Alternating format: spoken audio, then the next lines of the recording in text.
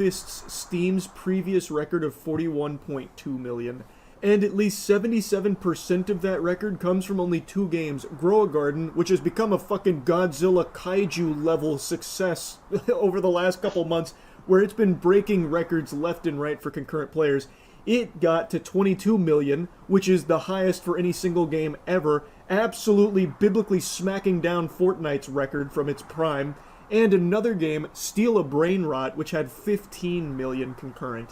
These numbers are unfathomable, especially when you consider the fact that more and more people have had their eyes open to the danger of the platform. Over the last couple weeks, Roblox has been getting fucking torched. It has been getting flambéed by the general public because many people have now become aware of just how many predators have been rampant on that platform for years, unchecked. And really the straw that broke the camel's back was when they banned Schlep. And they made a strong stance against vigilantes who were getting predators arrested from their platform because Roblox was not doing enough on their own. Roblox pulled some galaxy brain chess maneuver and just showed the world its entire asshole, and it was rotten.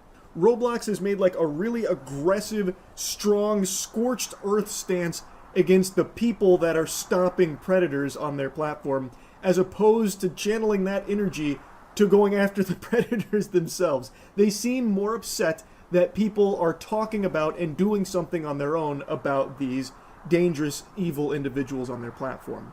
Yes, over the years, Roblox has, of course, reported dangerous people to authorities, but they've clearly missed some. They've slipped through the cracks. And as such, a lot of children have been victim to some horrible people. You can find so many stories about this happening, and Roblox's lack of action. It's sickening. So the community took it upon themselves to start trying to do something about it because Roblox wasn't listening to them and they clearly weren't doing enough. And instead of like working with the community to try and make it better, Roblox instead attacked all of them and made this like, you know, fucking wearing the Infinity Gauntlet, we will snap away all vigilantes. And then crickets about the pedophiles. It's fucking baffling.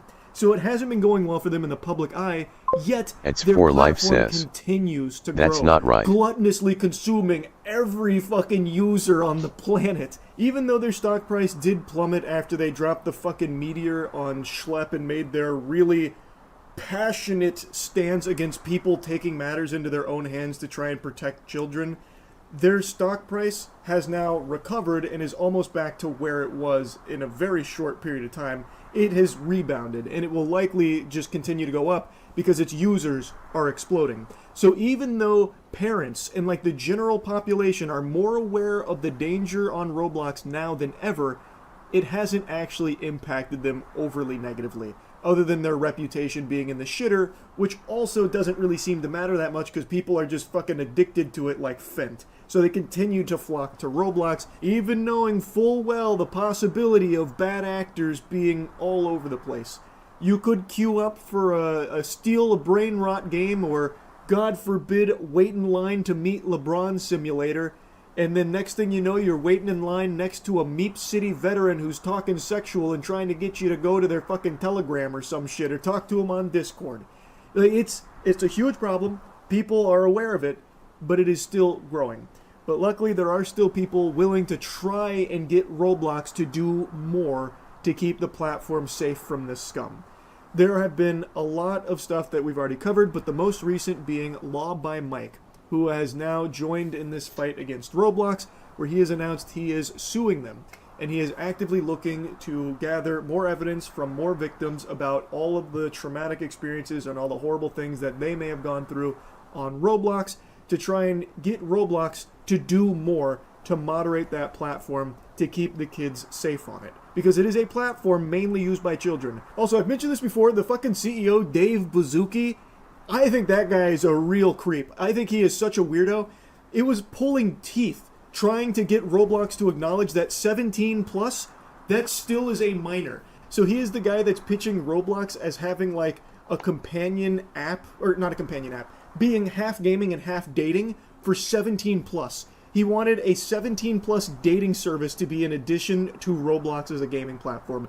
And not only that, all of like the adult games on Roblox, like the spicy content adult games, are 17 plus. And they were locked in on that. They planted their fucking feet and refused to budge an inch, no matter how many people were telling them that 17 is still a minor.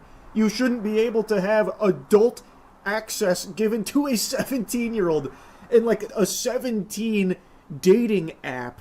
It's so fucking weird, but they were really like, they planted their feet on that, and it's only recently that they finally said, okay, 18 plus. What? I cannot believe how hard it was. That should be a huge red flag to a lot of people, I would say. But also, I'm going to go a step further. Roblox is mainly a platform for children. I just don't even think it should offer 18 plus services in any capacity, like 18 plus games or a fucking 18 plus dating accessory to it. It's weird. And I know I've already mentioned that, but I really find that so fucking alarming that they would not move on 17 plus. And then when they finally did, they did it like really disappointedly, like, fine, kicking sand, 18 plus then. Anyway, though, I'll stop yapping about that. I want to briefly show you a couple bits and pieces from Law by Mike's video here about the lawsuit that he's working on building against Roblox. I want to show you a clip here, though, where he's mentioning the moderation, which has been a big thing people have pointed out in regards to Roblox's failures in protecting children. Roblox is now the go-to social platform for younger audiences. 78 million users log in every day. The platform processes more than 50,000 chat messages every... Literally said that CEO's a fucking PDF. Fuck. Like I said, the CEO's literally a PDF. It's fucking obvious as shit. I'll literally bet like fucking $500. That guy's definitely a PDF.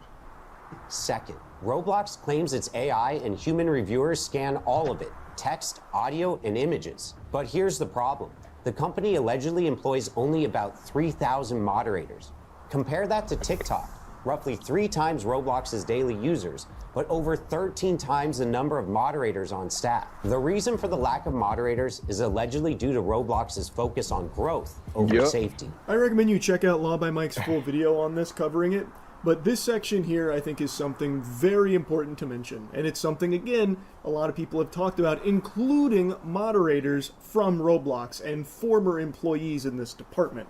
Roblox seems to have prioritized perpetual growth with safety falling to the back burner as like this afterthought, because they've been able to get away with being very lackluster and hands-off for so many years. Despite tons and tons of victims and tons of horror stories, they've never really had anything that affected them to a degree that would concern them to make them prioritize safety. Contrary to what they say to parents and shit about how safe Roblox is, it's like letting your kids, have daycare in heaven. There's nothing wrong on Roblox. You got our big thumbs up guarantee on that, which is obviously not the case. And you can also see that reflected in the size of their team. As Law by Mike points out, 3,000 moderators for their size is just not enough. He compares it to TikTok, which has significantly more users and significantly more moderators. Like, I think everyone recognizes that it's not possible for them to catch every single bad actor and every single bad message that goes through Roblox. The volume is just too high. But what they could do is work more collaboratively with people like Schlepp, people that do actively work to try and make the community safer. Instead of villainizing them, they could instead be, in partnership with them, or at least on friendly terms, and at least listen to them, because the community also wants the game to be safe. So they are working to try and make the game they love safer for the player base. And instead of Roblox coming out and fucking slapping them around for no reason and banning them, it makes no sense why they wouldn't view that as another arm of moderation for them, where the community is policing themselves. Their handling of it just makes no sense to me. Like, they don't have enough moderators. I think that should be very clear to everyone, including Roblox, so they need more moderators. But they also have a community that is actively trying to catch bad actors and get them off the platform. And instead of working with them, they are working against them. It's just so fucking backwards, if you ask me. In fact, 8 current and former trust and safety staff describe ignored requests for more resources, backlogs of incident reports, and even a manager quitting after promised hires never showed up. Some say protective features they suggested, like pop-up warnings, were rejected, and safety settings, like blocking strangers in chat, were switched off by default. Once again, What? Roblox points to AI moderation as the solution, but employees admit the tech still misses the subtle signs of unsafe behavior, and the gaps aren't small. The filters block words like Snapchat or Discord, but people get around them by using emojis or by tweaking the spelling a little. To me, that paints a very clear Bruh, picture that Roblox are you dead prioritizes ass? profit over safety. Are you dead ass? Like, they're like, oh yeah, I can't put Snapchat, so let me just put Snapchat in all spaces. Like, let me just put a space between each letter. Oh my god! Of course they're fucking trying to use AI shit. Like, come on, bro. Of its users. Instead of hiring more human moderators that can pick up on those behaviors, like former employees have mentioned, they instead put all of their eggs into the basket of AI. Not because the tools are more effective and it's better than their human counterparts, but because it's cheaper. 100% AI is Yep. significantly cheaper instead of hiring another, like, 5,000 moderators or something. Yep, it's greed. Instead of hiring 5,000 people with a salary. It always comes back to greed. That's the funny thing. It always wraps back around to fucking greed. Also, I need to turn on YouTube chat shit. Actually, I'm not gonna turn it on yet because I'm gonna be doing some shit. Hey Fortnite gamer. It's 4Life says. That white man won't give up that dollar. I don't know which one it is more. I don't know if it's the greed or if it's just him being a PDF. Because I'm like, at this point, you cannot argue that the CEO is not a PDF. I feel like it's like a no-brainer at this point. Like, is it the greed or is it because he wants to be a PDF or he wants to defend PDFs? I don't know. All I know is that either he's a PDF or he wants to defend PDFs. Like, he wants to profit off of PDFs. I don't know which one it is. I don't know which one it is. It's one of the two though. It's one of those. It's either he's a PDF or he wants to take advantage of PDFs to make money. It's probably the second thing. Because literally, whatchamacallit, didn't fucking Schlep like fucking send evidence? He sent evidence straight to their HQ and they still didn't do shit. So clearly they want PDFs on their site to make more money. And then literally they're complaining. And people were like, yo, 17-year-olds should not be dating on the fucking app made for kids. Fucking weird. Like, I swear to God. At this point, yeah. We pretty much all collectively agree that dude's a PDF.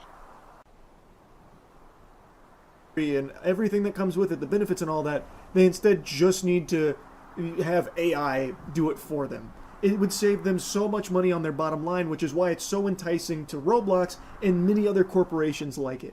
It is clearly not as effective as a human moderator. Human moderators seem to actually want to improve Roblox. According to these reports, they were suggesting features that were rejected for some reason and a plethora of other issues, but the point is, instead of Roblox listening to the human moderators, it sounds more like they just kind of sidelined them and focused on just AI and like beefing it up a little bit, even though it clearly wasn't doing a good enough job. Again, the motivation for that decision is obviously financial because of how much cheaper it is to use AI instead of hiring more human moderators. Most platforms lean on a law called Section 230 of the Communications Decency Act, and that law protects websites and apps from being sued over what their users post. That's why Instagram or YouTube don't get dragged into court every time someone uploads something harmful. But the lawsuits against Roblox aren't just about what users post.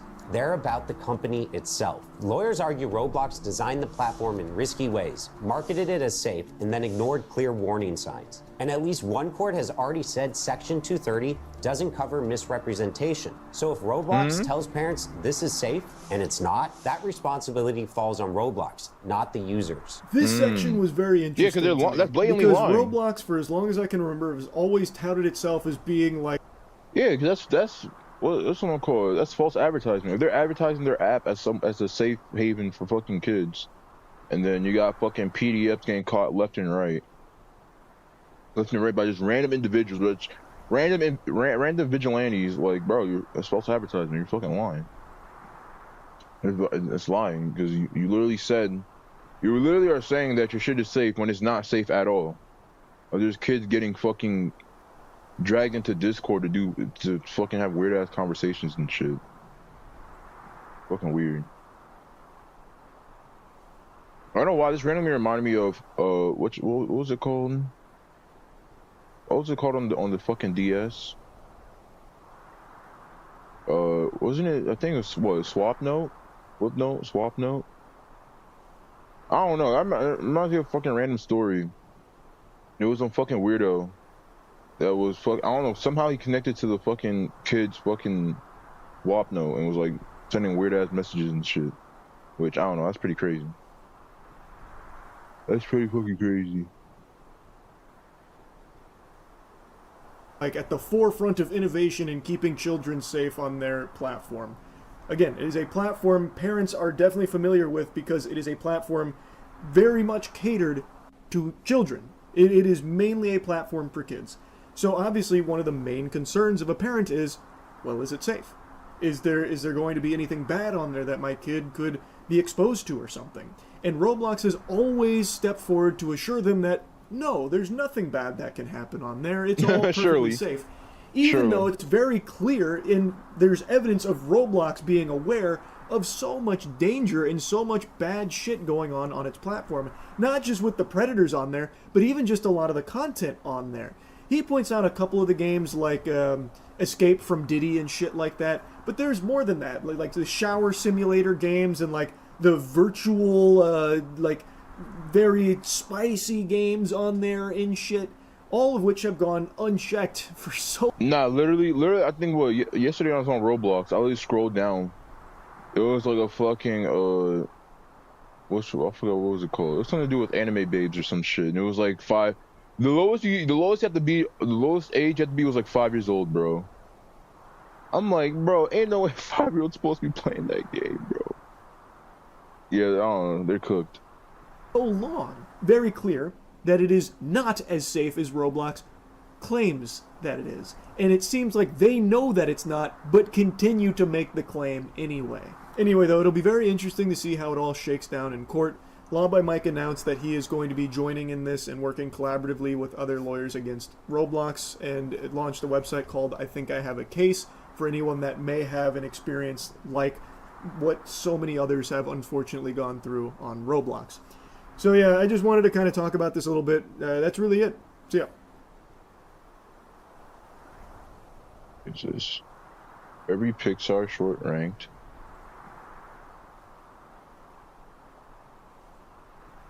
Tried Discord inside Roblox. Kinda killed the guy.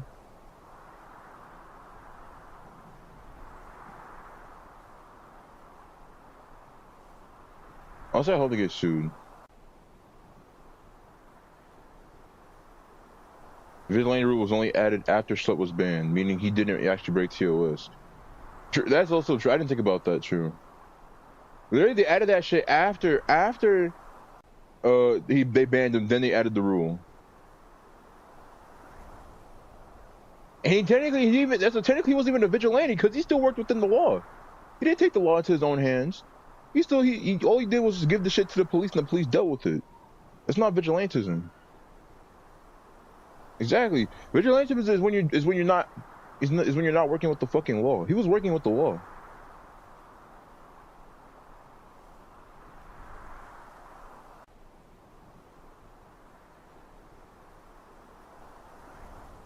All right. Oh god. I really wanted to stream earlier, but I don't know. I was fucking tired of shit. Also had to go to the gym. I just fucking passed out. I got work in the morning, but I don't know. Since I got 4 hours of sleep, I think it should be fun. I should be fine.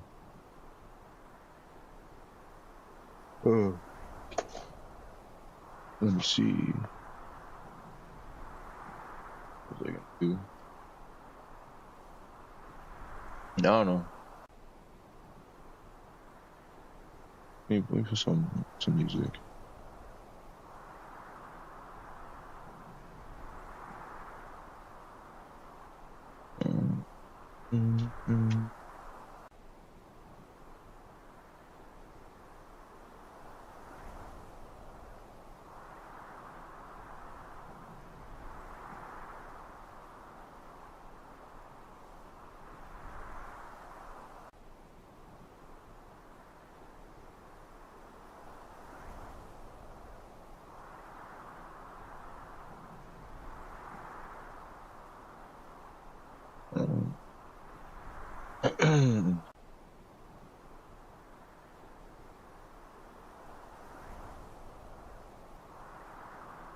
Yeah. That's fly. Bruh. Alright, here's what I need to do. Oh, my music goes since I can't find it. Since I can't find it.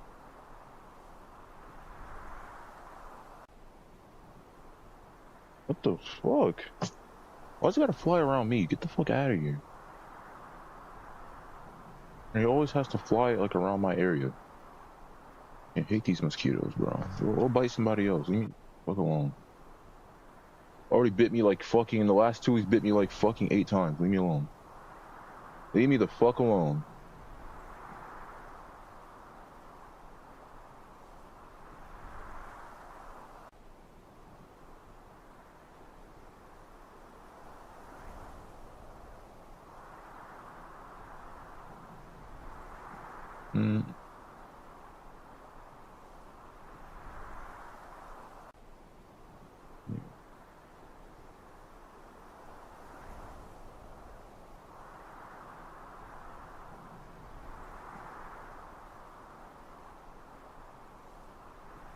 Let me see. I think this is good. I like Frozen Factory.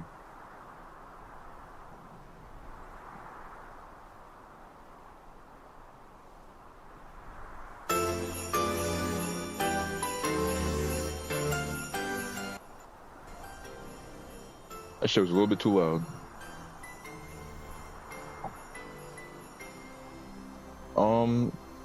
Yeah, I lucky like how my mic sounds. Sounds crispy as fuck. I'm glad I fixed it. It just sounds a lot better.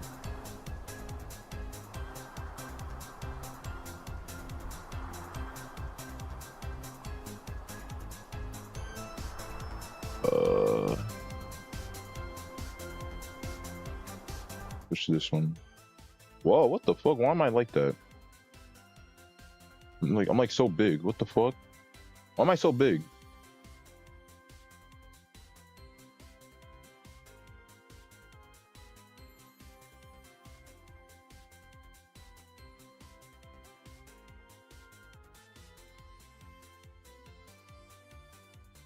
Hold on.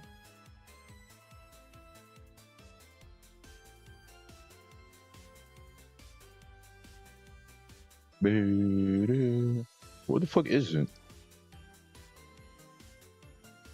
I'm not like so fucking big. I'm like way too close.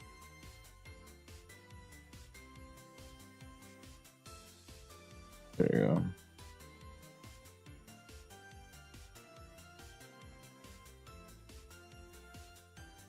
Dude, this shit's so pretty. Let me see. Fuck?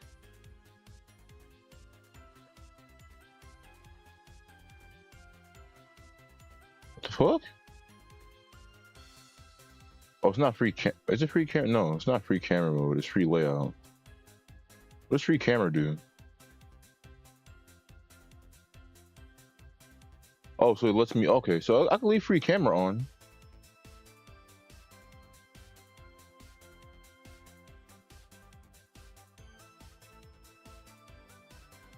Yeah, I can leave camera.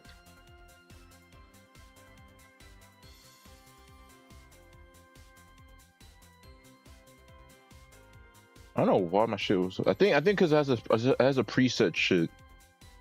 So whenever I load in, does that weird ass shit. It's for life says. I'm still pissed off that guy deleted my comment. You're still pissed off he deleted your comment? That just shows, bro. That's pussy ass shit, bro. Cause he knew it was a good point. That's what. Literally, he knew it was a good point. That's why he fucking deleted it.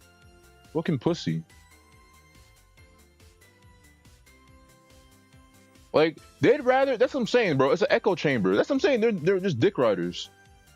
They're just Mario Kart dick riders.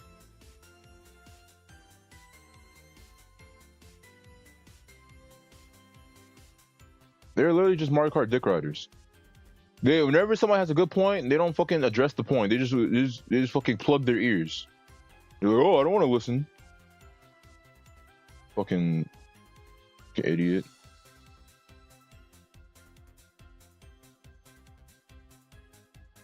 But yeah, I'm not surprised. I am not surprised at all. It's for life says. It's just that Mario Kart wasn't fulfilling my needs like Sonic Cross Worlds does. It says this Mario Kart's not fulfilling. It's not fulfilling because they keep fucking They keep giving us shit that we don't want. It's loud. Literally, people are loud and clear that they don't like the shit. They don't like it, and Nintendo just keeps trying to shove it down our throat. So,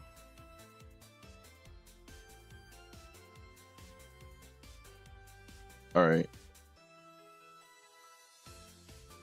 So whatchamacallit? Should I make a video just really addressing everything?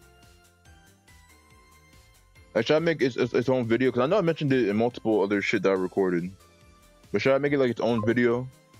It's for life says. Yeah. You think so? Because I've already mentioned it on like three other fucking videos. But you think I should make it its own standalone thing?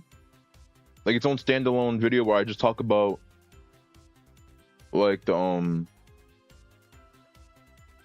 why I talk about like, you know, Crossroads and Kart. It's for life. It's about time. It's about time. That video's gonna be like 30 minutes, bro. I ain't gonna lie to you.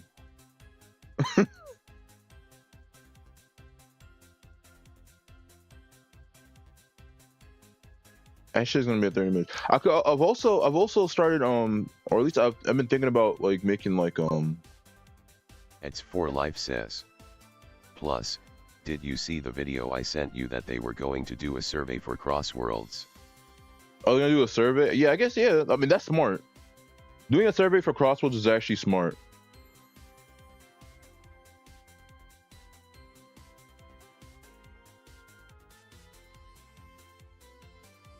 It's actually smart. It's it was in for Twitter. Life says. It was in Twitter.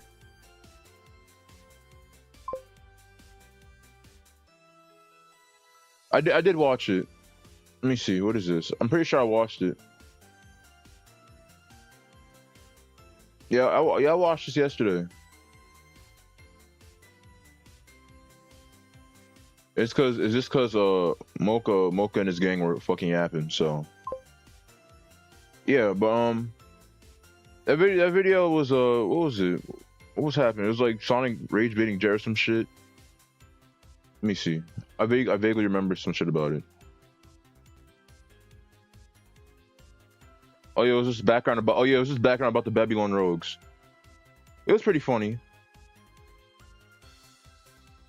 But I do like how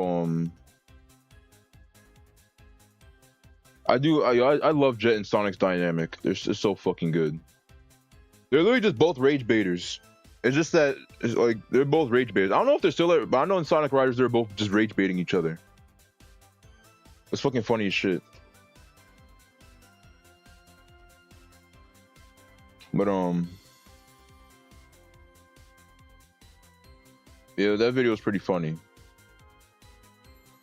Oh, what was I talking about again? I was talking. Oh yeah, the fucking survey. Yeah, that making a survey, a survey for fucking Crossroads is actually really fucking good. Cause that's all I'm saying, bro. Like they actually care about their feedback. They care about the fans' feedback. Nintendo doesn't give a shit.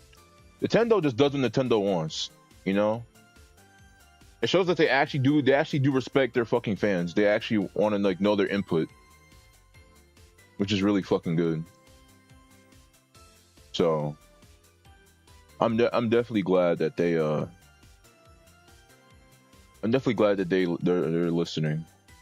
Because what I don't want to happen is fucking they start flopping after the first few months, like Nintendo. They start flopping because Nintendo had a good ass game, but of course, they had to fucking ruin it. So hopefully, God forbid, Sega doesn't do the same mistakes, which I don't think they will. This is like the one time they have the upper hand on one of Nintendo's biggest IPs. Because Mario Kart's fucking huge. And if fucking Nintendo keeps shooting themselves in the fucking ankle over and over again, it's not gonna be good. But yeah, I can make its own video.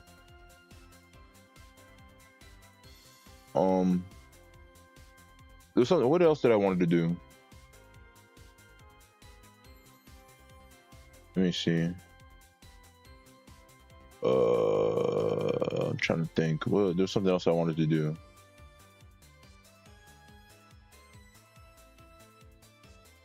Let me see.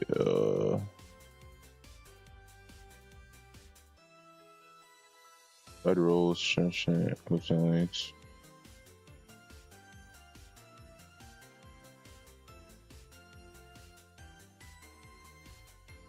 Verify rules, complex. Did Mocha get rid of my polls and shit? Well, where's the recommendation section?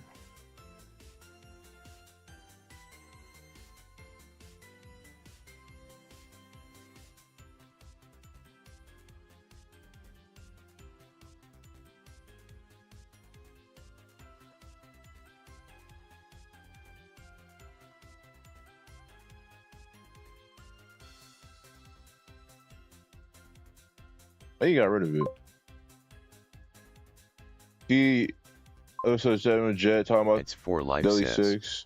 So you gotta pay attention to Mocha because he will change shit on the fly. Yeah, I mean, I don't remember telling him to get rid of that shit. It's fine. It's not a big deal though.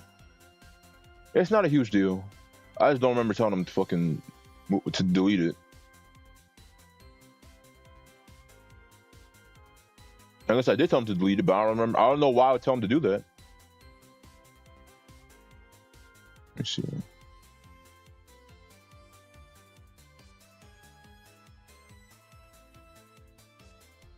Let me see. Basic colors, notified roles, chill chat. I can add it here. Create a channel. We can just make recommendations. I can make a text channel. Recommendations. Am I even spelling that right? Thank God for autocorrect. I'm like tired of shit. Spell check.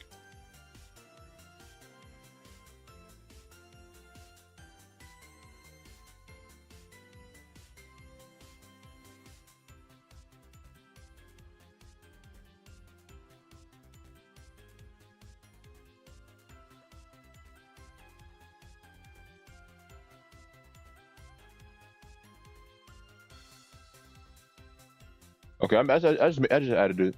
I just added the polls channel. Let me create a poll. Okay.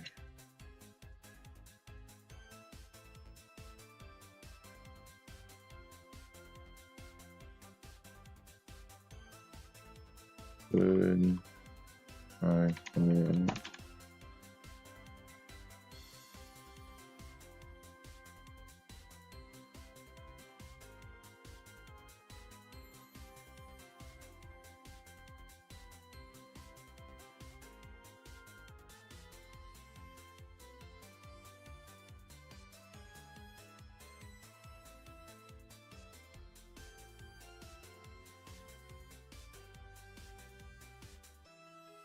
I'll make this like a week.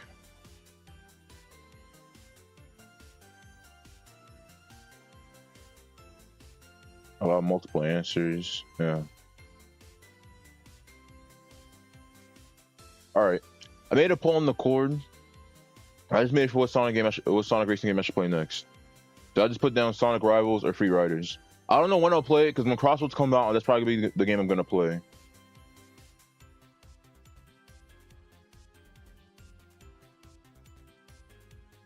So it's gonna last a week from now. I don't know when I'll play it, but I'll play it eventually because Sonic Crossroads comes out. That's gonna be the game I'm gonna be grinding. But eventually I'll play it. Eventually. That's all I want to do. I don't know why I got rid of the poll section, but it's fine. All right. Also, I don't know. I've been thinking about fucking making like short, I don't know, just short videos. Cause I don't know. I was watching this guy on YouTube, right? And he was just talking about like how, like how to grow as a streamer. Cause I was just curious. And what he did is I didn't even know it was a thing, right? But you can create your own Twitch messages. And you can like, I don't know, I guess like what he does is like he creates his own Twitch like messages that ask questions. And he would just like, you know, well he does, even though he doesn't do like video games and shit, he'll create basically a question or a comment and you know, he'll respond to it. And you know, sometimes like, I don't know, it depends on what it is. Like sometimes like, for example, he made like a comment that was saying like, basically it was like calling him a fucking, basically it was like calling him a slur. And you know, he basically was acting like it was the actual person calling him a slur. And even though like it's not, you know, even though it's not real, you know, that still got him like a lot of attention. So, in case you didn't notice, if on my Instagram and on my YouTube Shorts, you know, I just tested it out. I made one like short, maybe I think it was like a minute long or like 2 minutes long of me just making my own question and just answering it or like explaining it. Because I'm actually curious. I want to see how well that does. You know, the only thing that's annoying about it is I have to keep retaking the video over and over and over again. Because like mid-video, like my mind will just go blank and I gotta stop and then redo it all over again. But it's not the worst because it's only like 2 minutes long, but I don't know, but it's kind of fun. But yeah, I don't know. I want to see how successful that is.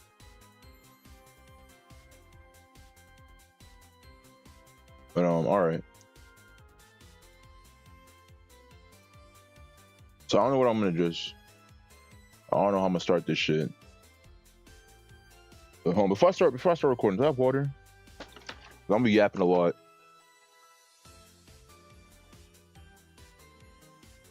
All right. All right, y'all can say hi to YouTube. If you want to say hi to YouTube. But anyways, this is gonna be my fucking Crossworld Mario Kart debacle video. Even though I've already mentioned it like in 3 other videos, my opinion. This video is specifically just about this shit. Even though I've mentioned my opinion, I just want to do this because I've seen a lot of Mario Kart glazers. I've seen a lot of Mario Kart glazers across the interwebs.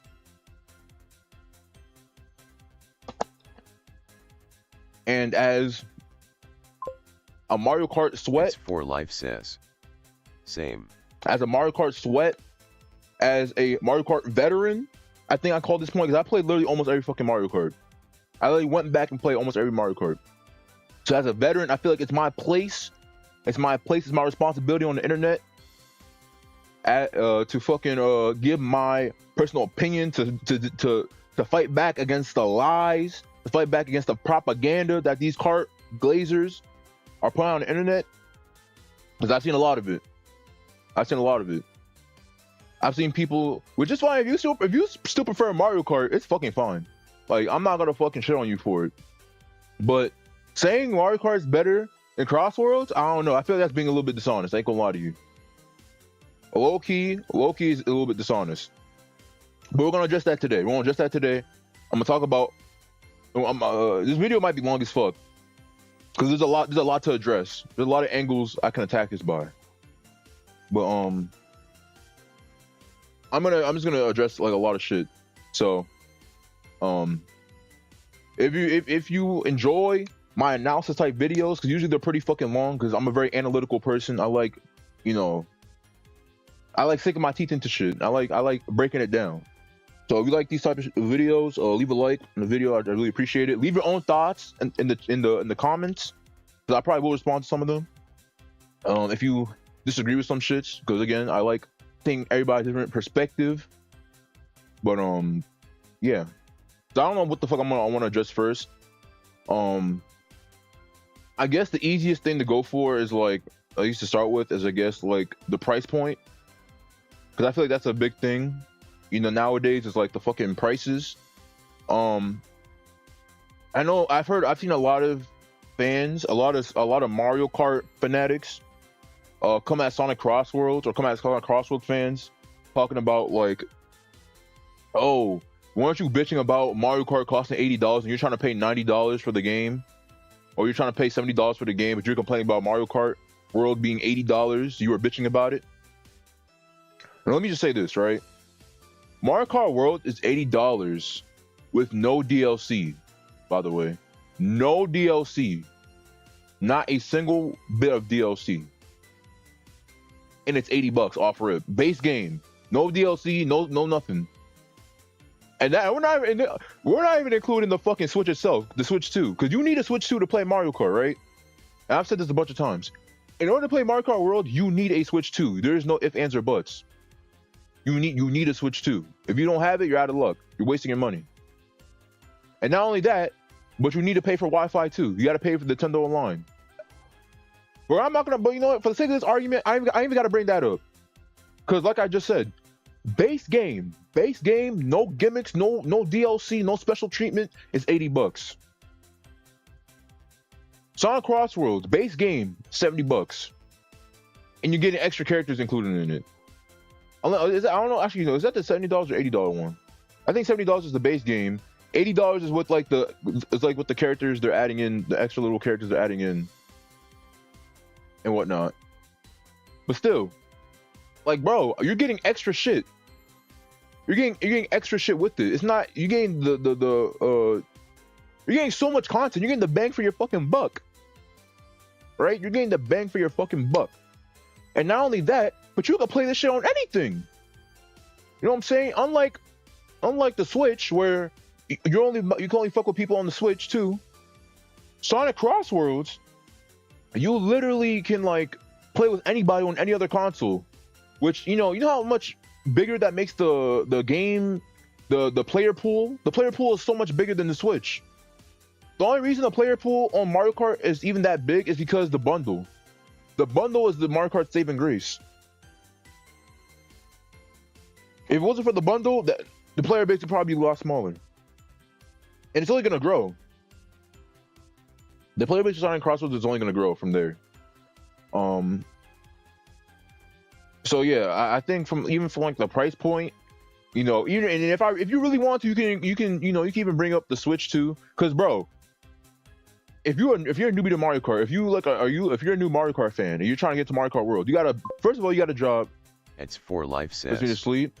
Mario Kart World at this point just puts me to sleep. Yeah, we're gonna get to that. But like, if you're a new fan of Mario Kart World, right?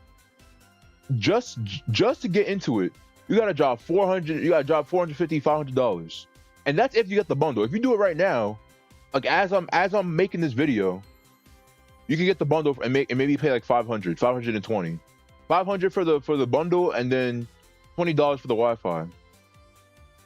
So, but I don't know. Whenever the bundle expires, or when the bundle goes away forever, you have to pay $530. Actually, no, make that $550 because of the Wi-Fi. $550, and you didn't even get a Pro Controller yet. You didn't even get a Pro Controller. And Pro Controller's like another $70. That's almost like over $600. So, bro, you have to drop over $500. Over $500 just to get on cart. That's crazy. Sonic Crossroads, you just drop $80, $90, you're done. That's all you need.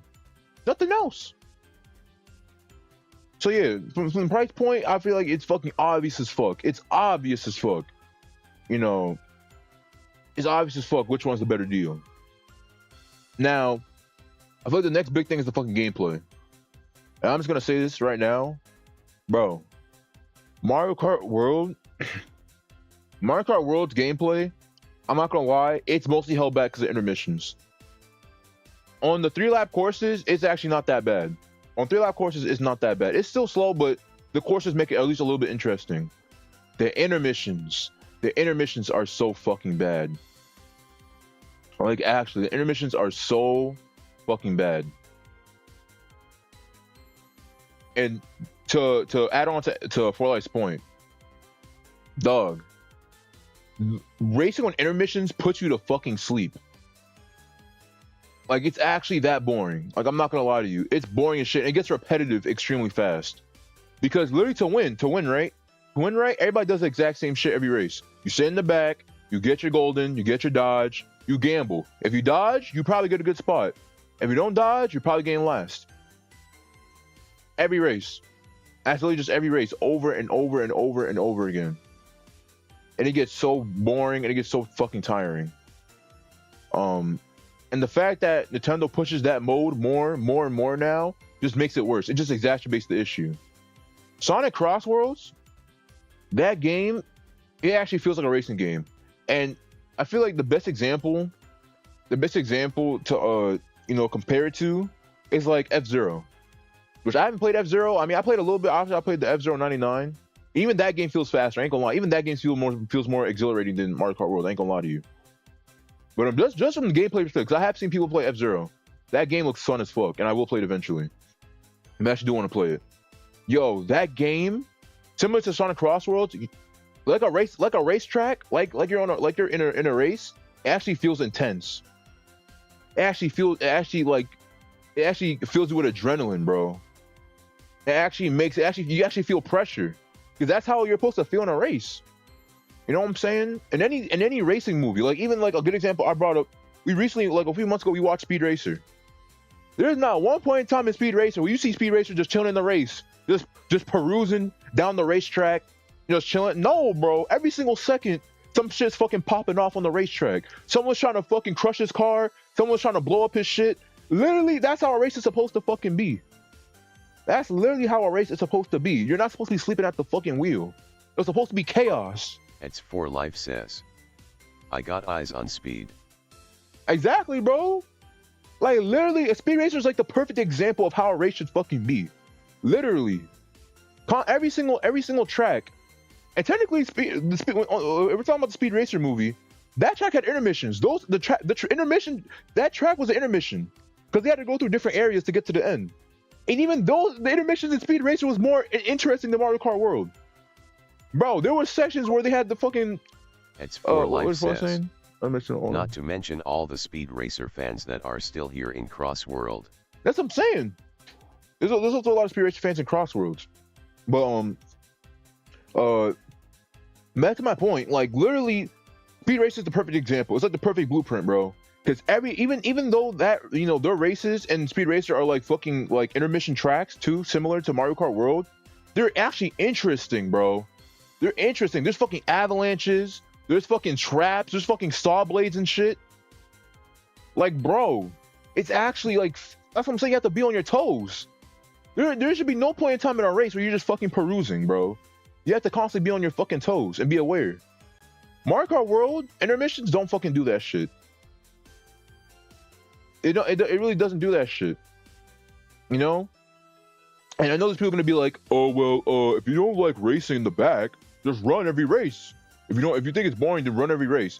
So you want me to lose every race? Because if you run, essentially you fucking lose. You'll lose 9 times out of 10 if you fucking run.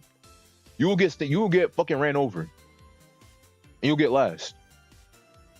So, yeah, you literally have to fucking bag if you want to win. And I feel like that's just bad game design, honestly. If you have to sit in the back every fucking race, if that's the only way to fucking win, 9 times out of 10, like, I don't know, bro. Like that's just not right. Like A Deluxe, for example, A Deluxe.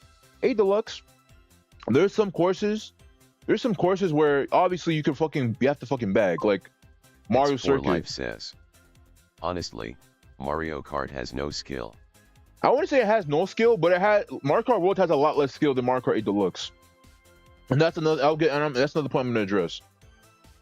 But yeah, in 8 Deluxe, there's a lot of courses where you have to bag, where you have to send the back and get good items. Like Mario Kart, Mario Circuit DS. Mario Circuit DS is one of my favorite fucking baggers. But you know what's the difference? You know what's the difference between Kart World and Mario Kart DS, or Mario Kart Circuit or Mario Circuit DS? Bro, you could actually fuck up. You actually have to time your fucking shit. Cause literally in Mario Circuit DS for 8 Deluxe, literally there's so much off-road, but if you don't take your shit properly, you know what I'm saying, you could fuck up and you could immediately get fucking last. Like there's bullet extensions, there's fucking places where you could take like 2 cuts in one. Where you cut through the sand and you cut through the grass on the second what's it? I don't know if it's a hairpin, but it's like a tight ass turn. You just cut through the grass. That shit actually takes more calculating and skill.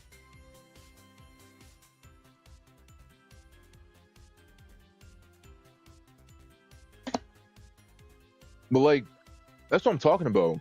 In fucking Kart World, literally it's just, oh, let me just cut across this big ass patch of grass. Let me just cut off this big ass patch of grass to get to first.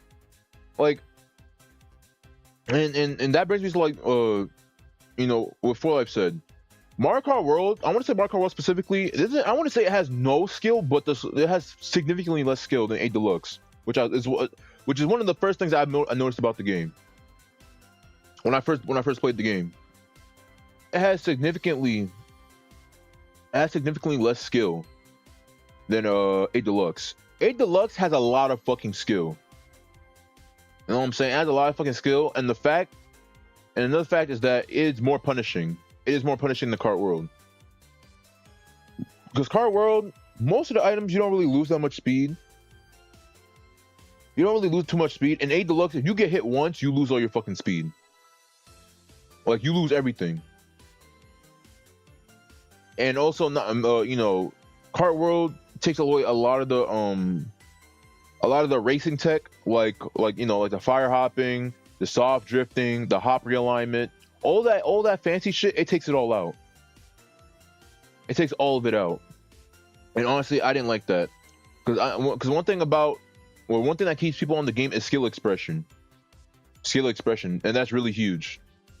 Sonic Crossworlds has a lot of skill expression, not only because, you know, because like, you know, it's more skill based, but also because of the gadgets.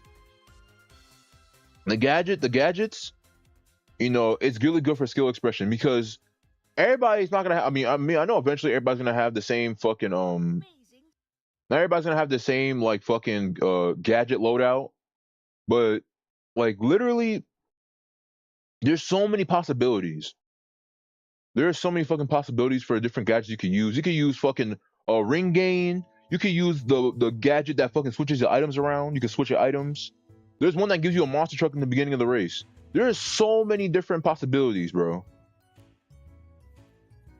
There are so many different possibilities, and that is what keeps people on the game. You know what I'm saying? Trying to figure out what playstyle fits you best. What is the most optimal gadget loadout that you can use? That's what keeps people on the game. When you dumb down the game, it gets boring. That's when people get bored easier and they get off the fucking game. You know? So people who say like, oh, you know, Kart World has more skill, it's more skill based. I heavily fucking disagree. Even if we're just talking about courses, bro. Don't get me wrong. Kart World has some really nice courses. I don't really have too much of a vendetta against the courses, but Sonic Crossworld courses take a lot more fucking skill, especially since it's way more punishing. In Mario Kart World, I want to say 85% of the courses, right? 85% of courses, you can drive normally. You don't have to brake drift. You don't have to fucking, you know, soft drift or anything. You just drift normally. Unless your car has like really, really bad handling, you're pretty much fine. In Sonic Crossworlds, you have to brake drift a lot. You have to actually let go of the brake a lot. And the game will punish you heavily if you don't know your lines. because coins, you know, similar to coins in Mario Kart World or Mario Kart 8 Deluxe, Sonic Crossroad, you have to focus on getting your rings. You have to get your rings up to boost your speed. And every time you hit a wall, you lose a little bit of your rings. Every time you hit another person, you lose rings. You know? So it's very, very crucial. It's very, very crucial that you actually learn. You learn the turns. You learn when to brake drift, when to not, when to let go of the gas. And also, not only so you don't hit the walls, but also so you don't hit other people. Because, you know what I'm saying? It's very important. Because you having no rings versus somebody else who has like 100 rings or even 130 rings, you know, it can make a difference. You know, and I've heard people say, you know, people are like, oh, well, I feel like Kart World takes more skill because, you know, the shortcuts are more intricate. Like, you know, you have to flip on shit, you have to flip on the rail, flip on a wall, and then you gotta fucking, you know, rail ride and shit. Which, I mean, I can kind of understand that. But my thing is this. Again, intermissions. On intermissions, 9 times out of 10, if you're taking a rail or if you're grinding on a wall, you're going slower. If you want to talk about tracks, yeah, there's certain tracks where grinding on the wall is actually faster. It actually makes a difference. For example, AKA Wario Shipyard. Wario Shipyard is one of the ones where, like, there's a couple spots where you trick off a tree, or you trick off a fucking, or you jump off the fucking ramp and you grind on the wall. That shit saves a lot of time. But guess what? That shit most of the time it's not gonna fucking work, because you know why? Intermissions. 9 times out of 10, you're not gonna play on Wario Shipyard. You're not gonna playing on Wario Shipyard 3 laps. Because Nintendo wants you to play on intermissions. So, I mean, yeah, you'll be using the shortcut, but you're only gonna use it once. So, that's my point. Like, if you actually play, if it was actually a 3-lapper, now the shortcut actually means a lot, because you can break away. You can get pretty fucking far. If no one else knows how to do it, and you just constantly hit that shortcut every single time, you can get a lot of fucking space. But on intermissions, you know, you're not really gonna utilize it that much. It's not gonna be as valuable. Which is why I keep saying intermissions is killing the fucking game. It's literally killing the fucking game. And the more they try to shove it in your face, the worse it gets. But Sonic Crossroads shortcuts, I will say on paper, I will say, like, you know, like, it's not the most complicated shortcut. Most of them are either hidden or it's just a grass cut, which I will say, you know, I can see how people say, like, oh, you know, the shortcuts are not as intricate, you know, they're not as complicating and shit. But my thing is also, it still takes skill, because again, some shortcuts, like, for example, I forgot what's the name of the course with the balloons and shit. I forgot what it's called, but on the course, if you play the beta, you know what I'm talking about. The course with the fucking balloons and shit, right? There's a shortcut on that one where it's like a fucking it's a turn where you have to drift. The first one has a rail on it, so that one's easy as fuck. But the second one, that one has no rails. So if you like drift too wide, you fall off. And there's also another one where you have to bounce on the balloon, and if you miss it, you pretty much fall. You have to be really careful with that one, because there's multiple times where I was right next to the balloon and I still didn't hit it and I fell. But shit like that, you know, it's not the most complicated shortcut, but it still takes skill. And again, the drifting in that game feels really good, and I feel like it's gonna take, you know, it takes a while to get used to. It's not something you can just pick up and just get used to. For me, it took a while, but I synced a lot of hours into it, so, you know, eventually I adapted to it. But, you know, it's something that you can't just pick up and do. You know what I'm saying? It actually takes a little bit of skill. But that's why I say, like, the shortcuts in Cross Worlds, compared to Mario Kart World, I feel like they're a little bit more skill based. Now, if they didn't shove intermissions down your throat, then you could argue. Also, you'd have a better argument saying that, you know, Crossroads or Kart World shortcuts, you know, take more skill, because, you know, like for example, like Wario Stadium, one of the most technical tracks. You know, that shit, you have to be very there's a lot of tech you can do on that shit. You know, but again, like I said, intermissions. You know, because you only take that shortcut once, you're not really gonna get that far. And honestly, if you do get in the front, you're probably gonna get hit by Blue Shell. So, yeah. But yeah, my thing is just that 9 times out of 10, Crossworld and Cart World, you take a shortcut, you don't really got to do too much. In Crossworld, you know, it actually challenges you to look around. Even though I want to say they're not too complicated, most of them shortcuts either require you to like look around your environment, like for example, like the mall one, where it's like there's a hidden shortcut. Like if you don't see it, it's actually really hard to fucking see it. I didn't know it until I checked Twitter. There's a hidden shortcut on the last lap. If you make a right, there's like a hidden section where you get an extra item box that gives you better items, and you know that can make or break a race.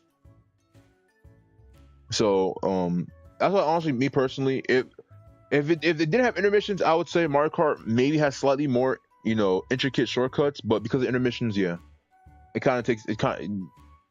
have to give it to Crossworlds because the shortcuts mean a lot more.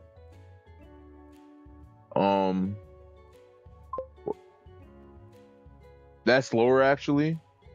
What do you mean, Tenka?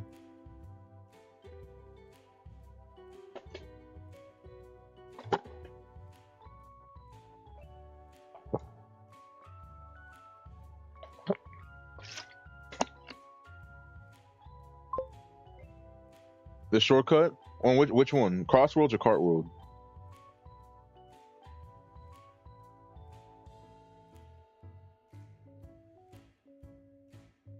The fuck?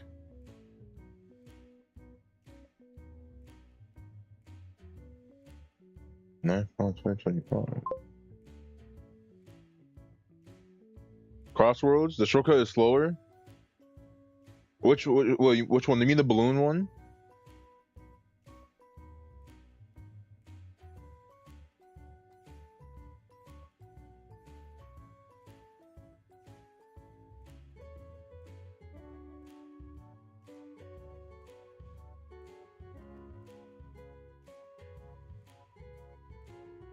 Like which one? Like which one do you mean? On Colorful Mall, yeah, shortcut slower. Yeah, I figured that one was slower. I figured that out quickly. So basically, you get a better item.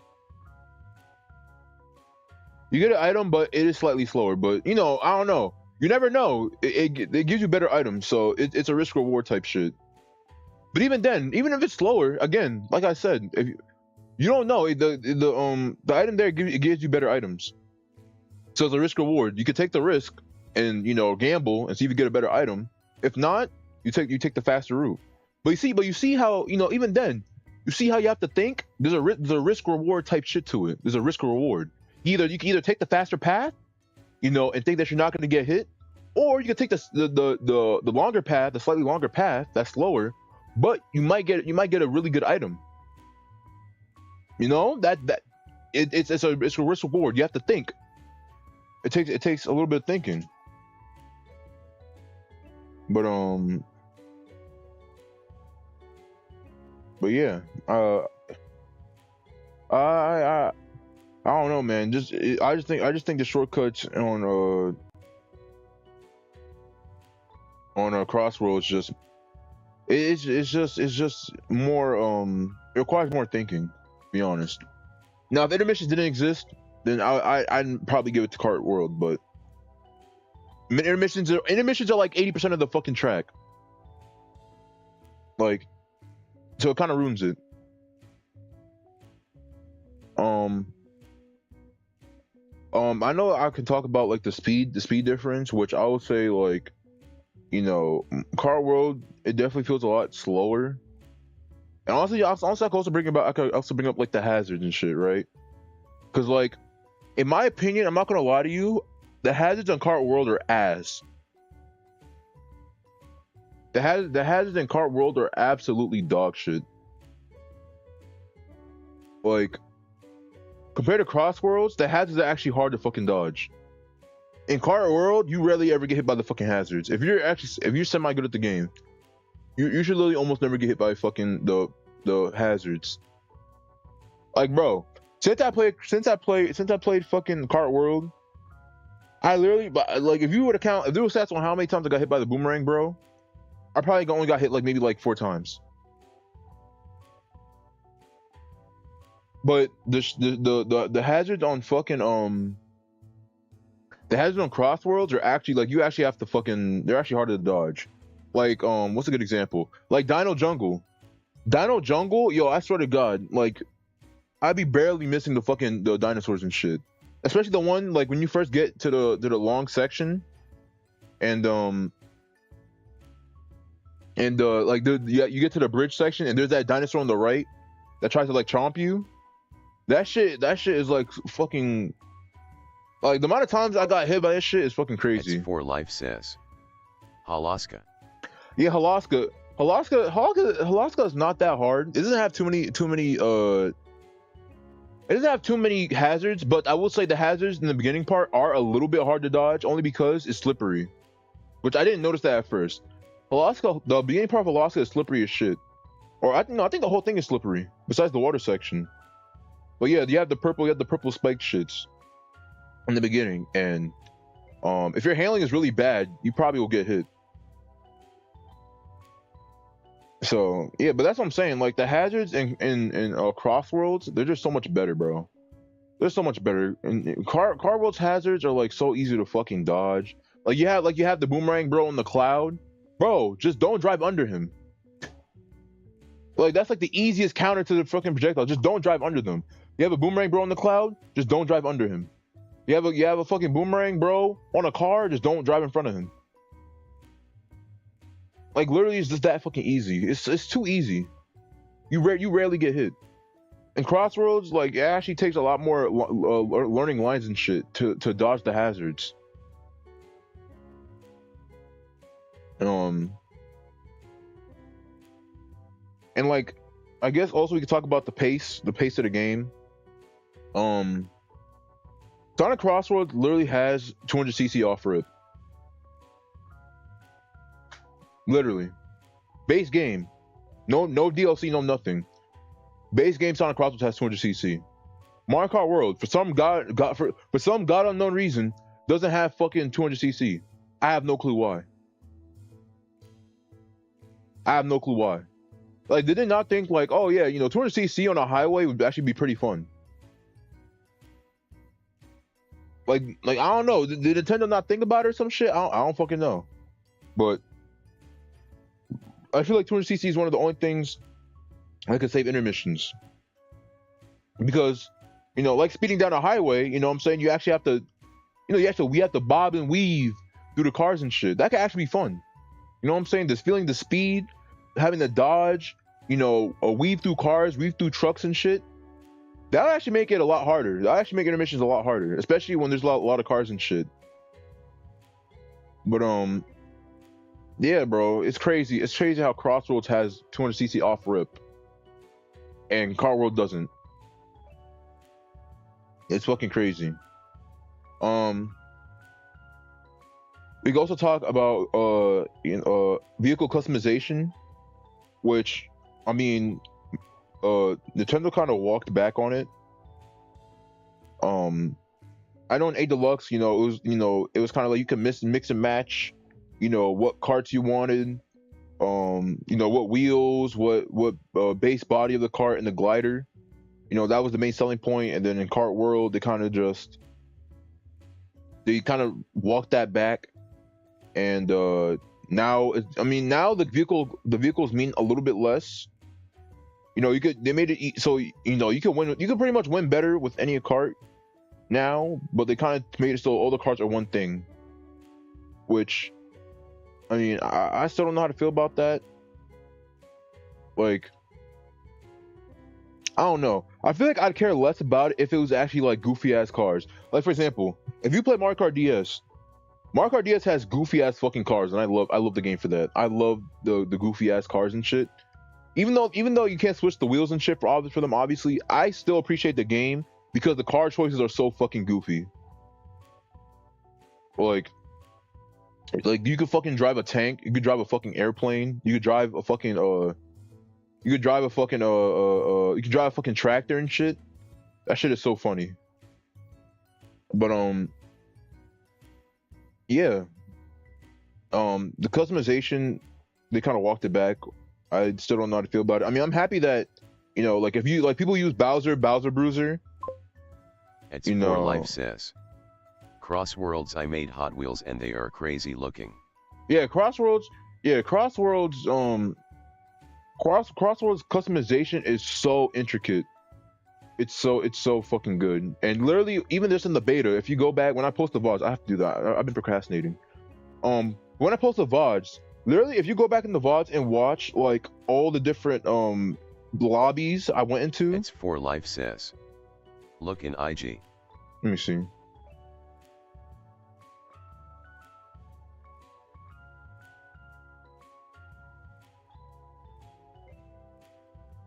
Yeah. That's what I'm saying. Like that's what I'm saying. Like you can make such, you can literally make your own Hot Wheels cars and shit. You can literally make your own Hot Wheels cars and shit. You know what I'm saying? The vehicle customization is so fucking intricate and it's so good. Because literally, if you go back into the VODs where I was playing online and literally just look through the lobbies. Look every time I join a new lobby, just look at the cars, bro. Literally, people were so fucking creative. It was so interesting. It was so cool. Like seeing people's own artistic flair to their own car. A lot of people had speed racer cars. Like literally, if I had a nickel for every speed racer car I saw in the last throughout the entire beta, I've seen at least almost 20 different speed racer cars. There were a lot. Some people had Lightning McQueen cars. Some people had speed racer cars. Some people had fucking I think I saw someone with like a Metal Sonic Extreme Gear design car. You know what I'm saying? Like there were so many different stylized cars, and that shit is so fucking cool. It makes the racetrack look more, or it makes the race cars on the track look so much more colorful. You know what I'm saying? Even if everybody's using the same car, it's the fact that you see everybody's own artistic flair, their own artistic design. You know what I'm saying? Like it's actually cool as fuck. Unlike Mario Kart where it's like It's for life says. And imagine when the DLCs drop. That's what I'm saying. When the DLCs drop and you have the DLC, character cars and shit, it's gonna look a lot more crazy. You know what I'm saying? But unlike Mario Kart World where it's it's all one vehicle, but you run into a lobby, it's all a baby blooper. You know what I'm saying? It just looks like it's literally just a copy and paste. You go into a lobby, everybody's just using baby blooper. Everybody's using the exact same car, probably the exact same character and shit. You know what I'm saying? I don't know. It just looks boring. It's boring as shit. You know what I'm saying? I rather in Crossworlds, even if everybody's using the fucking extreme gear or fucking the same type of car, at least it looks colorful. You know what I'm saying? Everybody has different design cars. It's for life says. And I quote free thinking. That's what I'm saying. The so-called free thinkers that all use fucking the exact same fucking car and shit. At least on Crossworlds, if they use the exact same car, most people are gonna have their own designs and shit. People are gonna have their own intricate, unique looking car. That's to say, it makes the course look a lot more vibrant, and I like that. You know what I'm saying? And I understand, I understand that Nintendo wants similar to Wii. Similar to Wii, they want people to just pick a cart and play rather than sorting through different combos and shit. But I feel I don't know, bro. I always felt ever since Kart World came out, I always felt I don't know, bro. I feel you're taking away options from the player. So I didn't know how to feel about that. I don't you shouldn't take away options from the player. I understand, people take forever to fucking, people are trying to look for the most optimal car, or people are taking time to see what cart they like. But I feel they should allow them to do that. I don't know. I just feel you should allow them to do that. Let people go through.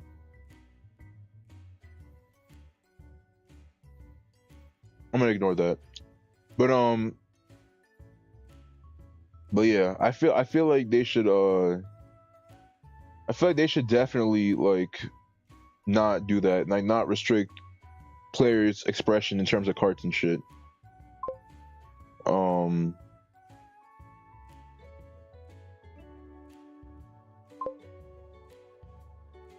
Ever say that again and you're getting timed out. I'm doing fine. You can say hi to YouTube. I'm doing a Sonic crossword analysis. Oh, thank you. Thank you for the timeout. Anyways, continuing. What was I? I lost my fucking train of thought because of that dumbass. I lost my train of thought. Oh yeah, I don't think. It's for life says. Face with tears of joy. Bruh. What the fuck was I talking about? Oh yeah, the player expression. I think the player expression. I feel like you shouldn't restrict that shit. Let people take time. Let people actually sink their teeth and let them sit through all the customization options and shit. You know what I'm saying? Let them fucking express themselves.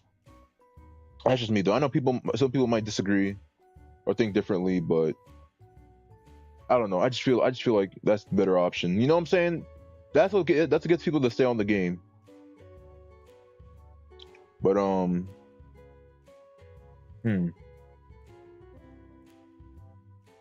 guess is there anything else I want to address? I guess I gotta address roster. Obviously it's no brainer. Sonic Crossroads has a better roster than Mario Kart. Literally just NPCs. Literally fucking Kart World is just NPCs. It's literally just NPCs. Like fucking Pokey, Hammer Bro, fucking Spike, fucking I don't know, Koopa was in the last game, but that's fine. Koopa's an NPC, that's fine. He can fucking stay. But like most of those other characters, fucking NPCs, like fucking it's just full of NPCs, bro. They could have add like actual interesting characters. Like, I know people, for example, people were like, yo, we want Geno in Mario Kart World. You want fucking, Malo, we want fucking Ward, we want fucking Fawful, we want Prince Peasley, we want Cackletta, we want Antasma, actual saucy ass fucking characters. But Nintendo adds a bunch of fucking NPCs. Sonic Crossworlds, I feel like they're more likely to do that shit, where they go back and add like old ass characters. Like literally, like how me and 4Life literally been talking about, bro. If they fucking add like fucking Eraser Jin and Shara, or they add they add Chip, or they add like fucking they add like, I don't know, they fucking add like fucking Lyric from fucking Sonic Rise of Lyric. I don't fucking know. They have so many cool ass characters they can fucking add. They can add Infinite. They can add Chaos. They can fucking add Classic Sonic. They can add like so many different ass characters. You know what I'm saying? And based off the raw roster right now, they have pretty good characters. Even the fucking DLC characters, right? Even the or even like the extra characters like fucking Joker. You have Pac-Man. You have Itsune Miku. You have the fucking dude from fucking It's for life. You have all those characters. Not to mention, they could add old Recon characters like Amigo, Rio, Jackie, and Akira BD Joe. That's what I'm saying. Even before Crossroads, they had a better ass roster, bro. Transform, they had Team Fortress characters in fucking Transform, bro. Like that's what I'm saying. They had like interesting ass characters. Even in Sega All Stars Racing, bro. They had I don't know why NC's fucking NC. NCLMAO says. Rick suck a fat banana, you fucking goddamn SA ass nigger. NCLMAO says. Oh, I'm sorry, not Rick, Emmanuel. NCLMAO says. Bruh. That's your new name. NCLMAO says. I saw the timeout. Okay. Anyways, what was what was I talking about? Oh, the character roster. Yeah, that's what I'm saying. Even Sega All Stars Racing had a better roster than fucking Kart World, bro. They actually had interesting ass characters. Like they had a fucking Akira and they had like fucking the fucking Bonanza Brothers. They had fucking they had like II and shit. Yeah, they had just such wacky, interesting characters. Even fucking Zobio and Zopico. They had such wacky ass interesting characters, bro. You know what I'm saying? They got interesting characters. Sonic Crossroads is probably gonna do the same thing. They're probably gonna add more, goofy ass characters. Like they're gonna add what? They're gonna add TMNT. They're gonna add the Avatar. You know what I'm saying? They have so much wacky ass shit. No, Kart World. They really sold out on the NPCs. You know, I feel like they really did. And you know, I feel like Crossworlds just has overall. I feel like even in the future, they're probably gonna have a better roster. To be honest, the only thing I will say that I haven't seen yet, unlike Mario Kart World, is skins. Which skins would be pretty cool. Like, you know, a lot of people say like they want to see like the free riders. They want to see the free rider skin for like Sonic, Knuckles, and Tails, and maybe even I don't know. Jet kind of already has like his goggles and shit, but I don't know. But people want to see that shit for like the Sonic characters and whatnot. And you know, that could be cool. You know what I'm saying? I hope Sega, you know, does do that sometime in the future where they add like skins. You know, they could add like a Dark Spine Sonic skin. They could have like a Super Sonic skin. They could have like fucking you know what I'm saying? They could have a lot of different fucking skins for the characters and shit. You know? There's a lot of possibilities. Anything? Is there anything else? Is there anything else I missed?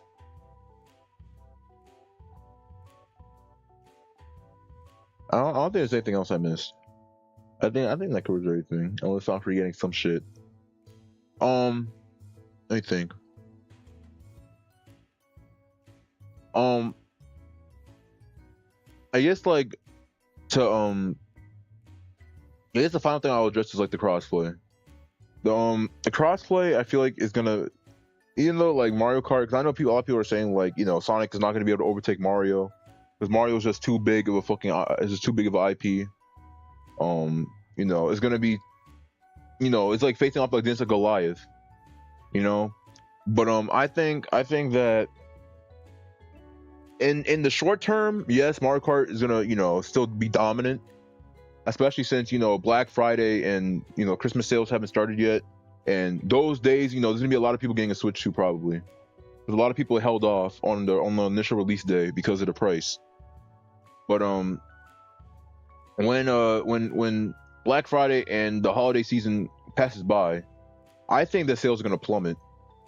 Because at that point, I'm pretty sure anybody who wants a Switch 2 is gonna have a Switch 2. You know, so their sales are gonna drastically plummet. Especially with cart when it comes to cart. When it comes to cart, yeah, the sales are gonna plummet. Unlike Crossworlds, because it's not bound to just one system, I feel like it's gonna flourish. Because literally, if you have a Switch 1, even if you have a Switch 1, you can still play Crossworlds. You don't need a Switch 2. If you have a PS5, you can play it. If you have a PC, you can play it. Literally, if you have an Xbox, you can fucking play it. You know what I'm saying? So it's like that game, you know, it's gonna flourish even after. Because all you gotta do is drop like $70 at the least. At the least, you just drop $70. You can play the game on whatever console you have. You know what I'm saying? You don't need to buy a PC, or you don't need to buy a PS5, or you don't need to buy a Switch. You can play it on whatever the fuck you want. You know, decision's up to you. I literally played on my Switch and I played on my PC. You know? So I think in the short term, yeah, Kart is going to be dominant, you know, especially... NCLMAO says, as opposed to $600 to play Mario Kart World. Not for real. Like, literally, you have to, again, like I mentioned in the beginning of the video, or when this is a video, I literally said you have to drop like damn near $600.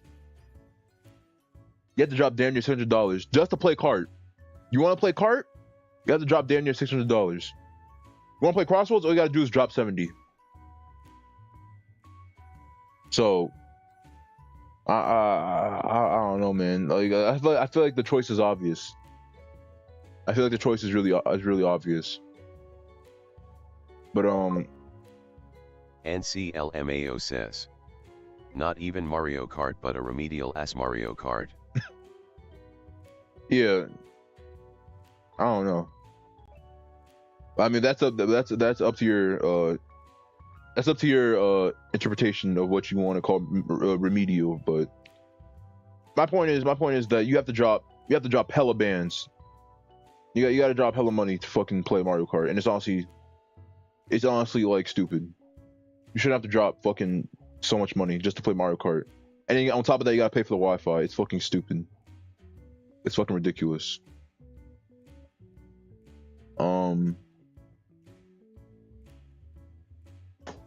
What else? I think that's it. I think I pretty much talked about pretty much everything. NCLMAO says. Low Tier God Lingo Remedial describes a game with whack-ass help systems for idiots, I think. Market House for idiots. Well, I just feel like that game is too. I feel like just Marco was just too much for like little Timmies. I mean, I know it's a kids game, but I feel like they took all the skill out of it to make it easier for the little Timmies. But I'm like, bro, you can't just suck all the skill out of it. Like, come on. It's for Life says. No, especially when that dumb motherfucker who didn't explain anything about the gadget materials, he just brushed it off and said like it doesn't matter.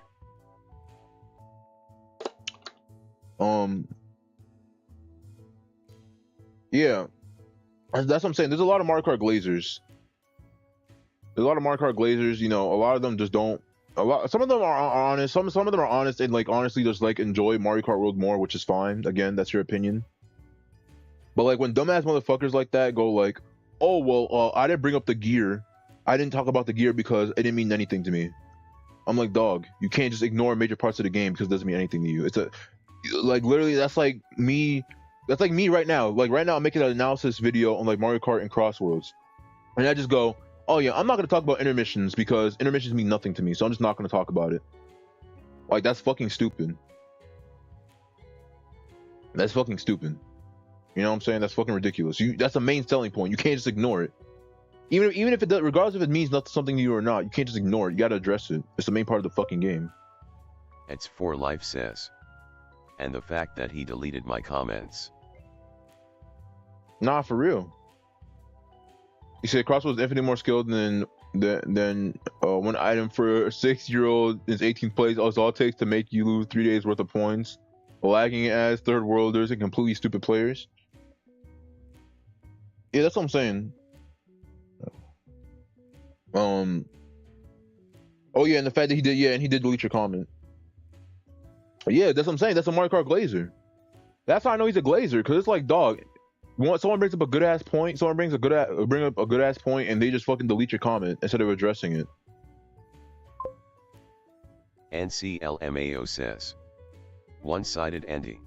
And the thing is this, right? I'm not doing this video to like shit on Mario Kart. Like, I love Mario Kart. We all love Mario Kart, but it's like, again, this is why I always say competition is fucking important. Competition is very fucking important because of shit like this. Now, you know, Sonic Crossworlds, now that it's actually, you know, getting the more spotlight, it's getting more spotlight and more attention than Kart World.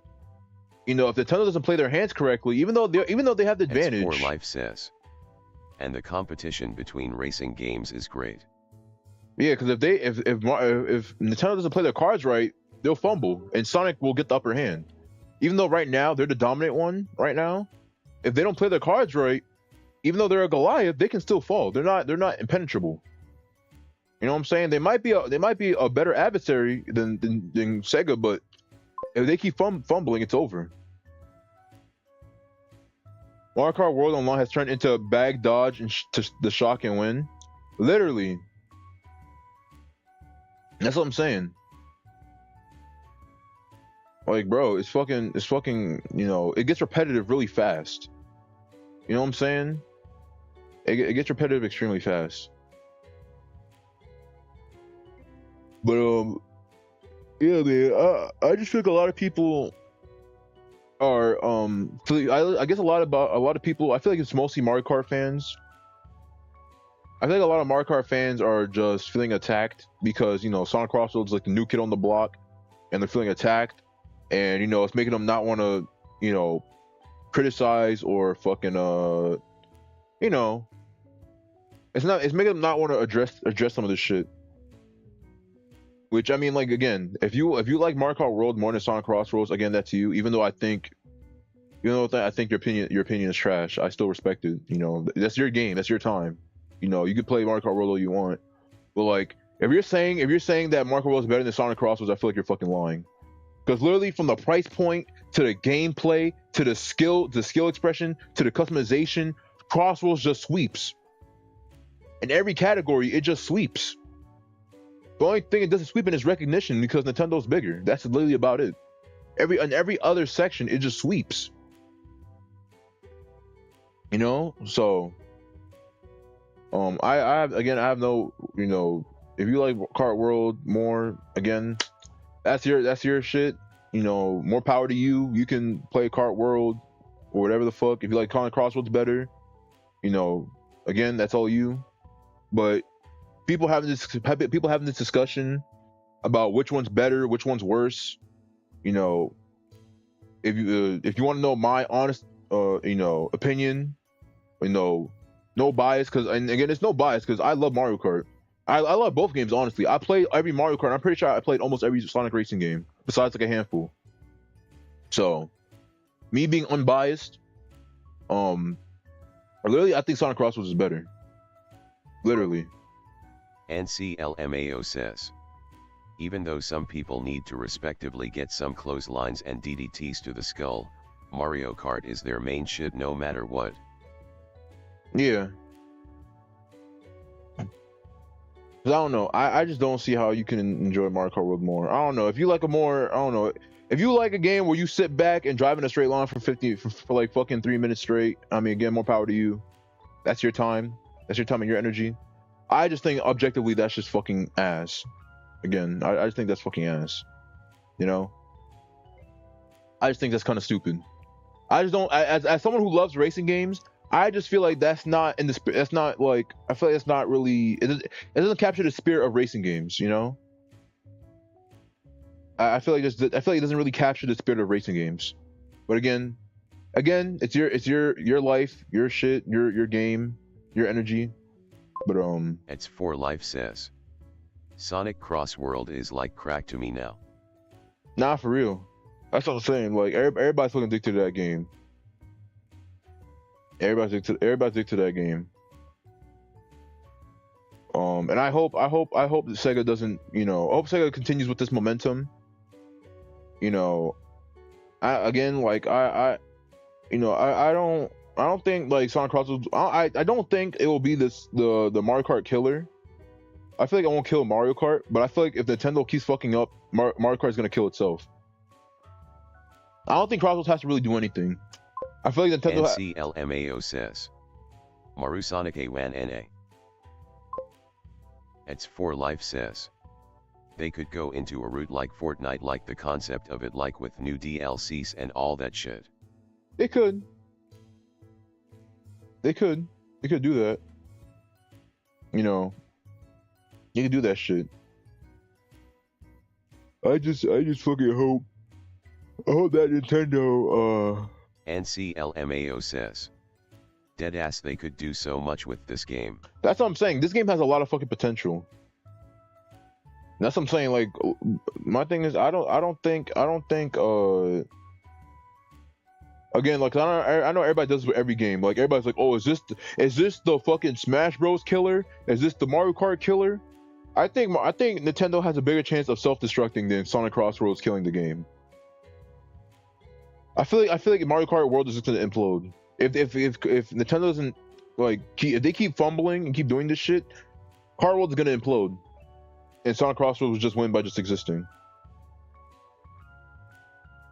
So I don't know, but that's just my personal opinions.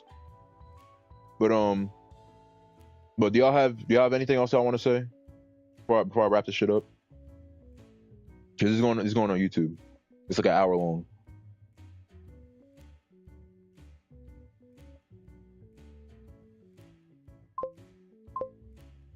It's for life says, Nintendo, I pray for your downfall.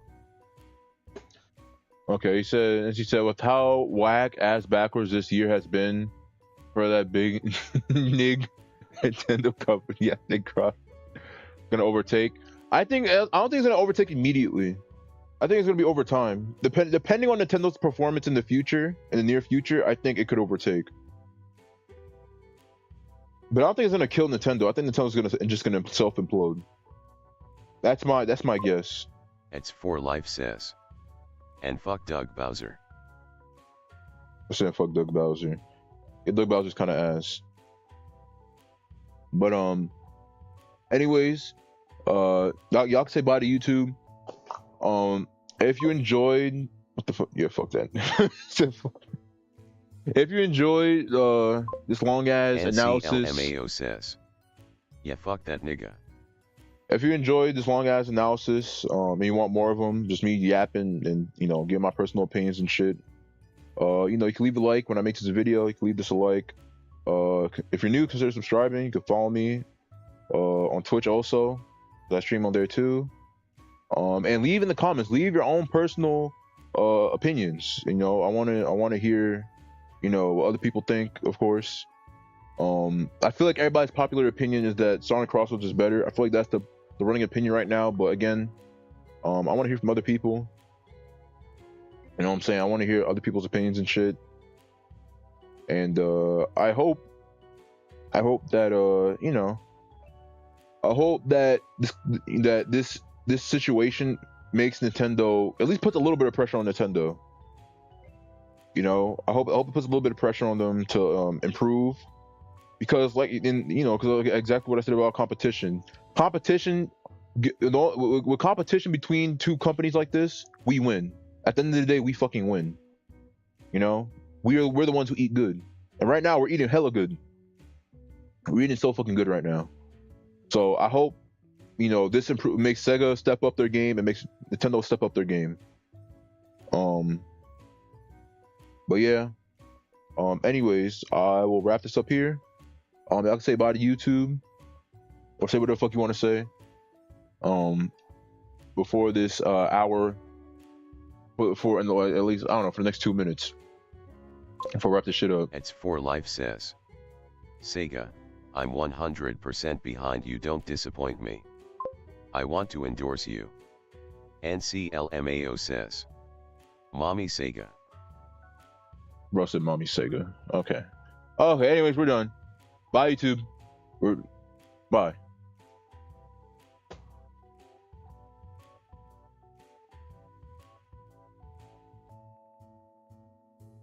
Okay, let me make sure I saved that in the right place.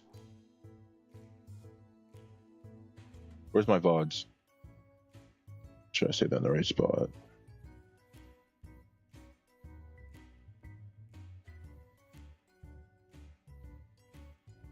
Okay, got saved in.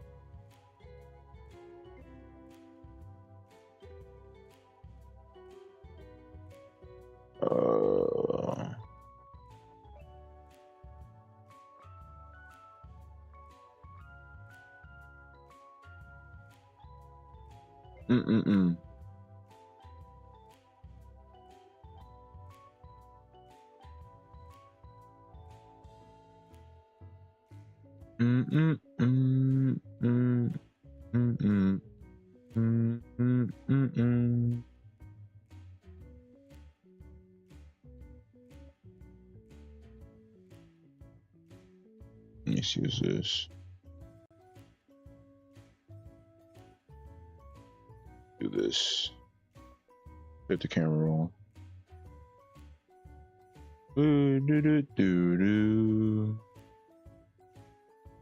Okay.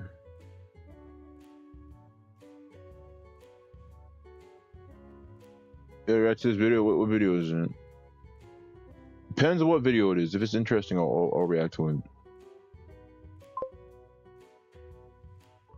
I'll check that in a second. Let me upload this shit real quick.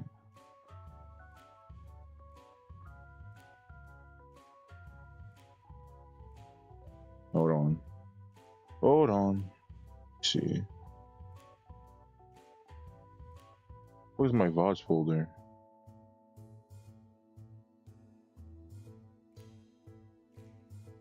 Upload this. Open.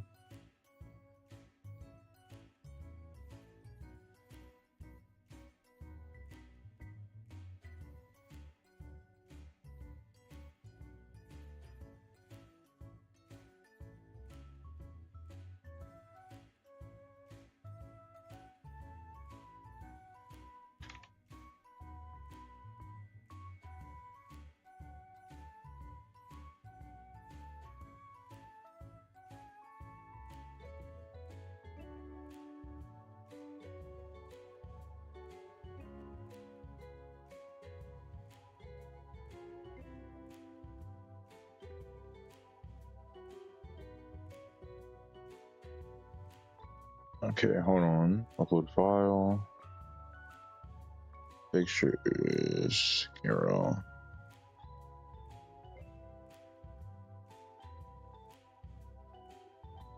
That's not made for kids.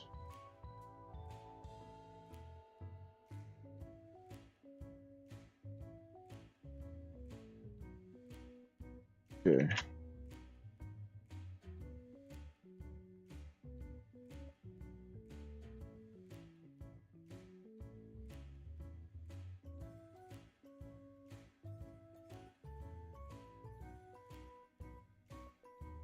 Mm-mm-mm-mm.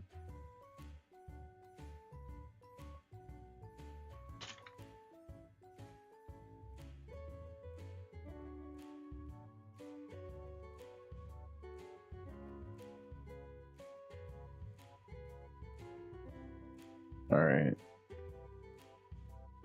Next.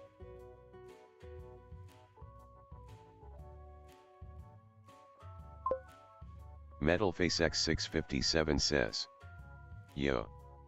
Yeah, I was gonna talk tonight. You seem to be up pretty late.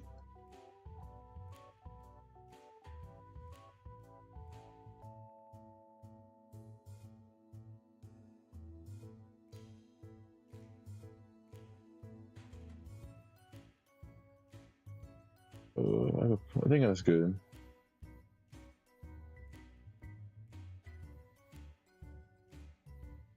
All right, so I'm uploading that one.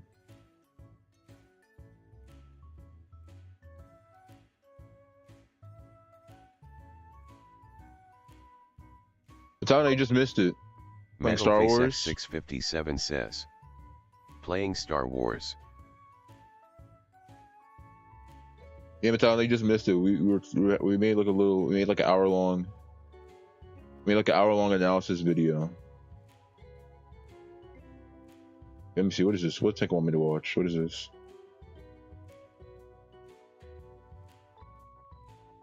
I think did 4Life send this to me already? I think I already saw it. What is this?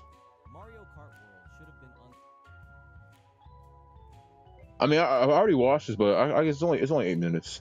4Life already sent it to me. But I can address what they talk about. No, I gotta switch this shit. Wrong shit. There you go.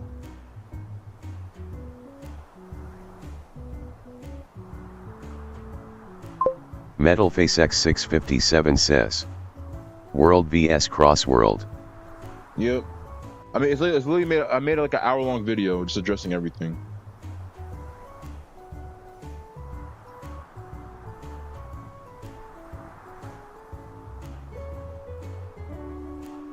unstoppable.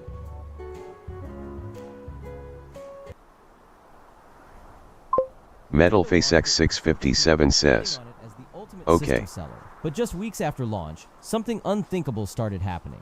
Players booted up their Switch 2, queued for an online race, and got error messages, not because of lag or disconnections. The game literally could not find enough players to start a match, and when lobbies did load, they were half empty. Imagine that, the sequel to a game that sold over 75 million copies, suddenly struggling to fill races. This wasn't just a hiccup, it was the first crack in a 30-year empire. And out of that crack, an old rival appeared, faster, hungrier, and suddenly ready to take the crown. For 30 years, Sonic's racing games had lived in Mario's shadow, but now, with Sonic Racing Crossworlds, fans are saying something no one expected to hear. This is actually more fun than Mario Kart. The game is blowing up on Steam charts. It's going viral on social media, with funny moments and crazy crossover characters like Hatsune Miku. Live streams are getting thousands of viewers, and most important of all, unlike with Mario, players are just having a ton of fun. So how did the unshakable Mario Kart lose its grip? And why are people quitting for Sonic of all things? I'm Mr. Fascinating, and that's what we'll try to understand today. Mario Kart World's downfall didn't happen because people suddenly stopped loving Mario Kart. It happened because Nintendo changed the rules of the game. For years, Mario Kart thrived on a simple formula: pick up and play chaos, quick races that explode into rivalries, and a perfect balance of fun for casuals and competition for hardcore fans. But in World, Nintendo tried to expand the formula. Instead of simply classic 3-lap sprints, the game pushed players into intermission tracks. They are transition tracks where you drive between courses in long paths. It's a cool novelty, but after some matches, players just get bored. But it gets worse. At launch, it was possible to simply play 3-lap races online.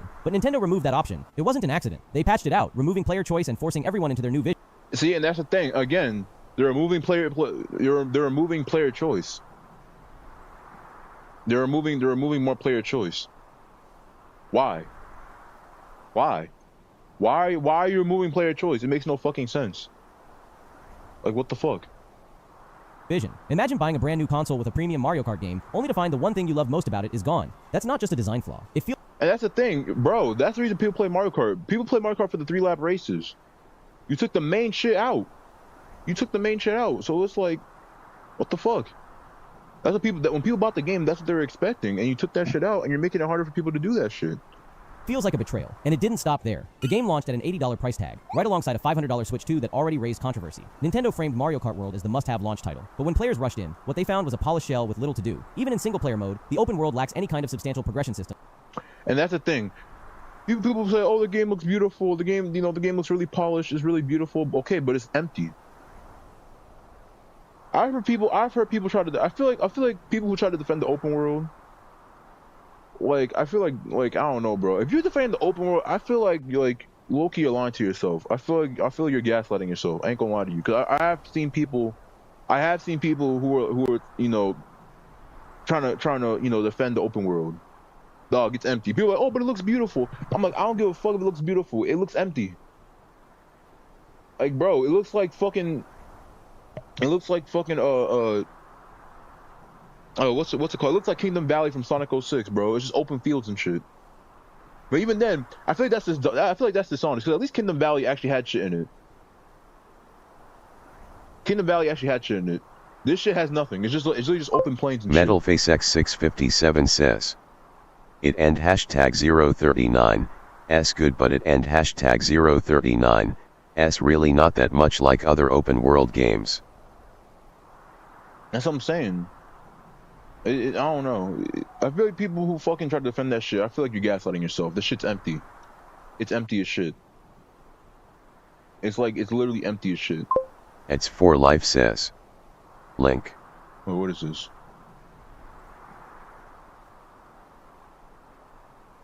So a new Sonic Racing crossword. It's for life says, dumbass, motherfucker. Keep sending me this shit. Bro, keep sending me this shit. It's definitely better. They talk about other shit. This is what Corey. Not Corey. This is what Fluff was talking about. This dude said, "Damn, bro, it's not hella bad to even talk about the other feature the game offers, plus free DLC of characters coming to the game. If you just let Mario Kart more, with that, just don't make it sound like you're trying to cook some good reviews. Point here." And bro said, "It's not a full review. I just wanted to make a point for a racing game. The gameplay is what's most important, rather than all the extra content that it offers. I think by a gameplay standpoint, Mario in general felt better and is more satisfying, while Sonic felt cheap and not as fun. She felt cheap. That is dishonest as fuck. Saying it felt cheap, and how? How did it feel cheap? Are you fucking saying it felt cheap in comparison and not as fun?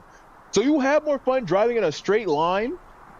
All right, is that what you're saying? That's essentially what he's saying. You have more fun driving in a straight line for fucking 2 minutes straight than actually having to turn, actually having good NCLMAO says, cheap and unfun, yet Mario Kart as of right now is the most unskilled cheap piece of garbage. It's for life says, this guy has to be pranking. This has to be rage bait, bro. This has to be fucking rage bait. I feel like this has to be him fucking rage baiting people. Are you fucking serious? Let me dislike that shit real quick. That shit is so fucking stupid, bro. Even with whatever else Sonic had that I didn't mention, it all comes down to the same conclusion. But bro, you said gameplay. The gizmos and the fucking gadgets are part of the fucking gameplay, you fucking Neanderthal. NCLMAO says, sleeper rage bait. He's like, oh, I didn't bring anything else up because the gameplay is most important. You didn't bring up the fucking gadgets. What do you mean? Are the gadgets not a part of the fucking gameplay? Are you stupid? Were you born stupid, or did you study to become this stupid? Gadgets are a part of the fucking gameplay, dumbass. You didn't bring up the gadgets, but the gadgets are part of the gameplay. The gadgets are literally a huge part of the fucking gameplay, and you didn't address it because it didn't mean anything to me. I was a fucking dumbass. NCLMAO says, the gadgets literally change how you play and what you do in the game.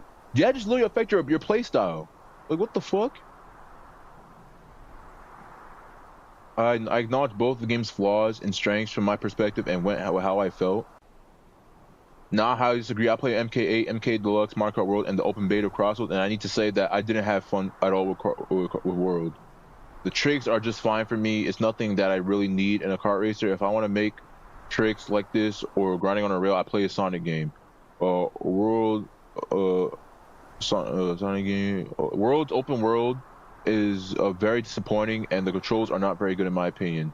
It was really weird for me to play the first time with the World controls, and it's not getting any better with the time. The Crossroads controls, in my eyes, are much better and not hard to get and have fun. You can't even do grinding. The vehicles are too heavy to do those things. True. Be personal. Mario Kart World is just better, but once Sega figures out a way to add Mario DLC to Sonic Crossroads, then I will reconsider. Man, what the fuck? Just say you sucked at the game? Bro said, is it Mario Kart World? It's not better.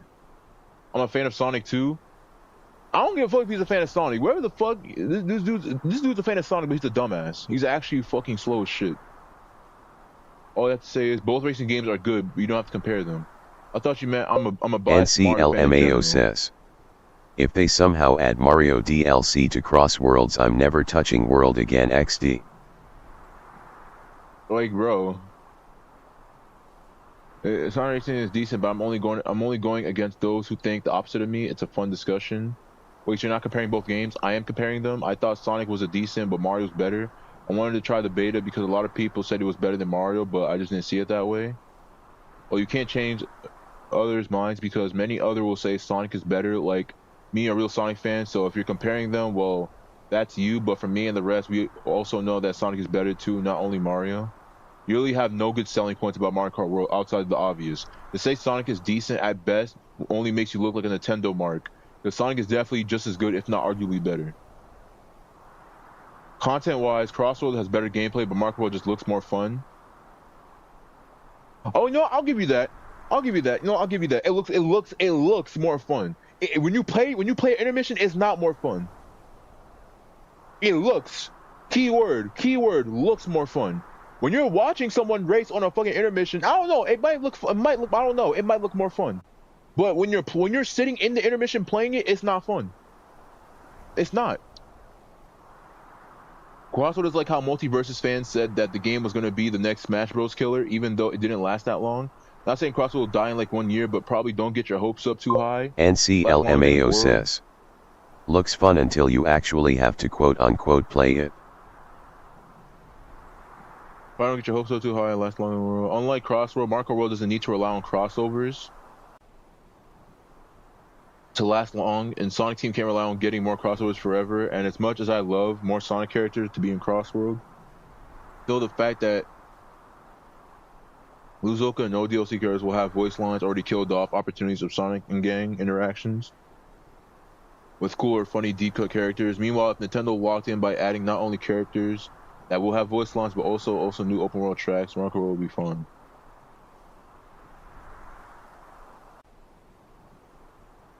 But that's the thing. That's the thing, though. He's saying, oh yeah, unlike Sonic Crossroads, Mario Kart World could just sit on their ass and do nothing.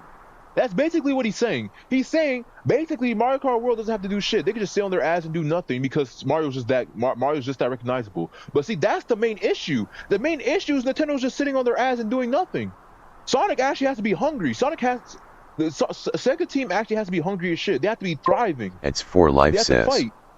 they have a reason why they didn't put voice actors in the DLC. I know they have reasons.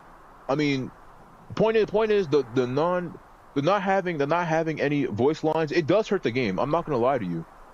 Especially the Werehog. That shit pisses me off a lot. You know, and it's like even if, you know, again, even if they couldn't like get the voice actors, my thing is like just rip the voice from the game. Just get voice lines. Like just literally just take voice lines from Persona 5 Royale and just rip the voices from there and just put it as Joker's voice lines and shit. It don't gotta be anything crazy.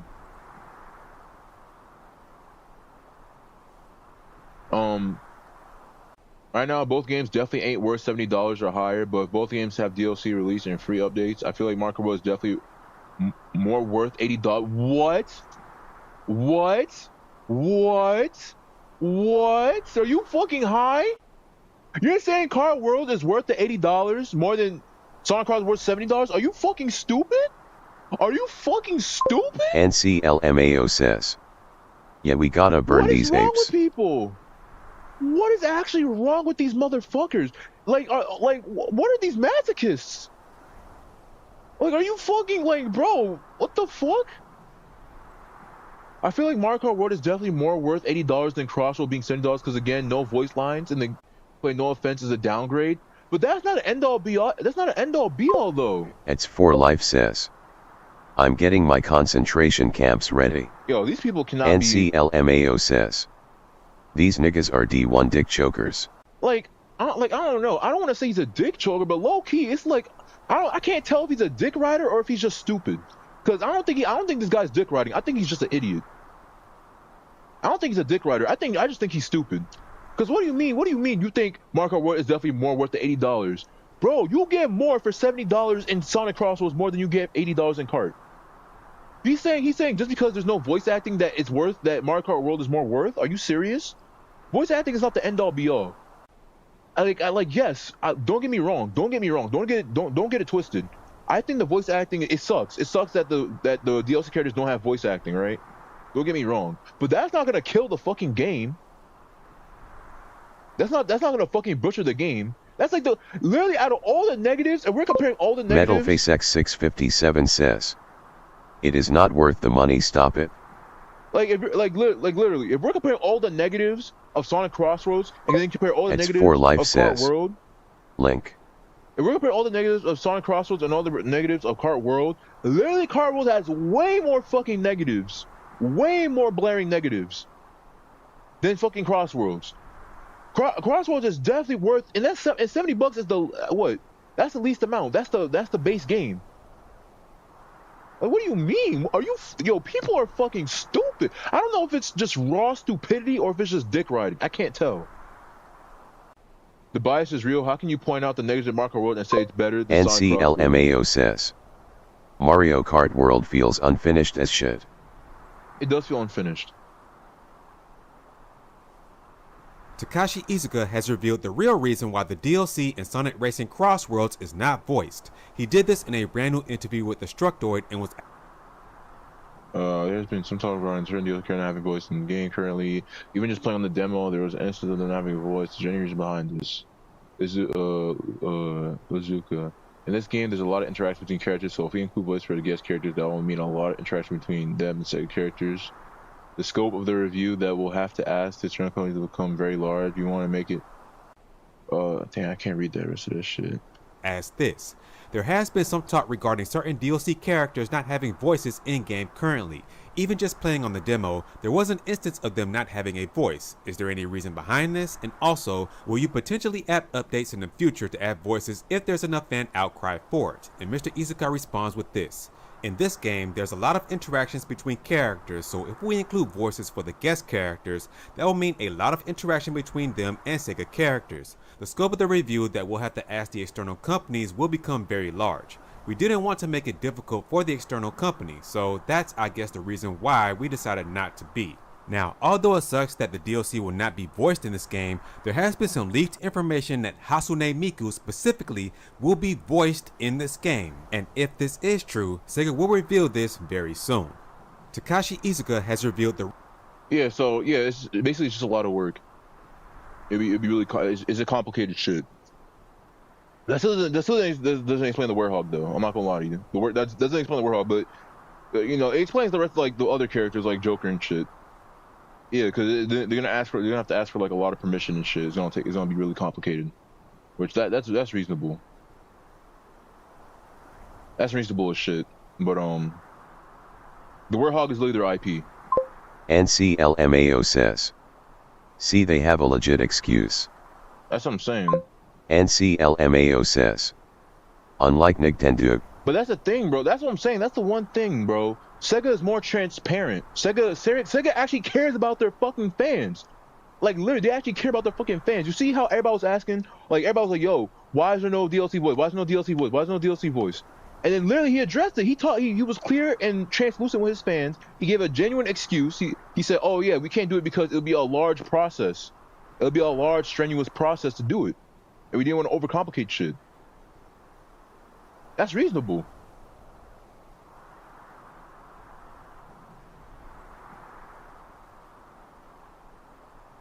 But yeah, I don't know, bro. These, like, bro, I don't understand, bro. It's for life says.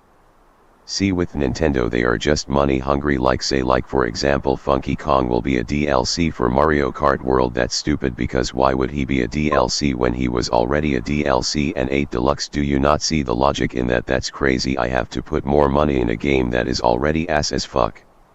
NCLMAO says. Didn't Sega get inspired off of like some fan-made Sonic stages or something back in the day too? Like they actually love their fans. That's what I'm saying. That's what I'm saying. That's what I'm saying, bro. They show more respect to their fans. Nintendo's always so disrespectful to their fucking fans. Nintendo's always so disrespectful to their fucking fans. It's crazy.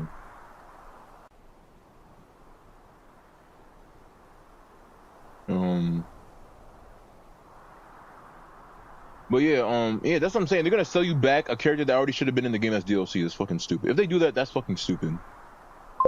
It's for life says. Sega needs to break from Nintendo. Well, honestly, they can't. If Nintendo keeps getting complacent, they could beat their ass, even though they're the underdog. And they said that World is better than Age, but I have disagreed lately. More people have been playing Age Deluxe over World from what I've been hearing. Like, I think recently Age Deluxe beat World and sells again. Also, it's not just $80 game, it's $50 game disguised as $80 game, because I'm looking at the bundle versus the non-bundle. And even before the game came out and I saw the very first reveal trailer, one of the things I saw came true. But yeah, I'm happy with my simulators. You're playing against Sonic 1 eventually. What? Finally someone, a real brain. I agree with you, and Mario Kart games are fun for everyone, even for friends and families, and it will get annoying when they talk on the tracks all the time and no way shut them up. No way to shut them up. What?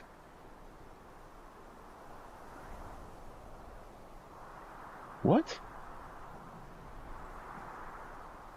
What is he talking about? Talking about you can't shut them up, bro. That's Grand Prix. That's Grand Prix. They don't talk that much on fucking. They don't talk on fucking. They don't talk that much on fucking online. They only do that on Grand Prix. And a bunch of people played the beta, did play Mario Kart World. Crossroads goes with traditional racing, while Mario Kart World goes for open world. Crossroads has more quality roster and better CPUs and personalization strategy, while Mario Kart World has more innovation, open world, and more solid grounding and reputation and franchise overall. I don't think it's fair to toss out Crossroads simply because Mario Kart is fun and has bigger tracks. I could say Crossroads is even funner and more personalized and has more unpredictability and personality. It's really not a solid point. In the end, it's up to your own preference. People are enjoying Crossroads, and I myself immensely enjoyed it. I'm not getting Mario Kart World because it requires getting a Switch 2, which I'm inevitably going to regret spending my money on with lack of games and how weird Nintendo's being right now. See? Exactly what the fuck I said. Literally exactly what I said. No one's spending fucking $500 bucks or over $500 for just to get Mario Kart. That's all. Having to spend $500 on a console is a hurdle that that's gonna turn a lot of people off. That's exactly what I fucking said. Having to pay $500 plus online to play Mario Kart, that's a hurdle. That's a hurdle that a lot of people are just not gonna fucking do. That's a hurdle that a lot of people is gonna turn a lot of people away. And this is another thing. And the thing is this, right? And there's another thing too, right? Let me read this shit. Sonic's better because Sega won't break your console for mods, or having a name like Twink Link, ban fan-made games, sue games like Nintendo's to Power World, and ban their games from charity events and lock yourself behind a console. Nintendo does not even need to have exclusive consoles anymore. They could just put out eShop on PC at this point and still make money, and people will still pay for it legally, and Nintendo gets their money. It's a win-win situation. Even PlayStation does not do exclusive as much anymore, and stuff on PlayStation goes on PC eventually. Nintendo just does this because of greed. Though, bro, and you could argue Sonic Crossroads is expensive right now too, but it will eventually go on sale. Exactly. Literally, Nintendo rarely goes on sale for a decent price. Also, if all the games go digital and they are working with Nvidia anyways, they might as well put the eShop on PC at that point anyways. You can get a Steam Deck for the same price as a Switch 2 and have games that are both console and PC. Literally. Literally, bro, is just fucking spitting. Literally just fucking spitting. Literally. And the thing is, like, people who are mad about the mods, if you're on PC, you could just mod it into your fucking game. If you want voice lines, cause I literally, I know for sure, when the game comes out, there's gonna be people who are just gonna fucking, there are people they're gonna make mods, they're gonna make mod packs. So they're gonna make like a Sonic Werehog mod pack, they're gonna make fucking Hatsune Miku voice line mod pack, they're gonna make a Joker mod pack. You know what I'm saying? They're gonna make mod packs. So if you're on PC and you want voice lines, you can just fucking add it to your game. And Sega's not gonna brick your shit. Sega's not gonna brick your shit because you added fucking voice lines. Literally. And not only that, if you can't afford the game, if you can't afford, you know, the $90 shit right now, guess what? Unlike Nintendo, like you said, Sega's games go on sale. Literally, I'm pretty sure Metaphor was on sale like fucking a week or two ago. Metaphor was like 40% off. And that game is peak, by the way, in case you didn't know. That game is fucking peak. And that game was on sale. It was like 40% off. Literally, their games go on sale. Mario Kart. Has Mario Kart 8 ever been on 8 Deluxe been on sale?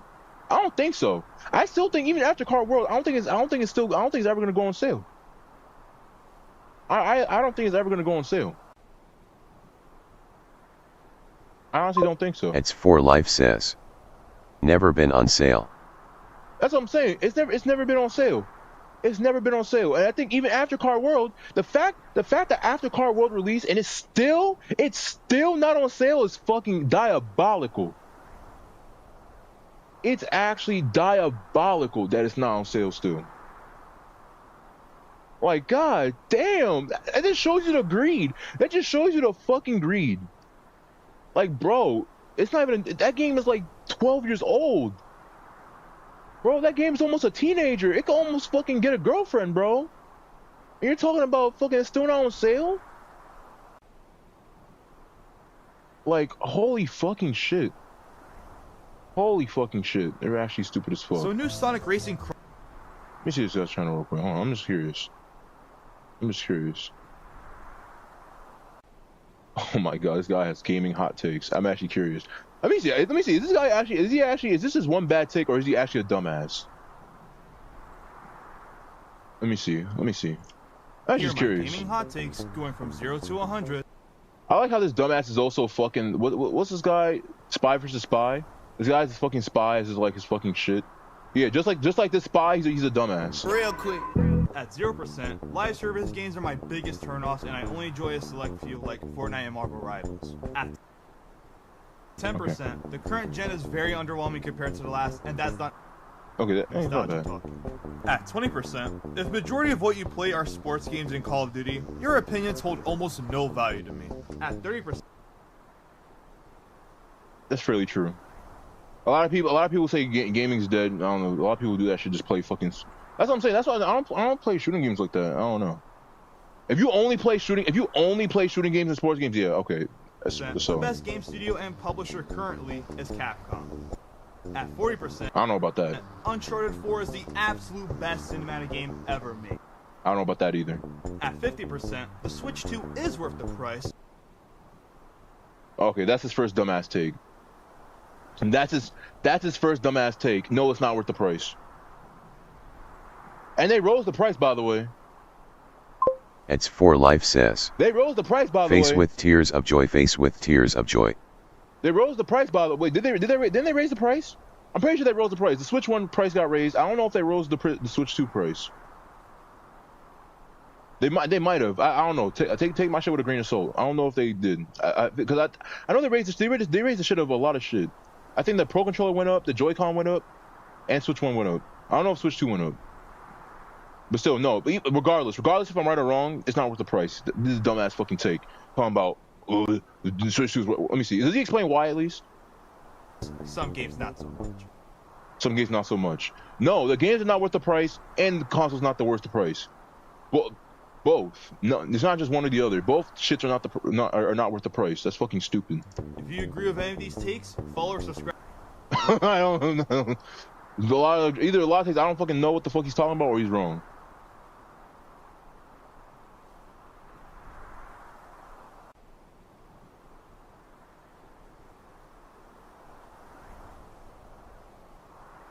Yeah, this guy.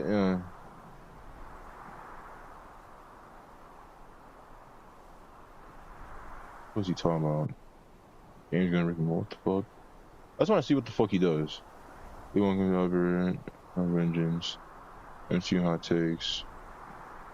Overhype. What the fuck? Oh, that was his latest one.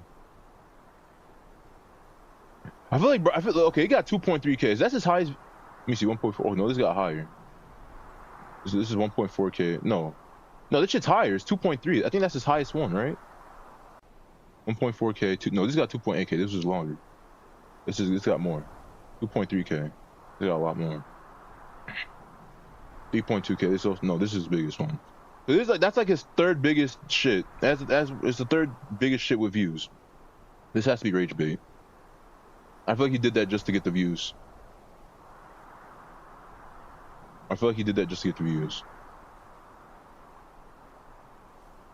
Let's see your shit.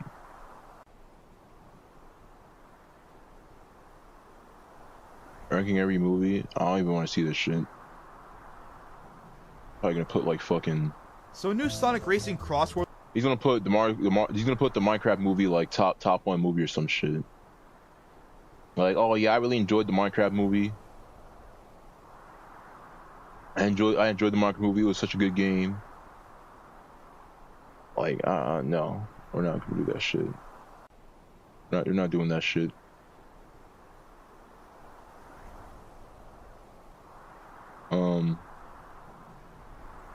See, is there anything interesting?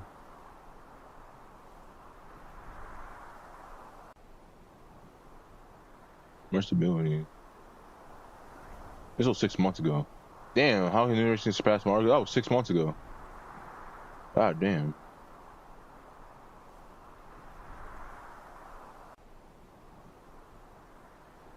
Then people say, yeah, people were saying this is gonna be a Nintendo Direct. Ain't no Nintendo Direct happening. That shit ain't happening.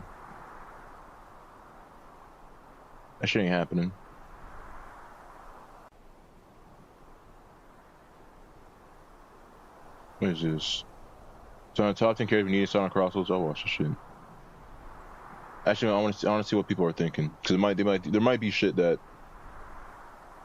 people aren't, that I didn't think about. Real quick, I'm hungry. I don't know. I'm about to go eat some grapes and shit. I be eating grapes like every fucking night because I don't want to eat a bunch of unhealthy shit. I'll be back in a second.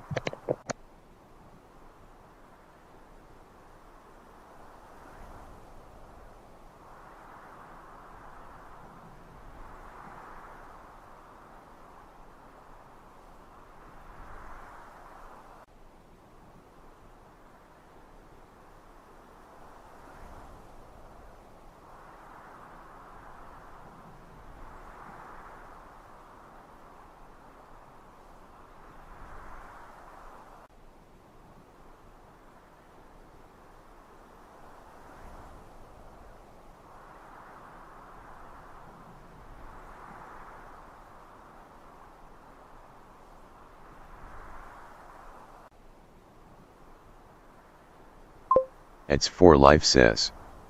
I never thought I say this, but NC you're probably right, some motherfuckers have to die out there because they're stupid as fuck.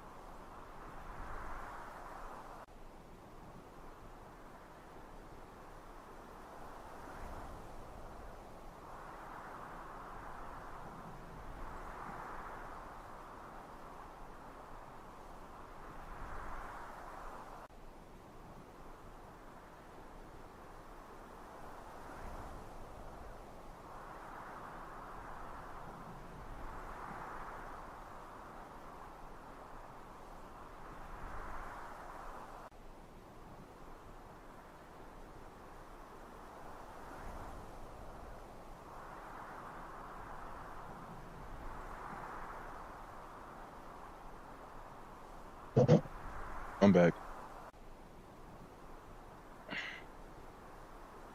Which I never thought I'd say this, but NC, you're probably right. Some motherfuckers have to die out there because they're stupid as fuck. That's what I'm saying. Some people are dumb as fuck. Sonic Racing Cross Worlds is releasing in just a couple of weeks. In terms of its roster, it's being advertised as the biggest Sonic Racing game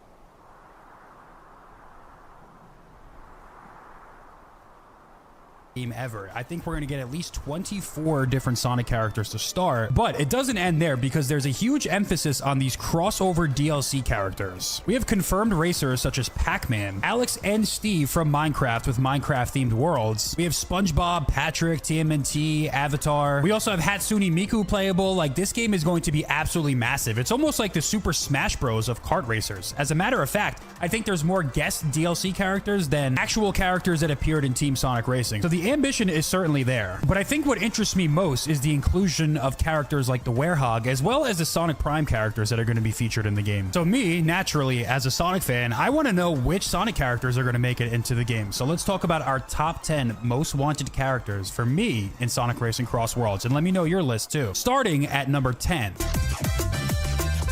Okay.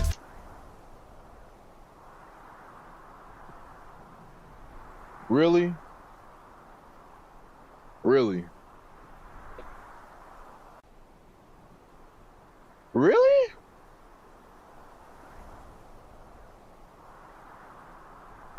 Metal Face X657 says. Really? Face with tears of joy.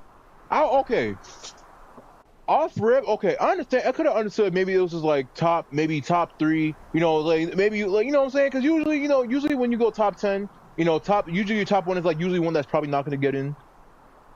But you're starting top 10 with Sonic.exe. That he's not getting in, bro. Be for fucking real. Let's be adults for a second. Let's be mature. Let's be adults for a second. Sonic.exe is not getting in this fucking game. Let's be for real. Let's be honest with ourselves.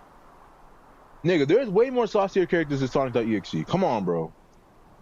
Come on. I actually want to hear him fucking explain this shit. Explain this dumbass decision.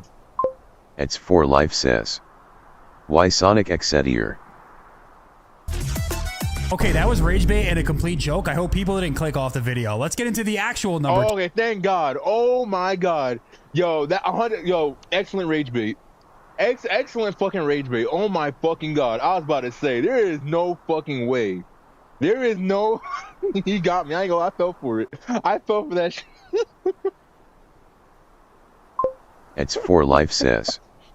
Face with tears of joy. Face with tears of joy. Excellent rage bait. I'll give him a like just because of that.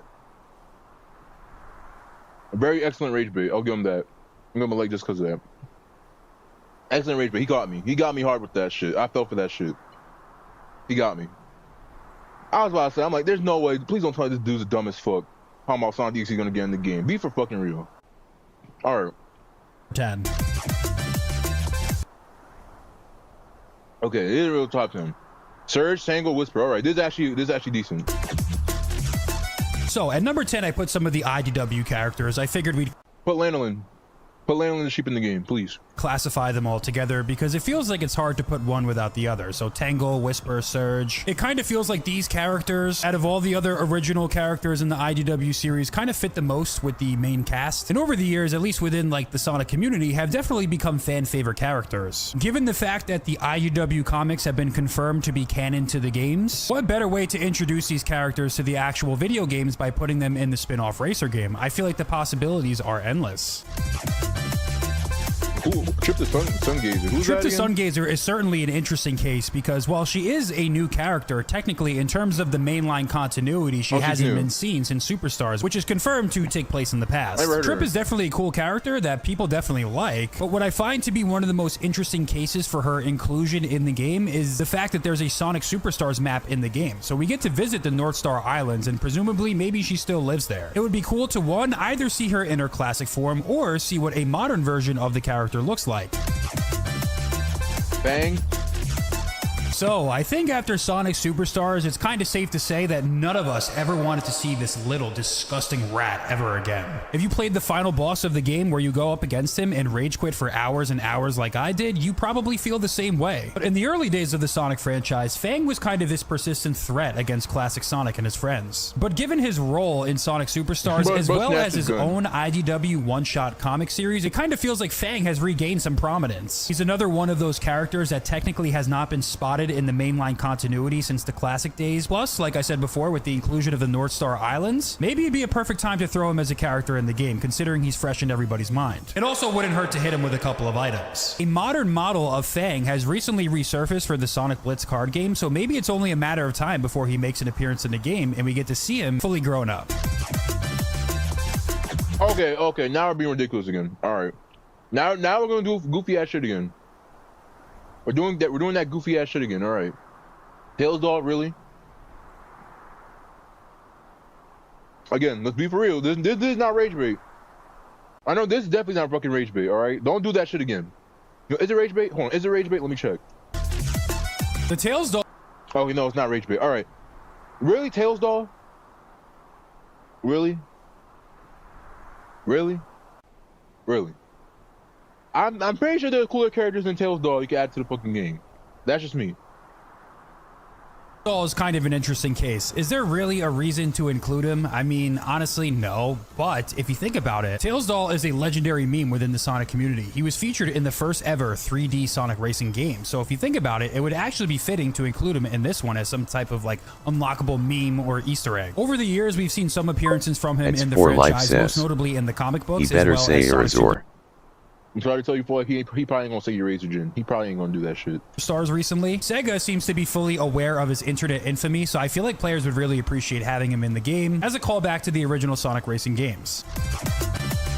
Mighty and Ray. Mighty and Ray are another interesting case due to the fact that they have not been seen in the Sonic franchise for a long time as well. Basically, they were introduced back in the day. They had a couple appearances in the classic era, but for the most part, they were basically missing. After a brief appearance in Sonic Mania, they once again faded away, but they didn't fade into obscurity. There are still people that are big fans of both of these characters to this day, and there was even a recent Tales Tube episode where they were both mentioned, so it feels like it's only a matter of time before they eventually get reintroduced to the series, because once again, in the new Sonic Blitz card game, modern models for Mighty the Armadillo were discovered in the files. So, with huge fan demand for both of these characters to make an appearance, especially in the modern games, it would feel wrong to leave them off this list. Recently, over the years, alternative skins for the Sonic characters have become extremely popular. With recent mobile titles like Sonic Speed Simulator, Sonic Forces Speed Battle, Sonic Dash, Sonic Rumble. Okay, Sonic Rumble's never coming out. One of the things that have become extremely popular for fans of the series is all the alternative costumes that the characters wear in these games. With some level of alternative costumes already being available when you pre-order the game, it just feels like it would make a lot of sense for them to try to add as many costumes as they can. Given the fact that we, 1, already have a roadmap, but 2, the game has an official Twitter account. Okay, I don't know why I just laughed in my head. I was like, what if for the Werehog, like when he wins the Grand Prix, like you have the music playing? Imagine if it's the fight music, bro. Imagine it's the fucking Werehog fight music, bro. I don't know why that randomly came to mind. I'm like, yo, that would be funny as fuck. I would be fucking die laughing. And make that his victory shit. It's the fucking fight music. That would be perfect. It seems likely that we're going to get some level of live service support. So it feels like them adding more costumes can potentially extend the life cycle of the game. I mean, if you think of games like Fortnite, that's practically their entire business model. So I don't see how it can necessarily hurt. Because seeing Sonic on the Extreme Gear with his regular outfit and not the Rider's clothes just feels so off to me. Now, hopefully it can be included in the deluxe version and maybe some of them can be unlockable for free. But I think regardless, they should find a way to sneak in as many costumes as possible. Says, didn't I just say that? No. Super Shadow has certainly risen back into prominence. After not being seen in the series for a very long time, he was spotted in Sonic Movie 3 on the big screen. And what else is there really to say? I mean, I just love the super forms for the characters. I feel like Super Shadow is obviously really cool. We also know that Super Sonic is already a confirmed character for Racing Cross Worlds. And according to the new Sonic Racing Cross Worlds animation, Sega seemingly forgot that Sonic's the main character anyways, and now Shadow has taken over. You might as well throw him in the game and make him some type of unlockable. Hey, maybe if you're feeling some type of way, throw Super Silver in there. I don't think the fans would complain about it. Right? Probably movie characters.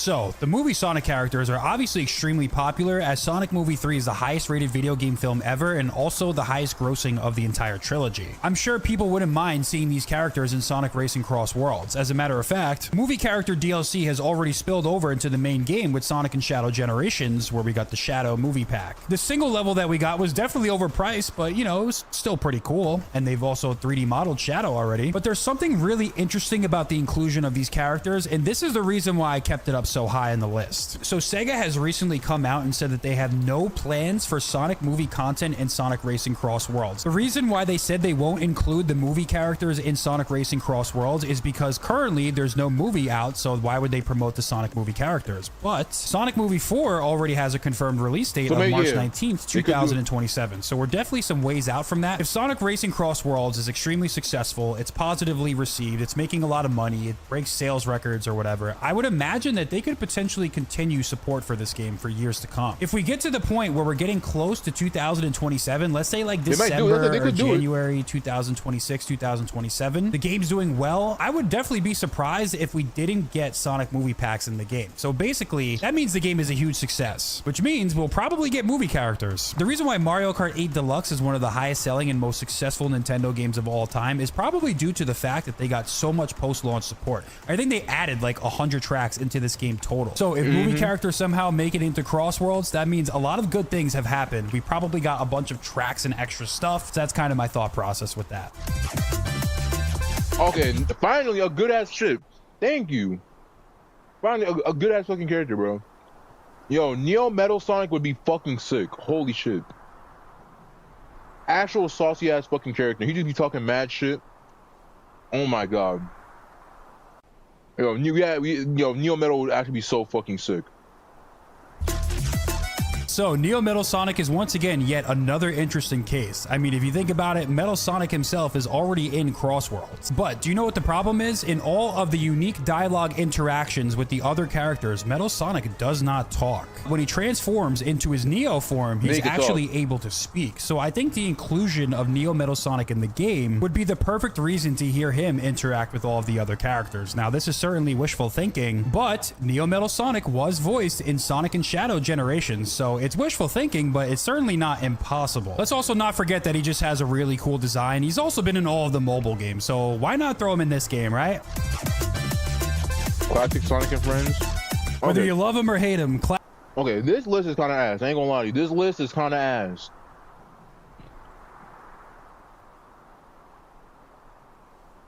But did we just watch? Yeah, we just watched that. Literally. This list is kind of ass. There's a lot better characters you could have chose. Ain't going on.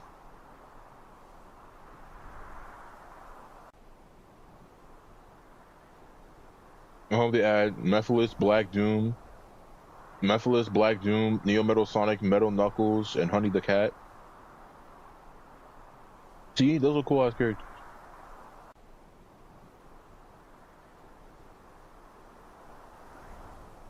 Bro, you just asking for all the characters. Bro, you just asking for all the characters, but those are old characters in the old ass games. Now, Atlas characters. We're talking about Atlas characters, yo.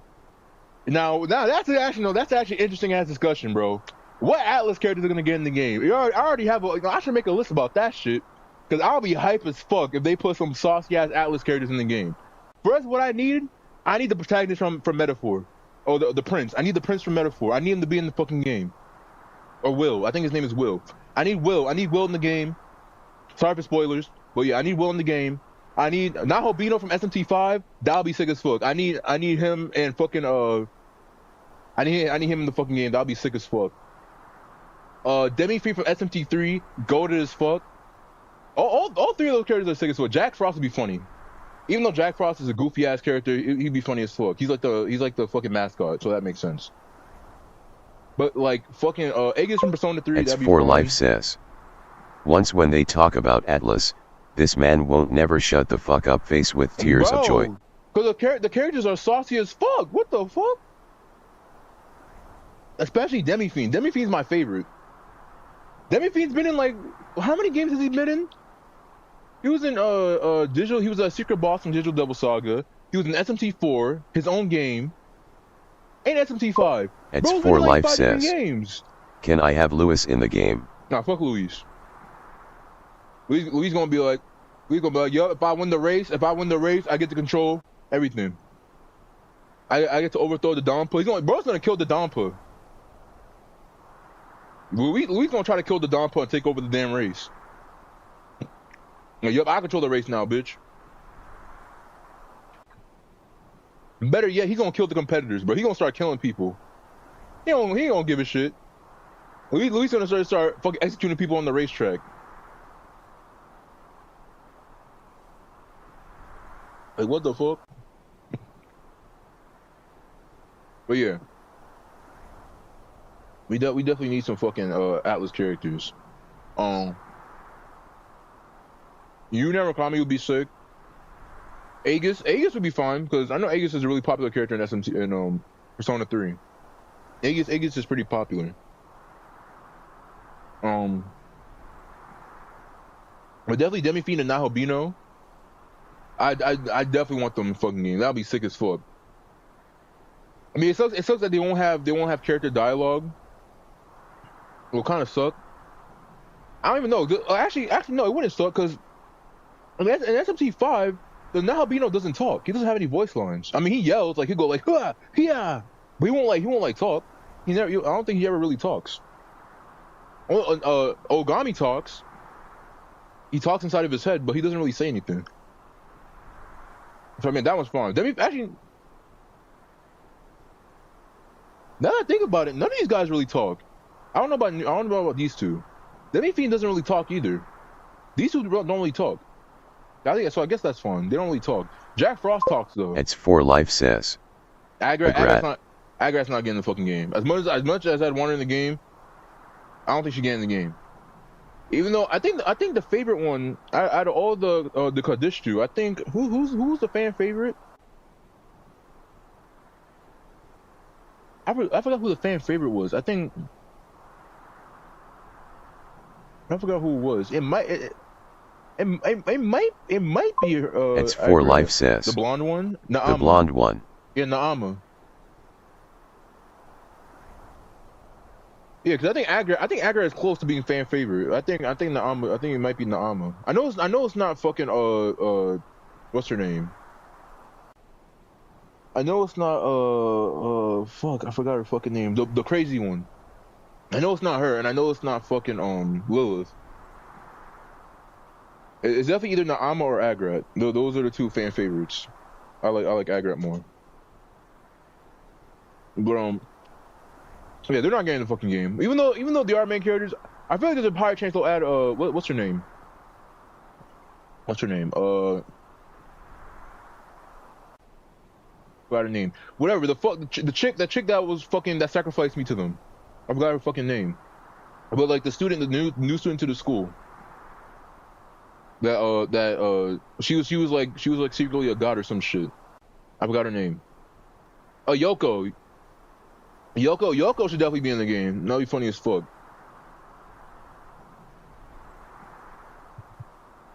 But yeah, that'd be cool. I would definitely like to see some Atlas characters. We need Jim Carrey in the game. Jim Carrey would be funny. I almost clicked out the video when I saw Sonic the EXE. Nah, for real. I was like, bro, this is a fucking goofball. I'm about, yo, this dude's a fucking goofball. I hope the IDW characters come into the game. I know it sounds strange, but Sonic games need more characters.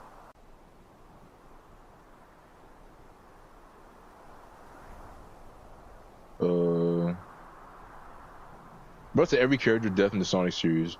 This Sonic only died once.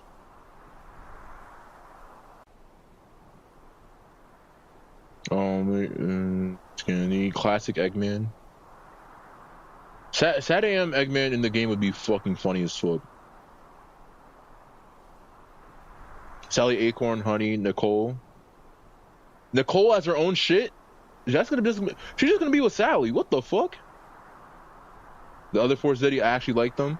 Okay, the thing about the Zeddy are cool. They just don't do shit. Like, I like Zavok. I've actually learned to appreciate Zavok. Zavok is actually a cool ass character in terms of his personality. Because unlike a lot of Sonic villains, right? Like for example, like Metal Sonic. Like, Metal Sonic is cool because he just fucking hates Sonic so much. He's jealous of Sonic, but he just at the same time he fucking hates his ass. Zavok actually respects Sonic. He just still wants to beat his ass. Like he's actually pretty respectful, but he's like, yeah, I respect you as an enemy, but I'm still gonna whoop your ass. Metalface X657 says, use 8i. Is that here actually cool? This is it's just that like, because again, the only memorable ones I remember because I don't remember the other two, the old man, the old dude, the small blue dude, and the fucking fat guy. Those are the only two I don't remember. They were like the most irrelevant ones. The only ones I do remember is Xena, Zavok, and fucking and Zaz. Those are the only three I remember. The other two I don't give a fuck about them. They're fucking irrelevant. I just think Xena should get in the game. That's about it, because he's the only other relevant one I actually remember. All the other ones I don't know. They're kind of irrelevant. Tails doll is fucking, I don't know. Tails doll I kind of see, but I don't know. I'm in the middle. I understand it's from Sonic R, and Sonic R was like a pretty notorious game, but at the same time it's like I don't fucking know. Tikal, I guess. Shara, yep. Shara should definitely get in. Parents always said Professor Pickle. Man, be for fucking real. Professor Pickle not getting in the fucking game. I want a pickle sandwich. Fucking, I'll be goofy as fuck. I'd laugh my ass off if Professor Pickle got in the game. Bro gonna start bitching about the food. This is not how you make a cucumber sandwich. Lanolin. I want Lanolin in the game. If this IDW characters I want Lanolin, I want Surge. I want Dr. Starline. Whisper and Tangler gets a cool.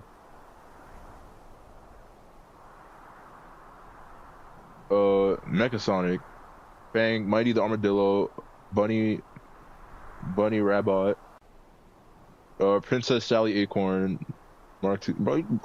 Okay, you being greedy, bro. You want both Mechasonics, bro? Calm down. Well, Sonic the Hedgehog. Metalface X657 says, yes, have him in, please. Folded hands. Like, bro. Nephiles, Infinite, Gemero. Yo, deadass add Infinite in the game, please. Please add Mephiles and Infinite, bro. I love the villains. Can we get Mephiles and Infinite in the game? Like, Mephiles would be such a cool ass character. Same thing with Infinite. Mega Joker, Ichiban, SpongeBob, TNT, Sonic Teens, they really worked hard. They both solid. Big props to them.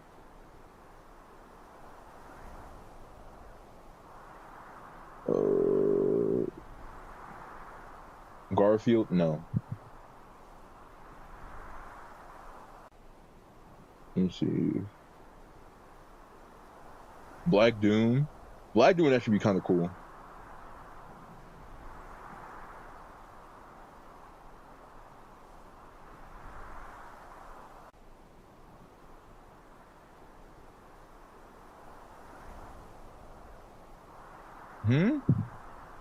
Yo, Chip is actually goated. Chip is a goofy ass character that I actually wouldn't mind. X4 Life says, Link. Chip would be a cool ass. He would be a goofy ass character, but I wouldn't mind it because he's just goofy. Chip for like 80% of Sonic Unleashed is just a goofy ass motherfucker. I would be fine with it if they put Chip in the game. Even though I would have made him, it'd be funny as fuck to have him in the game.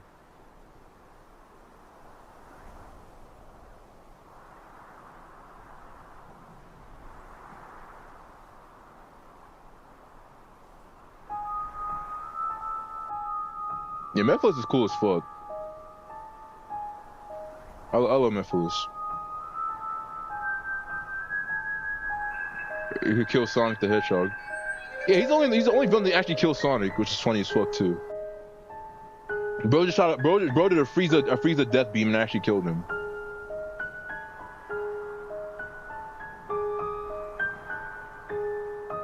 Best villain. But I managed to kill Sonic at first and it has absolutely no redeeming qualities. Not to mention he's a creepy Eldritch Shadow Beam. Yeah.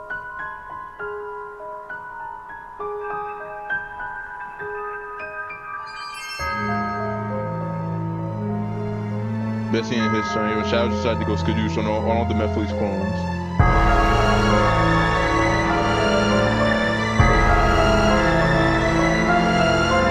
Yeah, but Netflix is cool.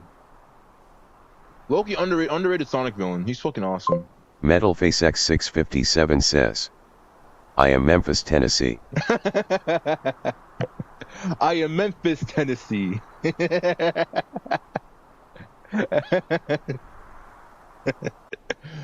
Go to reference. It's for life says, why do I want Maria in the game? Bro, you trying to give Shadow more trauma, bro? You don't need Maria in the game? What the fuck?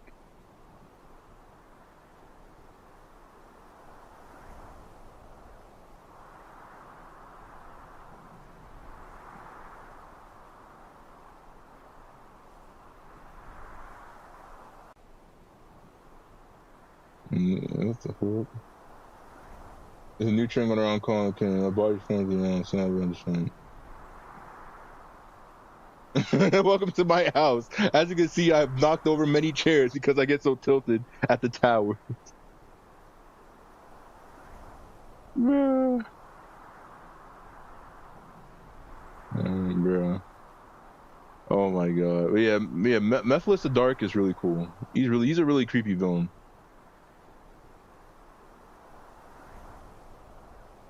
Underrated. Oh damn! He even made a video on him. But yeah, Mephiles is cool as villain. I hope they put him back. I hope they find a way to like bring him back, bro. Cause holy shit, he's like really one of the creepiest villains. Out of all the Sonic villains, he's definitely one of the creepiest ones.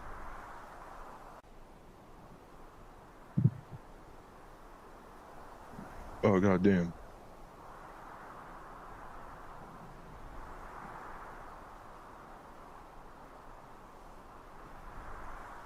And a lot of people for prioritizing the man take care of Team Sonic Racing.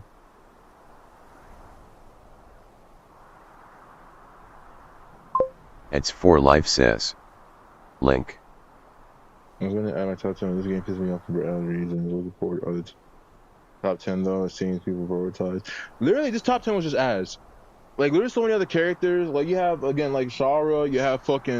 You have Eraser. You have like the characters from Black Knight. You have like Mephiles the Dark. You have like fucking Infinite. Like there's so many cooler characters they could bring back. This list is just kind of ass in my opinion. After I played the open network test for Sonic Crossworlds Racing, what are my thoughts on this game? Well, all in all, I'm way more excited for this game than I was going into this beta test. The fast-paced and arcadey racing definitely changed the pace from games like Mario Kart that made for an extremely fun experience that felt different from other kart racers that I played before, especially in the online mode.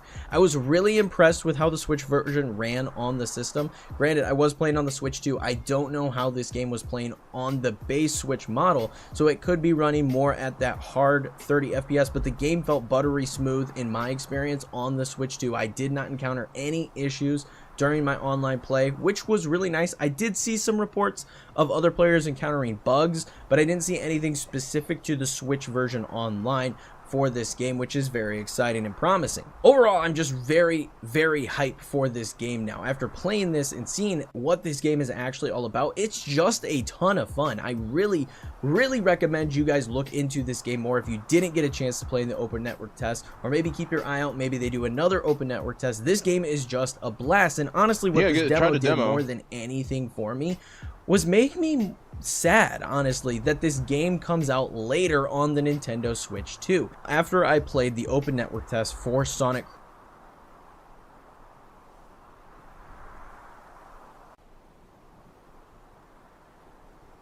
Yes, that's a skill issue. I don't know what the fuck he's bitching about the airplane section. Talking about the airplane section being ass. That's a skill issue. What the fuck? What's wrong with the airplane section? There's nothing wrong with the airplane section. It's for life I says. think I'm sad. No. The airplane section is easy to do. They're not that hard. The only part where the airplane section is kind of difficult is like the lava world, or whatever they're called, the lava world, I think it's called. That's the only one that's kind of hard, because like the fucking dragons and shit. But I prefer it being hard. Maybe sad is the wrong word to use, but I got this weird It's feeling of Life like, says. I want to play Sonic Lava Racing Planet. Cross Worlds again, and it's just not around. I spent all of last weekend around this time, late at night. I put the kids to bed, and then I'd go and play Sonic Cross World. I mean, I got other stuff I could be doing. I got other games I could be playing, and actually, after I'm done this video, I might actually just hang out with some of my friends. But I got this weird feeling of like, it's Friday night, and I want to play Sonic Racing again. That was just such an amazing experience last weekend. So I talked to a few of you on my comments about this last week, but I convinced a few of my friends and family to download the game, and we all just jumped online for Friday night. And for the most part, a lot of us had good fun. We played much longer than I expected we would. One person kept complaining because they're like, I just want to play Mario Kart. I just want to play Mario Kart. But aside from that, we were having a good time. And I mean, me personally, I was enjoying it way more than I expected I would, to be honest. So much so that it prompted me to make a video last week. It was kind of like a Let's Play highlight video. I don't know what those are called exactly. But it was just a fun video where I kind of recorded my audio just because I'm like, you never know what I might say. Now, after that first night, I wasn't expecting to play it anymore. I was like, okay, I got my hands-on experience. It was the demo. I'll wait till this game comes out, and then eventually I'll buy it, maybe when it's on sale. But then as the weekend went on, the next night I was like, I want to play some more. And then, obviously, I did. I spent every night last weekend going back and revisiting the game, and I didn't record. I was just playing it just to have fun. I know, shocker, YouTuber just decides to go have fun and not record something. Now, obviously, as the weekend went on, I got better at this game. The footage you're seeing is basically the only footage that I have available to show to you. This was from pretty early on in the weekend before I started figuring out different things and tweaking different things to make the game a little bit better. What was really cool though is I noticed as the weekend went on, I didn't actually get that much better at it. I was very much an average player. Perhaps everybody that was playing all weekend also kind of jumped up a level as well, and that's why I just kind of stayed balanced with the rest of the group. I'd win a few races, but oftentimes I'd end up somewhere in that 3rd to 7th range. Yeah, I know that's a very big window, but yeah. But for some reason, the game was just very addicting. It kept drawing me in. Every time I'd finish a race, I'm like, I just want to do one more. I want to see if I can do better. I want to win a race. And I think that was kind of reflected in my video last weekend too. And that happened all weekend every time I picked a game back up. I legitimately could not put it down. The last time I felt that way about a racing game to that extent was when F-Zero 99 first came out. Now, when I was playing F-Zero 99, I got pretty good at it, I would say, because I was hitting top 3 in almost every single race by the time I stopped playing it. And I think I played it for like a good 2 or 3 months straight. Like, that was my quick pick up and play game. And I got very addicted to it, and I got very good at it too. But then I noticed as soon as I stopped playing it, my skill level dropped down immensely. Starts off by taking a couple weeks off, I go play it, I get absolutely destroyed. I'm not keeping up with anybody. A month later, I'm even worse. And then after a few months of sporadically playing the game here and there and picking it up and seeing if I can get back into it, I found that the game had completely passed me by. Now, don't get me wrong, I think if somebody were to pick up F-Zero 99 and try to get back into it and try to increase their skill level and put a lot of effort into it, they could also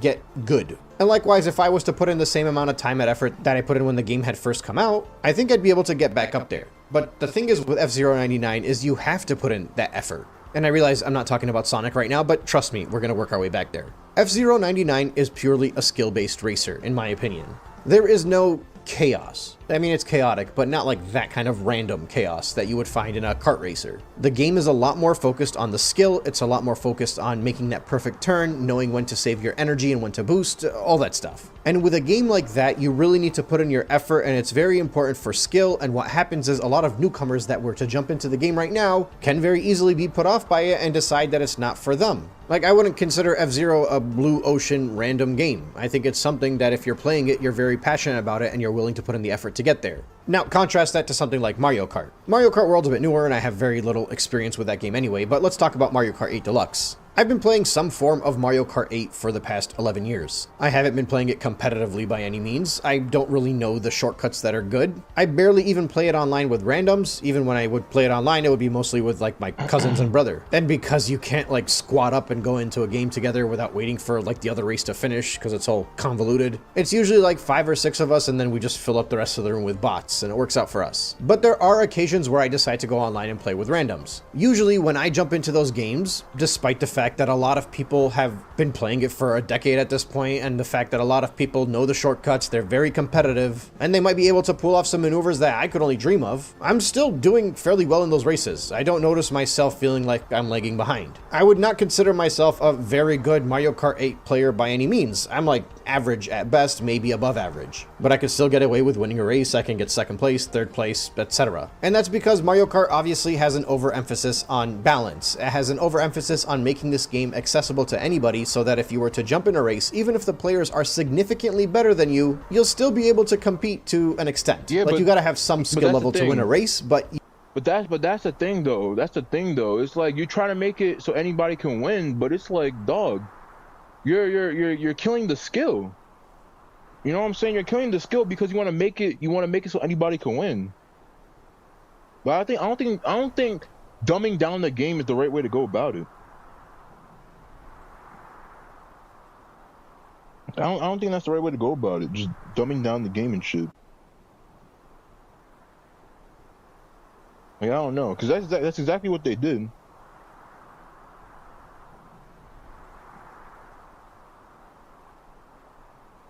That's exactly what they did, and that shit is you know, that shit hurt the game, because you see now everybody's fucking talking about, you know,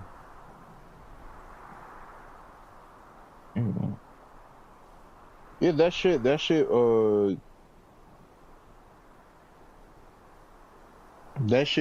know, you know, dumbing down the game, it made it so people fucking, you know, now everybody's like, yo, I'm on a Crossroads because, you know, that game takes a lot more fucking skill. So, you know, now even though Mario Kart is probably not going to take a huge hit, but, you know, still,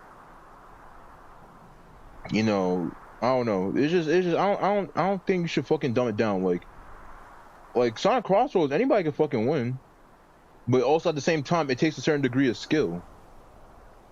You know what I'm saying? It still takes skill. Mario Kart, it just literally from 8 Deluxe to Mario Kart World, they just ripped out all the fucking skill. They literally just ripped out all of it, and I don't know. I just don't think that was a good idea. You won't be that far behind. The items will help you out, all that. And that's obviously because Mario Kart is a lot more favorable towards the casuals. They want to make sure everybody can have a good time, so that if you're good, and if you're kinda good, and if you're bad, you can all play together and still somewhat enjoy yourselves. It's that whole Nintendo philosophy. They like to make sure that the very good players don't leave the not so good players behind. The only time I've seen like true top tier competitive Mario Kart play is when I've watched like actual competitive Mario Kart races where you have people that all know the shortcuts and they all know the stats and they know exactly what vehicle to pick. And even prior to them giving you the option to turn off specific items, with those items on, it looked like Mario Kart was a whole different game with those people playing. It seemed like the best person that would win the race deserved to win the race a lot more when the playfield was that leveled. But outside of that, I mean, anybody can grab a blue shell and catch up to first or second place unless you're playing with somebody that just lives and breathes the game. As far as Sonic Crossworlds is concerned, so this obviously is just a very early impression of just a single opening weekend, but it honestly feels like it's that perfect balance between high, intense, crazy, competitive F-Zero style race while still bringing in some of that chaotic randomness from Mario Kart. Like, I felt like there was a lot of skill and strategy involved with these Sonic races, and once I started watching a few other videos on it and reading what other people were doing online and how they were setting up their gadgets and their gears and stats and all that stuff, how things are balanced out if you're using a hoverboard versus a vehicle, how important it is to collect the rings. Once I started looking into all that stuff, I realized that there's a lot to the mechanics of this game that can take you from, you know, luckily being in that top 3 ranking somewhere, to downright being in control of your own luck to make sure you can end up thereabouts by the end of the race. But what I felt was crucial was that even if I didn't know all of this tech, we'll call it, I still felt like if I got lucky enough, I could get up there. But getting a hold of that luck was a lot harder. And likewise, once I started getting the hang of it and what I consider being a better player at the game, I still found that I could get unlucky at specific times, but it wasn't as easy to just completely collapse and fall apart as it would be if I was playing Mario Kart, for example. And with that experience, I felt the game was very balanced. That's what I'm saying. See, that's what I'm saying, bro. Sonic Crossroads has a better balance of, like, yeah, if you get lucky, you know, you can get lucky and get first, but at the same time also it's also balanced with the skill aspect of it. The skill aspect of it is also pretty balanced. That's what I'm saying. Sonic Crossroads does it a lot better. It's a lot more balanced in terms of like the skill versus luck versus Mario Kart World, where it's literally it's like fucking 70 or 80% luck, 20% skill. So because the thing is, like, even in Mario Kart World, right, even if you learn like every single, you know, bump and crack, you learn like every single, you know, oh, I can trick off this tree and shit, you can still get fucked up. The skill really doesn't, it helps, but it doesn't have as much of an impact as it does in this game. And just incredibly enjoyable. And that was regardless of who I was playing with, whether it was somebody that was like, okay, I'm going to play this for the first time, or somebody that had been playing it all weekend. And based off of a lot of the sentiment that I'm seeing online, it seems like a lot of people kind of are feeling the same way that I am. And look, I kind of went over this in my channel. I haven't enjoyed a Sonic racing game probably since All Stars Transformed, and I was a big fan of that for a couple years until Mario Kart 8 came out. I'm talking on the Wii U. When that game came out on the Wii U, and up until now, I haven't really left the Mario Kart scene. It was always like, if I wanted to play something multiplayer, we would usually play Mario Kart 8, and eventually Deluxe. I didn't enjoy Team Sonic Racing at all. I played it for less than an hour, I think. Crash Team Racing seemed like the kind of game that if I was to put a lot of time into it, I would enjoy it a lot, but it was very hard for me to get to that point, and within a few weeks, I kind of fell off of it for that reason. As a result, I stuck with Mario Kart 8 Deluxe, and look, I love Mario Kart 8 Deluxe. I could play it for the next 10 years and probably not get bored of it. But the reality is, when it comes to Mario Kart World, for example, for the Switch 2, on the few times that I've had a game night and somebody brings their Switch 2 and we have Mario Kart World in front of us, I don't know what it is about that game, but after like 1 or 2 Grand Prix, everybody's just like, they want to play Mario Kart 8 Deluxe. And it usually doesn't come from me. Really? Like, everybody always jokes that I'm the anti-Nintendo guy now, so I don't give my opinion, obviously, because then they're just gonna laugh at me. At the end of the day, it's a video game. Mario Kart didn't cuss me out and punch me in the face. So if one of the guys brought their Switch 2 and they feel strongly about playing Switch 2, it's not like I'm gonna sit there and be like, no, nobody's allowed to play this game. But despite that, I'll be a good sport. I'll play whatever they want to play. And then I noticed every time we would play the game, it would be like 1 or 2 Grand Prix maximum, and then everybody would just get bored. And obviously, a lot of that is because of the straight line tracks that you gotta go through, the intermissions. We would always go back to Mario Kart 8 Deluxe. And honestly, part of that is because my group, you know, a lot of these guys only game once or twice a week, so they want to play what they're familiar with. They don't want to learn something new. They're just there to have fun and, you know, get those few Grand Prix in and move on. So I had to beg a lot of these guys to download Sonic Racing Cross Worlds to play last week online. And we kept making jokes. We're like, this is only going to last for like an hour until everybody starts complaining, and we're just going to go and play Mario Kart 8 Deluxe instead. But to my surprise, there was only one person that kept whining about it. Everybody else was like, yo, this is like really fun. We want to keep playing this game. And then what's funny is when the weekend was done, somebody sent a message. They're like, hey, let's play Sonic. And I was like, it's just a demo. We can't play it anymore. And they were bummed that the whole experience was over. I'm telling you, some of these people are like very set in their ways. It was hard enough to convince some of them to buy Super Mario Party Jamboree when we were all playing Superstars for a couple years. They're very rigid. They know what they like, and they want to stick with what they like. And I think that says a lot about Sonic Racing Cross World and what it could potentially provide to like the kart racing scene that's been dominated by Mario Kart. Deservedly so, don't get me wrong. But especially when we're currently sitting in a scenario where a lot of people are very upset with Mario Kart World specifically, and a lot of people are also upset with the Switch 2 on a bigger level. The fact that this kart racing game is coming out in the same year, the fact that this demo has been a hit to pretty much every single person that's played it, and it's all over YouTube, people are praising it,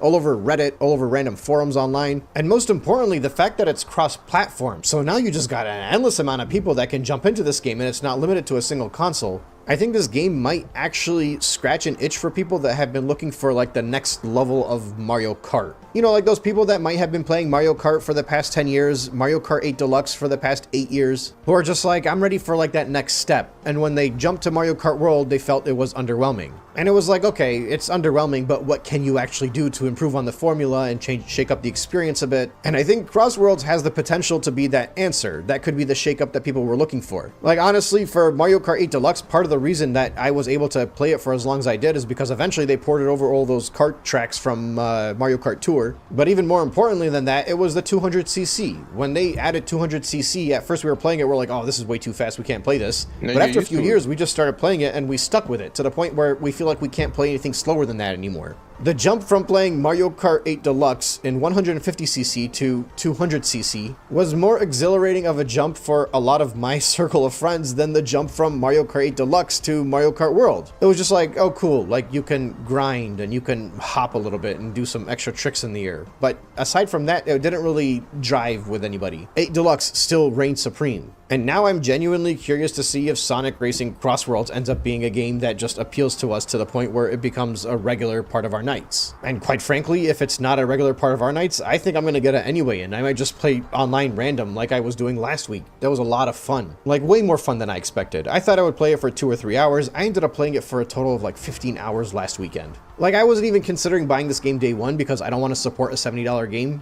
especially because it's a Sega game, so I know like within a month or two it'll be half off. I'm not gonna lie, I am tempted. Maybe I'll cheap out and do like a 1-month trial of GameFly and just play that for the first month and then wait for the game to go on sale after that. Or, you know, hey, if anybody from Sonic Team is watching this, send me a download code. I will gladly put an asterisk at the start of this video and say that my opinions might be swayed because this game was free for me. I'll just draw the line at having my face on the thumbnail with my hands on the side with my mouth wide open and going like, holy crap, best game ever. But I mean, I don't know what to tell you guys. The game is just a lot of fun. There's a single player demo that's supposed to be coming in mid-September. I'm definitely downloading that. I don't know what it's going to entail, if you're just going to be going through the Grand Prix. I doubt there's a campaign, but that would be awesome. Imagine they put in like a giant campaign that we didn't know about, but I feel like that would be part of the marketing material already. But I'm definitely going to be downloading that, and I'm definitely going to be playing through that. And honestly, I'm just very much looking forward to how this game performs, especially early on when the game first comes out, because I think that's when it's going to be at its peak, when it's going to be most popular, and it'll be exciting to see how many people from all of these different consoles decide to buy in and play the game.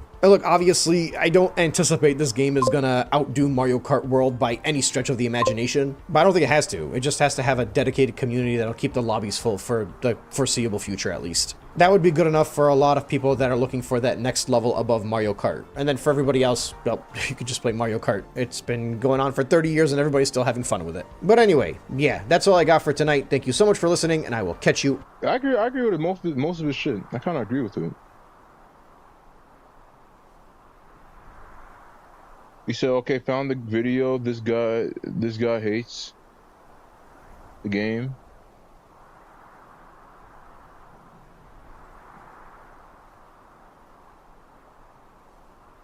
So, for the past 48 hours, we've basically lived inside the Sonic Racing Cross Worlds open network test. We've done the Grand Prix, we've grinded the online matches, we've spent probably way too long in the customization menus, and we've come away with a lot to talk about. This isn't just a simple, is it good situation. This game is a genuine paradox. It contains one of the most exciting, forward-thinking ideas I've seen in a kart racer in the last decade, but it's wrapped in a package that, at times, feels frustrating, underbaked, and fundamentally confused about what it wants. See, the fact that I can already tell. I can already tell by the way he's fucking talking. There's all these people who fucking talk like that. Fucking, like, hey guys, today we're gonna see if Mario Kart is better than Sonic Cross Worlds. And I just think that Sonic Cross Worlds is half-baked and it's not really a good game because Mario Kart World is just so much better, and because the tracks are just so much cooler than Sonic Cross Worlds, and I like having Nintendo's dick in my mouth. So yeah, I'm gonna say that Sonic... It's for life says. This guy must be working for IGN. Dude, if you're gonna critique a game, don't give Sonic fans the opportunity to tear you to bits about your IGN ass gameplay. I was about to say, bro, I'm like, what the fuck is he doing in the beginning, bro? Bro is driving like a fucking idiot. How old is this guy? How old is this person?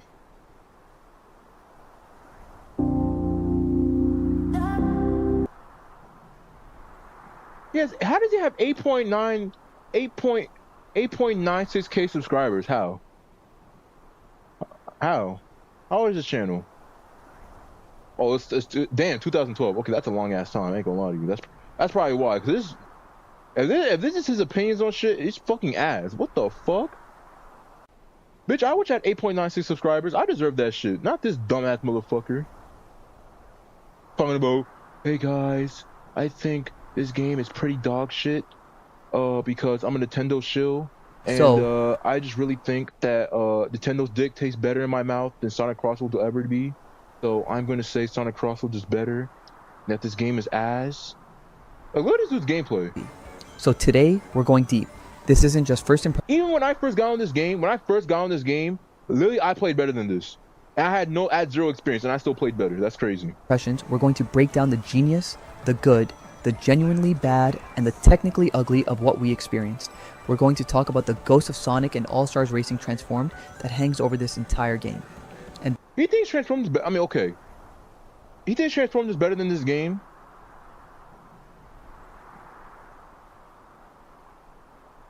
I don't know. I don't think it is. I think this game is better. I think this game is slightly better. Don't get me wrong. I love Sonic All-Stars Racing Transformed. Don't get me wrong. I love that game. But this game, especially the fact that was Sonic Transformed crossplay? I don't fucking know. But this game is really fucking good. I would say I wouldn't be surprised. Like, I wouldn't be mad if someone said they like this game more than Transformed. I wouldn't be mad at all. This game is pretty good. by the end, we'll try to answer the big question. Does Crossworlds have what it takes to even compete with the King, Mario Kart, or is it going to need a serious pit stop before launch? Let's get into it.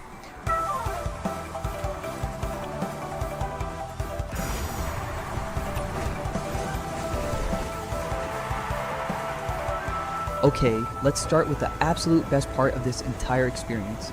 The headline, feature, the Crossworlds mechanic. And let me be clear, this is not a gimmick. This is a game changer. The trailers don't do it justice. You start a race on what feels like a fairly standard version of Emerald Hill. You're learning the turns, you're finding your racing line, you're getting into a groove for lap 1. Then, as you cross the finish line to start lap 2, the sky rips open. The track in front of you deconstructs. This gameplay is pissing me off. What is this IGN ass gameplay? Like, bro's just driving. Bro, like, does bro have auto drive on and just auto turn on, and he's just fucking letting the game play for him? And rebuilds itself. It's for life says. The green grass. What is this gameplay, purple industrial bro? sludge. Gentle I'm slopes getting mad become just tight, by watching him. 90-degree corners and hazards you weren't expecting. Your entire muscle memory from the first lap is thrown out the window. That corner you were drifting perfectly, it's gone. That straightaway, where you use your boost, it's now a series of winding turns. It forces you to be constantly alert, constantly adapting. But the real magic happens on the final lap of a Grand Prix. The game takes elements from all 3 of the previous tracks and mashes them together into a chaotic greatest hits finale. You'll be boosting through a loop from Emerald Hill that suddenly dumps you onto a floating platform from the Persona-themed Joker track, before transitioning into a hazardous stretch from Chemical Plant. It's for life says. It is, without He's a not doubt, drifting, one what of the the fuck? coolest things I've seen in this genre. It ensures that no race ever feels truly repetitive. From a design perspective, it's brilliant. It addresses the core issue of track fatigue that can set in after you've played the same course 100 times in other racers. Here, you're essentially playing 3 or 4 different tracks in one. We had moments of genuine awe watching these transitions happen in real time. It's a fantastic concept, and the execution of the visual spectacle is a 10 out of 10. If the entire game was built to this standard, we'd be looking at a masterpiece, but it isn't. So, beyond that core mechanic, what else did we like? Well, the amount of content available in just this network test was pretty impressive. The character roster is solid, pulling from a good range of the Sonic universe, and the inclusion of Joker from Persona 5 as a crossover character right out of the gate was a great touch. He fits the slick, stylish vibe of the menus and UI perfectly. But the real star of the show here is the vehicle customization. This isn't just cosmetic. This is a deep, granular system that genuinely affects how you play. We're talking front parts, rear parts, wings, tires, horns, you name it. Each part modifies your stats. Top speed, acceleration, handling, boost, and a new cross stat which seems to affect how well you do in the Crossworlds sections. We spent a solid hour just in the garage building different karts. We made a high acceleration Tails build with garbage top speed designed to get out in front early. It worked until we got to a long straightaway and everyone blew past us. Then we built an absolute tank for Knuckles. All top speed and boost, but it handled like a boat. Finding that perfect balance for your playstyle feels like a mini game in itself, and it adds a strategic layer of depth that's genuinely welcome. You can save your loadouts, and we can see ourselves having specific builds for specific types of tracks or events in the full game. Major props to the developers for this system. It's a huge step up from previous games. We also have to give a shout out to the Grand Prix mode's rival system. In between races, your main rival will pop up and trash talk you. It's a small thing, but having Shadow show up and tell me my performance was pathetic after I beat him gave the mode so much more personality. It's a fantastic little touch. Okay, let's get into the part of the game that had us the most conflicted and honestly the most frustrated. The core driving. How do I put this? The handling in Sonic Racing. Crossworlds feels wrong. It's What? I was just wait. That's why I didn't say anything. Let me just wait. I'm like, let me just wait. Right now, he's not saying anything wrong. But let me just wait until this dude starts fucking saying some dumbass shit. X4Life says. What the fuck? No, it does not. You don't know how to fucking drive. Bro. Oh my god. Oh my fucking god. Be for fucking real, bro. Be for fucking real. X4Life says. It's like if I'm driving on the interstate out there in the Belt Parkway, you're swerving to me and I get an accident. Like, bro, what the fuck is he yapping about? What the fuck are he? What is this dude yapping about? Like, legitimately, what the fuck is he talking about? Say, oh, the driving in this game is ass. No, you're just ass. It's not the game. It's you. You are specifically ass. After coming, listen. After playing Super Circuit, I will not bitch about any other game having shitty ass driving. All right. During Super, I am grateful for whatever the fuck game I play after that has some good ass driving. I play games with shitty ass driving. This game, trying to say this game has shitty ass driving, you're fucking smoking. You're fucking smoking. This game does not have shitty ass driving. He has shitty ass driving. It's not the game. He's trying to put his Johns on the fucking game. No, it's not the game. It's you. Your driving is complete dog shit. It's like he's like, what are you doing? Are you playing the game while beating your meat or some shit? Like, is he playing the game with one hand? That's honestly what it seems like. It seems like he just has auto accelerate on and auto drive on, and then he's just beating his dick with one hand on his fucking controller steering. Like, what the fuck? Like, come on, man. Like, be for fucking real, bro. You know what? Like, be for fucking real. I can't. Can I not? I was about to say, like, what the fuck? I can't dislike the video. What the fuck is he talking about? It's floaty. It's slippery. There's a slippery. Nah, bro. I play a game with slippery ass driving. This game does not have no slippery ass driving. Shut the fuck up. bizarre disconnect between your speed and the feeling of momentum. We'd be hitting a boost pad, seeing the visual effects flare up, but the cart itself felt like it was gliding through molasses. That's because you're on a handling cart, you fucking idiot. What the fuck? I go through the boost panel and I don't gain any fucking speed. I don't know. It's almost as if there's a fucking boost stat in the fucking game, dumbass. If your car has a shitty ass boost stat, you don't get shit from the fucking boost. X4Life says. I'm honestly gonna crash out. Like, people, yo, see, if you ever feel like you're a fucking dickhead, like, let me just tell you this, chat. If you ever feel like you're a dickhead, like you feel like you're an absolute buffoon, like you're an absolute dumbass, just know that there are people like this in the fucking world that exist. Just be grateful that you're not as dumb as this motherfucker. Because this dude is a dumbass. He's truly dumb. Like, he actually studied to become this stupid. Because this is not regular stupidity. This is stupidity you have to study for. What the fuck is he talking about?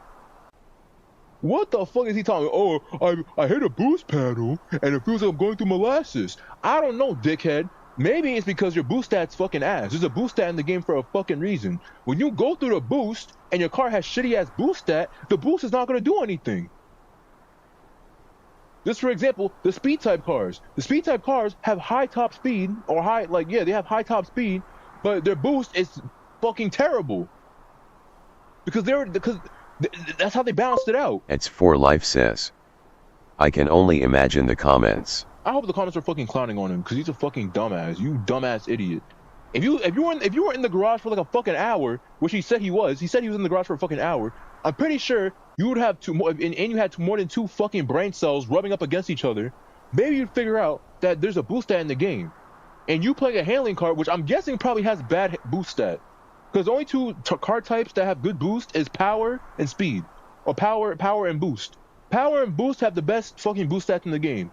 Speed and handling probably don't got that well of a boost stat. So obviously, if you're playing a fucking cart that fucking has terrible ass boost stat, you're gonna go fucking slow as shit. Oh my god, you fucking dickhead. What the hell? There's no weight, no satisfying grip. No! What? As you power slide through a corner. The drifting is a key part of any kart racer, and here it just feels imprecise.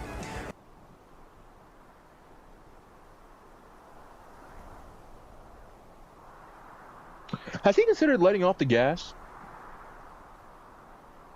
This guy has probably killed This guy, I'm assuming this guy definitely has played Mario Kart World. Assuming he's played Mario Kart World, of course It's doesn't know how for to life drift. says. I'm gonna crash out. You know what'd be funny as fuck? Based on his gameplay and the fact that he probably played Mario Kart World, I'm guessing he doesn't know how to let off the fucking brake. Hey, dumbass, how about have you considered letting off the fucking brake, or hitting the brake, or letting off the fucking gas? I don't know. It's almost like in real life. If you're trying to drift past a corner and you keep holding down the fucking gas, no shit, you're gonna bump into the fucking wall. That's why he said no. You know what? I know exactly why he's saying that, because he doesn't let off the gas. He keeps holding down the fucking gas because he's saying it's slippery. It's only slippery because you don't let go of the fucking gas. If there's a tight ass turn, you fucking let go of the gas and you drift. If there's a wide turn, you hold gas and you drift. If there's a tight ass turn, you let go of the gas and you drift. Are there really people like this in the fucking world? We found ourselves constantly oversteering or understeering.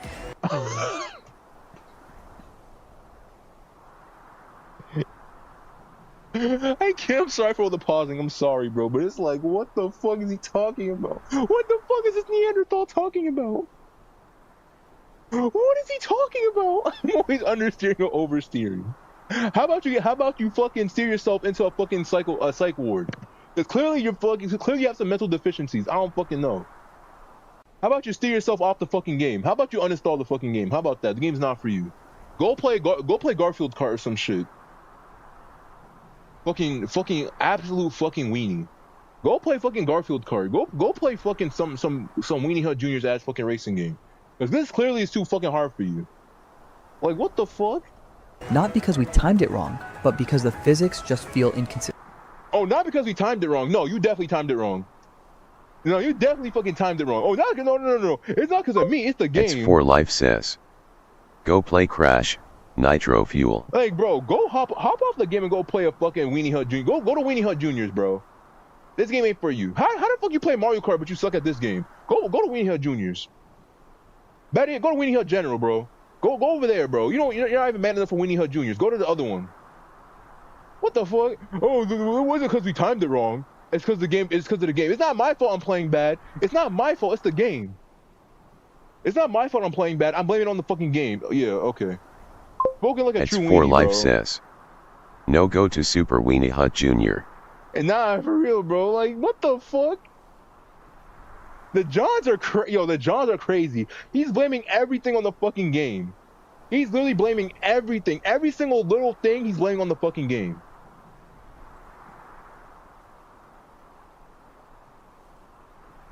He's blaming every single little thing on the fucking game. Literally, he's blaming everything on the fucking game. Oh my god, I can't. I fucking can't. It lacks the tight, responsive, skill-based drift that made Team Sonic Racing. It lacks the tight turning.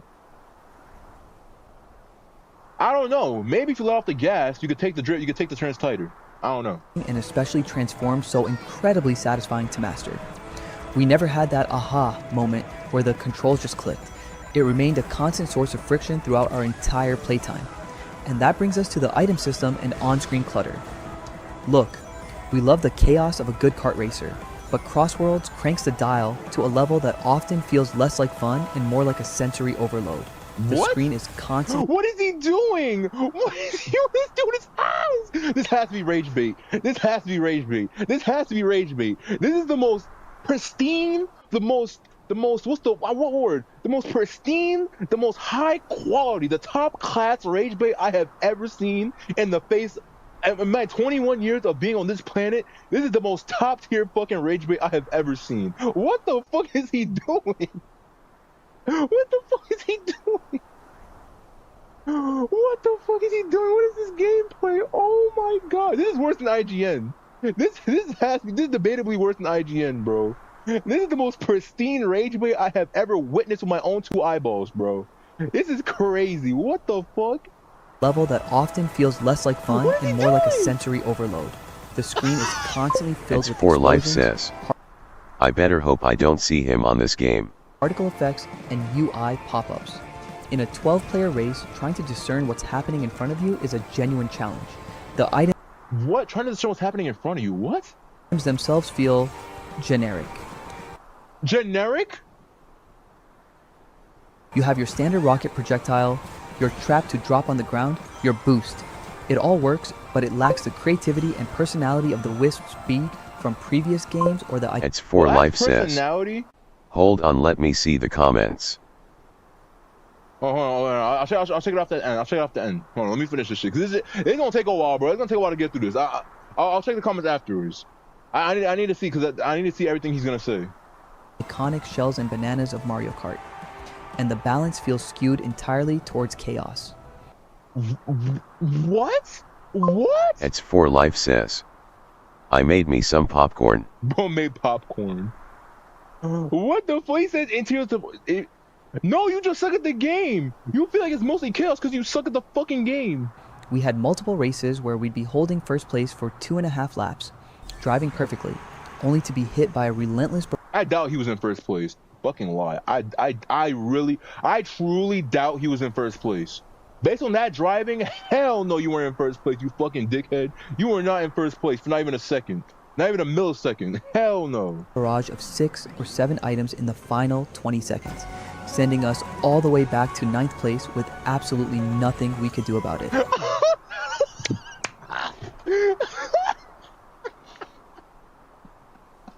Oh yeah, bro. Nah, I told you, bro. You took every turn perfectly.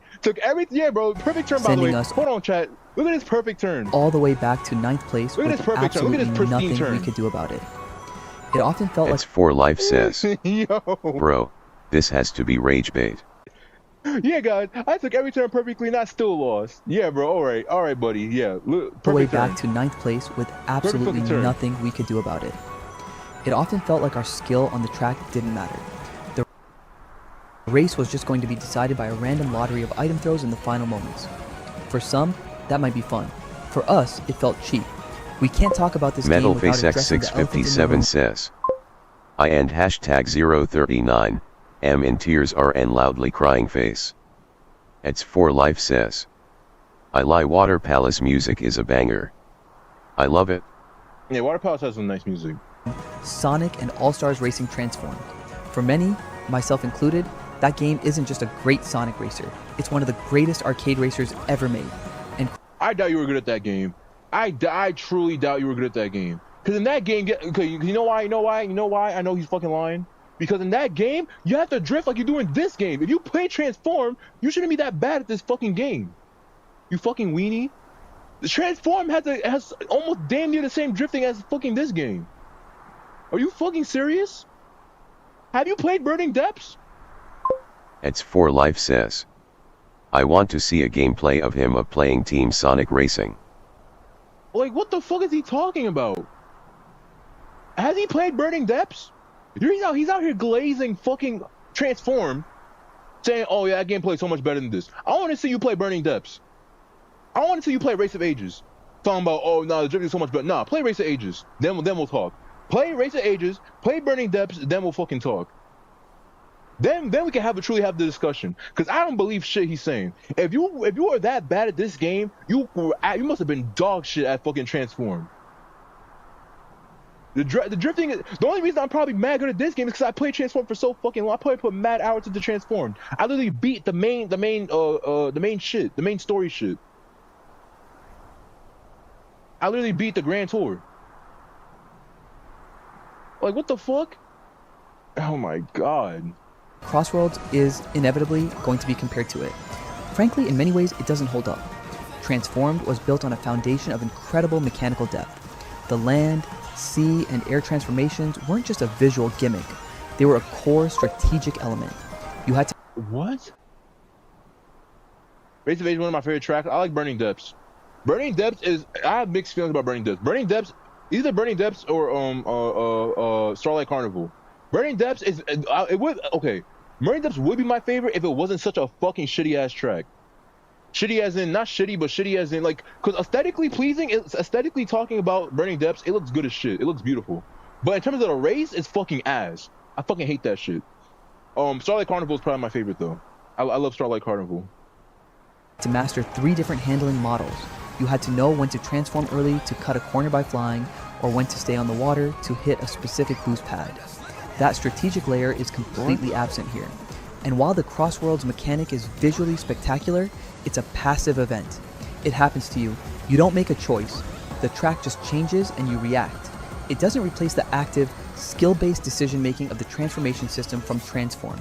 The handling, as we mentioned, is also a massive step back.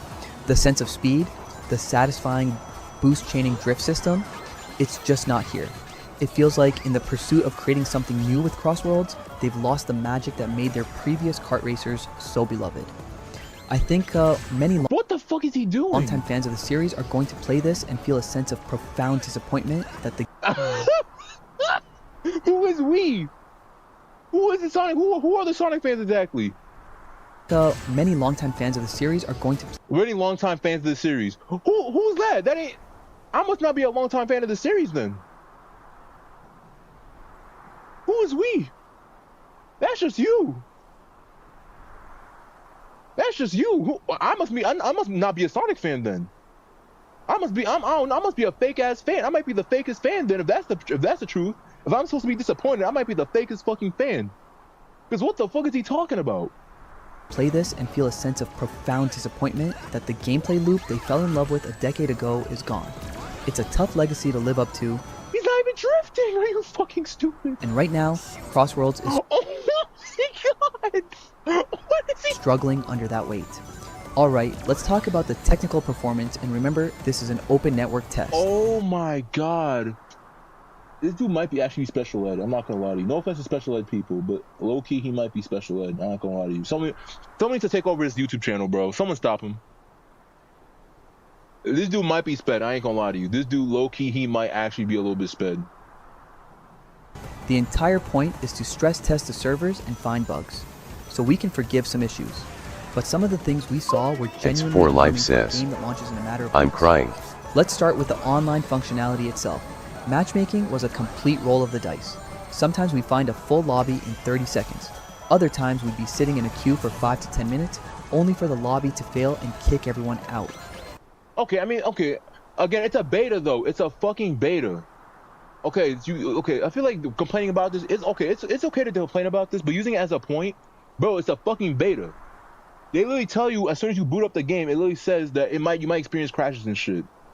So like trying to use this as a oh, this is why this game is not better than Kart World because I kept disconnecting. I'm like, you can't use that as a fucking point. It's not even the full game. It's a beta. It's a fucking beta. They still have like 2 more weeks. It's For Life says. And plus Sega let us know beforehand. That's what I'm saying. They literally on the boot when you boot up the game, it literally says you might experience some crashes because it's not the final it's not the final shit of the game. It's just the demo pretty much. So We experienced numerous disconnects mid-race. Lag was also a noticeable issue, with the opponent carts jittering and jumping around the track. For a test specifically designed to evaluate the network, the results were not encouraging. On PC, the performance was okay. We were running on a fairly high-end rig, and while we could mostly hold a solid frame rate, we noticed significant stuttering and frame drops during the Crossworlds transitions. It seems loading in the next track's assets on the fly is causing some major performance hits. It's For This Life is something says. they absolutely I have not experienced no other player jumping and jittering like that. Only saw that in Kart World. I don't think. I think maybe I saw it like maybe once or twice, maybe. Even then, I'm not entirely sure. But I'm pretty sure all the frame drops I had, I think were my fault. I don't even think it was on the game. I think it was my fault. Because to be honest, on my PC, like obviously when I'm streaming, I have like fucking, I have some things open. Like I have like Discord open. I have like fucking OBS. It takes a lot of GPU. So I don't even think that's the fault of the game. I think it's just my PC because I have a lot of shit running. We have to optimize before launch. But now we have to talk about the Nintendo Switch version. And there's no way to sugarcoat this. In its current state, it is an absolute disaster. Is he talking about the Switch 1 or Switch 2? That's what I want to know. Is he talking about the Switch 1 or Switch 2? If he's talking about the Switch 1, then no shit, obviously, it's going to run like ass. Because, I mean, it's a Switch 1. Switch 1 is like, compared to the Switch 2, the Switch 1 is pretty weak. If he's talking about the Switch 2, I don't know what he's talking about. Because I played longer on the Switch 2 than with the Switch 1, than with my PC. Talking about Switch 1? Alright. That's a fine criticism then. But again, it's the beta. It's not the final game. But like no shit is gonna run like as on the Switch 1. The Switch 1 is weak as fuck. That's a no-brainer. That's a fucking no-brainer. It's a Switch 1. Everything runs like shit on Minecraft runs shit on the Switch 1. Like, be for real. The Switch 1's weak. Be for real. The game targets 30 frames per second, and it struggles constantly to even maintain that. The moment more than a few racers are on screen with items going off, the frame rate tanks. It becomes a choppy, stuttering mess that is genuinely difficult to play. The input lag feels significantly higher than on other platforms, making the already tricky handling even more frustrating. And visually, it's a huge downgrade. We're talking blurry textures, aggressive pop-in of environmental details, and a resolution that often looks sub-HD. It looks and feels like a port that the hardware is just not capable of running properly. This is made so much worse by the news that Sega is planning a separate, paid upgrade version for the Switch 2 down the line. So they're launching this version, which feels borderline unacceptable, and asking current Switch owners to buy it with the knowledge that a better version is coming later that they'll have to pay for again.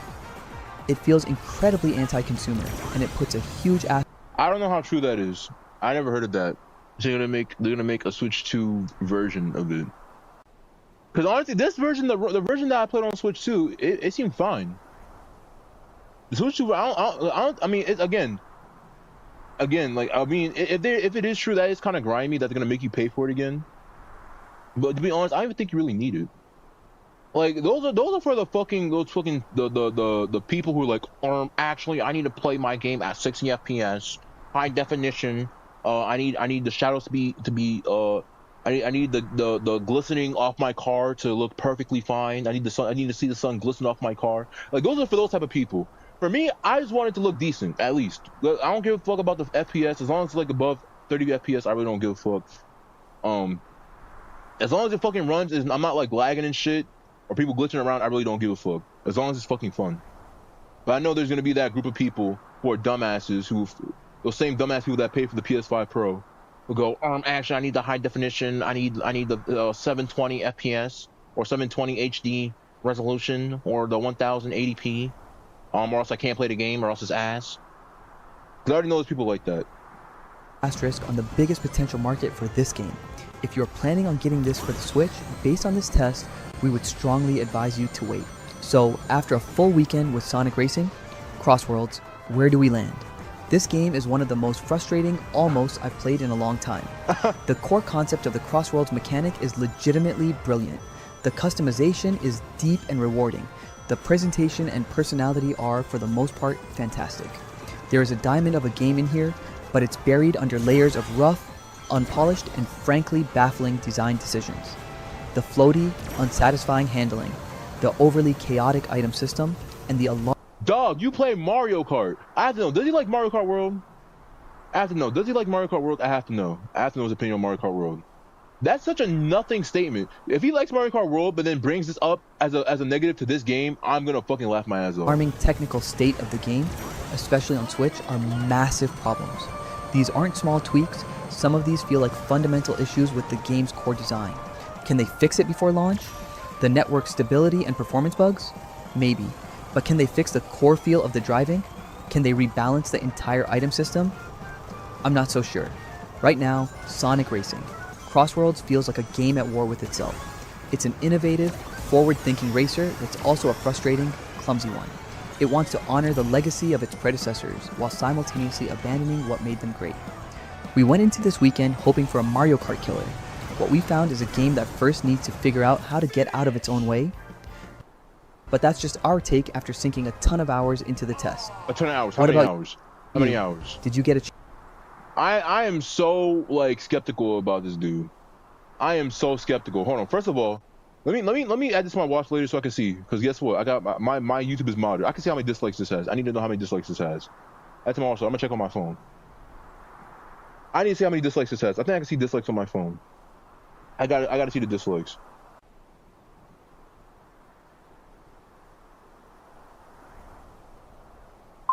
Metalface X657 says, gameplay like that I cannot take you seriously.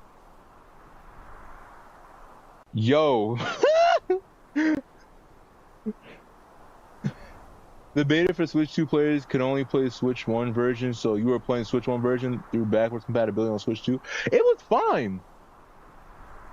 If I was playing Switch 1 version, the Switch 1 version was fine. Yeah, it was fine. I got legendary rank on that shit. You know how many hours I put into the Switch version? That was fine. What the fuck is he bitching about? What the fuck? But yeah, the video I had, because you can't see likes on YouTube. My YouTube is modded. So this video has 21 dislikes, including my dislike. It has 21 dislikes and 36 likes. I feel like this video is low-key fake. How the fuck you have 8.96k subscribers, but you only have like fucking how many views? 1.5k views? You should have way more dislikes.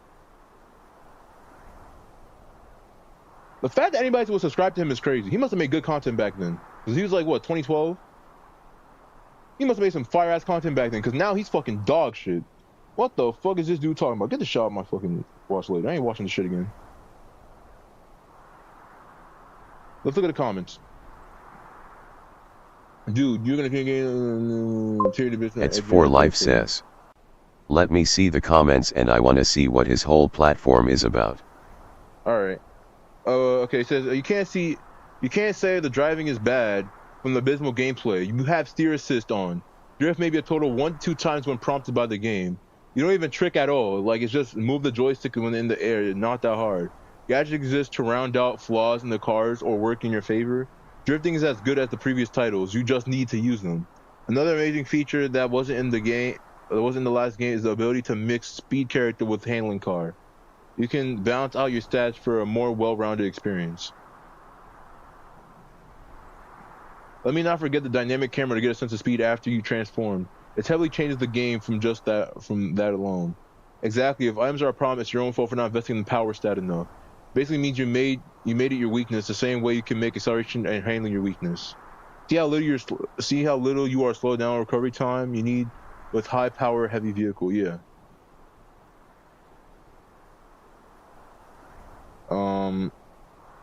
For someone who's like a ton of hours in the game, you haven't managed to unlock your entire gadget card, which takes 5 races per slot, or learn to drift or do air tricks, or name stages that actually exist in the. That's what I'm saying, bro. Loki. I feel like this dude's. I think this dude's rage baiting.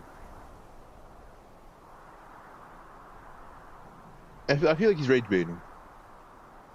I feel like he's fucking rage baiting. Talk shit about the game. Okay, I'll look at that one in a second. No tricks, no idea how to use them correctly, items correctly, assist on, no drifting, y'all terrible. Literally none of those tracks you mentioned exist. Exactly. Has this dude actually played the game? He might be fake as fuck. I don't think this guy actually played the game. Because I forgot, I was gonna bring this up. I didn't bring it up. Bro was talking about Persona 5 map. There is no Persona 5 map. What is he talking about? Okay, even if he was trying to rage bait, you know, you would at least watch enough people, even if you didn't play the game, you'd watch enough to be like, okay, yeah, there's no Persona 5 map. What the fuck is he talking about? Why do people cry high when it's a stat? Unless you invest to make that stat high, it's not supposed to be tight and highly responsive. Seems more like a skill issue or simply not wanting to give up any speed, acceleration, and power for it. Just trying like most folks that do not understand the game, expecting extreme gear to control as well as other racers, ignoring the entire gadget system. and not play the game longer than the runtime of his video is clear signs of trolls. That's what I'm saying. He has to be a troll. He's rage baiting for interaction.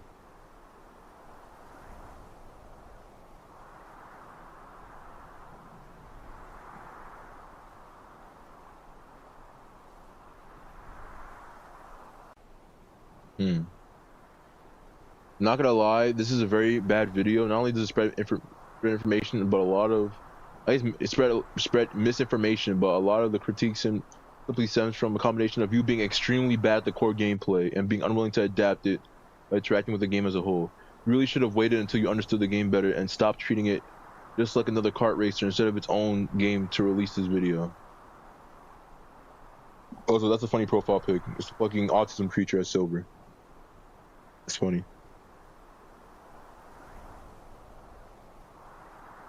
Whoever is playing this trash at the game, the audacity you have to complain about controls when you clearly don't understand how to play kart racers. That's what I'm saying. I doubt he played Transform. I really doubt he played Transform, because the fact he's bitching about this game and he's glazing Transformed, he didn't play that game, or else he would have been bitching about that game too. No game in history of the medium has managed to deliver on the promise of killing another franchise. That's just not how it works. What the fuck is this background gaming? It's for life says. I wanna see how he drives in Kart World. I'm looking. If he even plays Kart World, he might be lying. That's what John never clicked. You had autopilot on this whole time. Tons of factual errors. You completely misunderstood how the crossing mechanic works, pulling some of the track names out of God knows where. And complaining about Switch version when Switch 2 is on the way, and the Switch, and with Switch, it's a miracle that an UE 5.4 game runs on it at all. Yes, Unreal Engine 5. The Switch 2 version will be $70.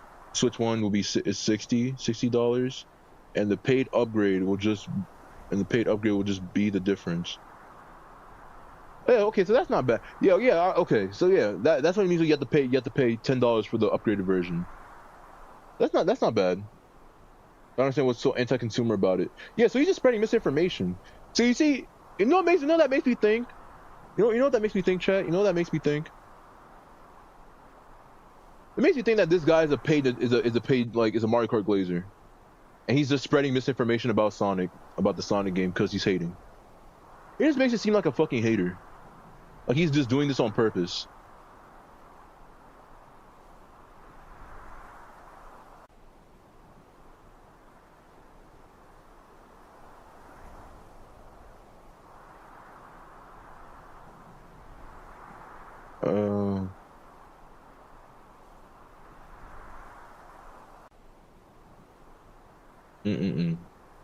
Let me see his channel real quick. Let me see.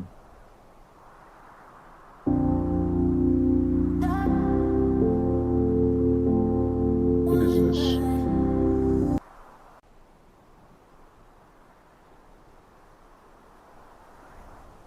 What is he playing? What is he playing? Does he even play kart? Oh, let me see his videos. Does he even play kart? Does he even play Mario Kart? What is this? He plays Bloodborne. Let me see his. I want to see his gameplay in other games. I need to see this shit. Is he actually cracking other games, or does he suck at every game? I want to see this shit. Let me see this shit. Let me see this shit. I just want to see him fight a boss real quick or some shit. Let me see. What a mess. Unnerved by a few beasts.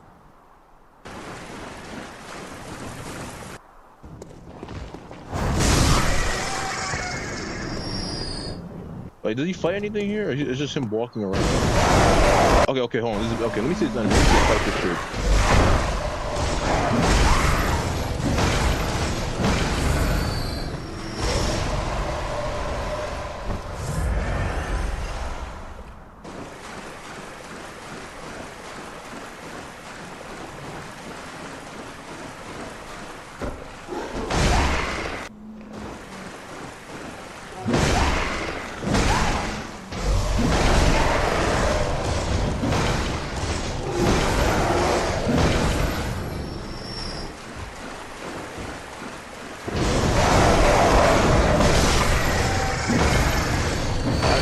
need to see him fight a boss.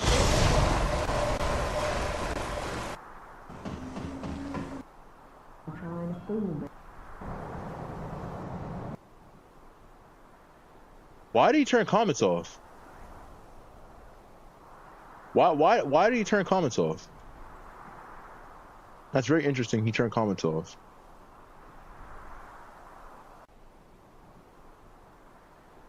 I'm just very curious. I want to see how he plays other games.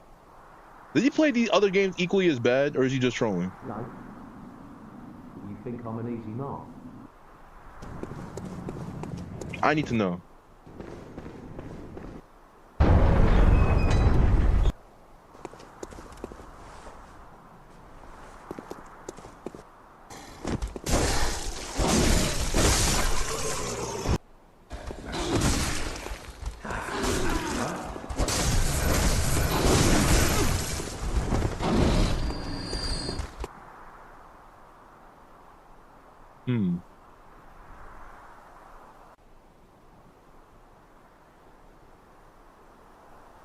This is 11 years ago? What game is that?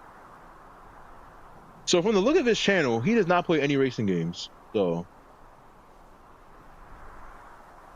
the dude played Metal Gear Revengeance. I need to see him fight Monsoon. I need to see him fight Monsoon. I need to see how I need to know if he's fucking trolling or not. Is he actually trolling? I need to see him fight Monsoon. I misjudged you. Let me see. Let me see him fight Monsoon.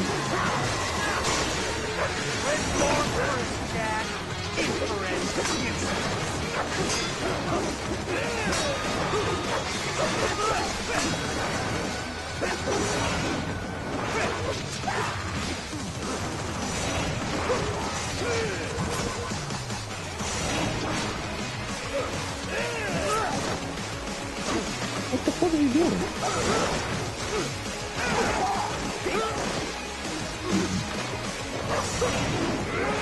What the fuck is he doing? What? Wait, what the fuck is he doing?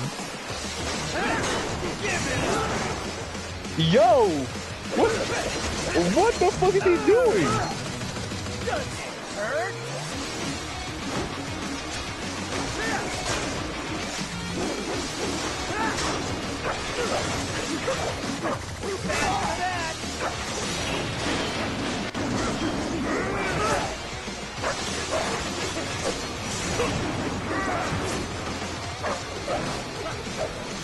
What is he hitting? Yo, what is he doing? Oh no, he does that every game. Holy shit! It's not just cards. It's not just racing games. He sucks. These games, but he's getting parries. I can't tell if this dude's ass or not. He's getting parries. He's parrying all of his shit, but he's like running around doing random ass bullshit. What the fuck?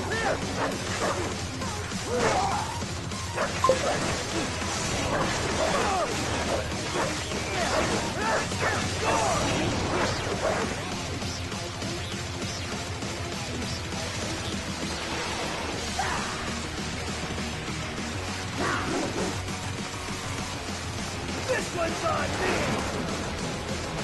Let me see.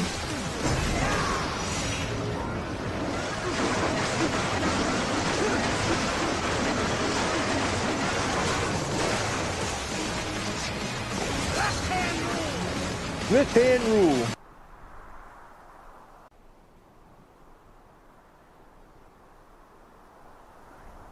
Yeah, I don't know. This dude's looking might be a little bit sped. I don't know what the fuck's wrong with this guy. This guy clearly doesn't play racing games though, so it makes sense he's fucking ass. He plays a bunch of like I don't even know what to call it.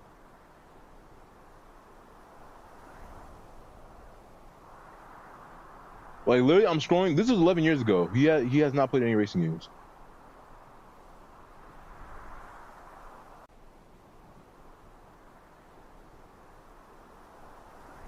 Yeah, I don't know what the fuck's wrong with this guy. This guy don't play no fucking racing games. Complaining about racing games when you never played a racing game before. It's crazy. That's like me bitching about Dark Souls when I never played a fucking Dark Souls game before. Like, I mean, obviously I'm a bitch about it, but I'm not gonna be like, oh, this game sucks. It's this game's fault. I'm not after the game. Like, at least if I'm gonna play a Dark Souls game, right, and I'm after the game, I'm not gonna blame the fucking game. I'm gonna still bitch about it, but I can admit, like, okay, yeah, I just suck at the game. I'll probably get better. You know what I'm saying? But this dude's just like, oh, nah, I'm not mad at the game. It's the game that sucks. It's the game that sucks. It's not me. Oh. Okay, we're gonna watch that in a second. What is this? You said Knights is in the game? I mean, I don't really give a shit about Knights, but that's cool. Oh man, you know. The fuck? Is it the same link? You said the same link twice.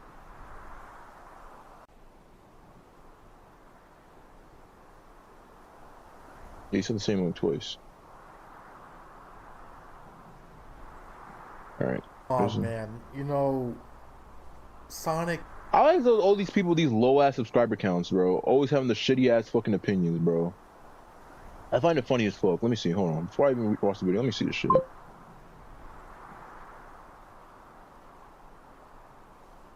It's garbage. All right. At least he has one good take. At least he has one. He's not completely. Sonic Crossroads is a clusterfuck of autism. Garbage. Assuming Miku Rage Crossroads is garbage. Is this a rage bait channel? Matt, is it just him calling things ass? Stop watching Senpai. You never. Why is the channel so negative?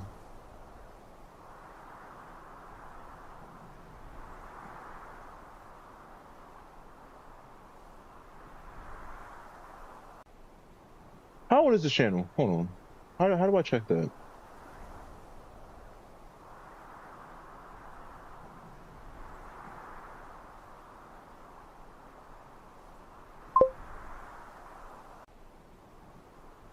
Try that one. Yeah, hold on.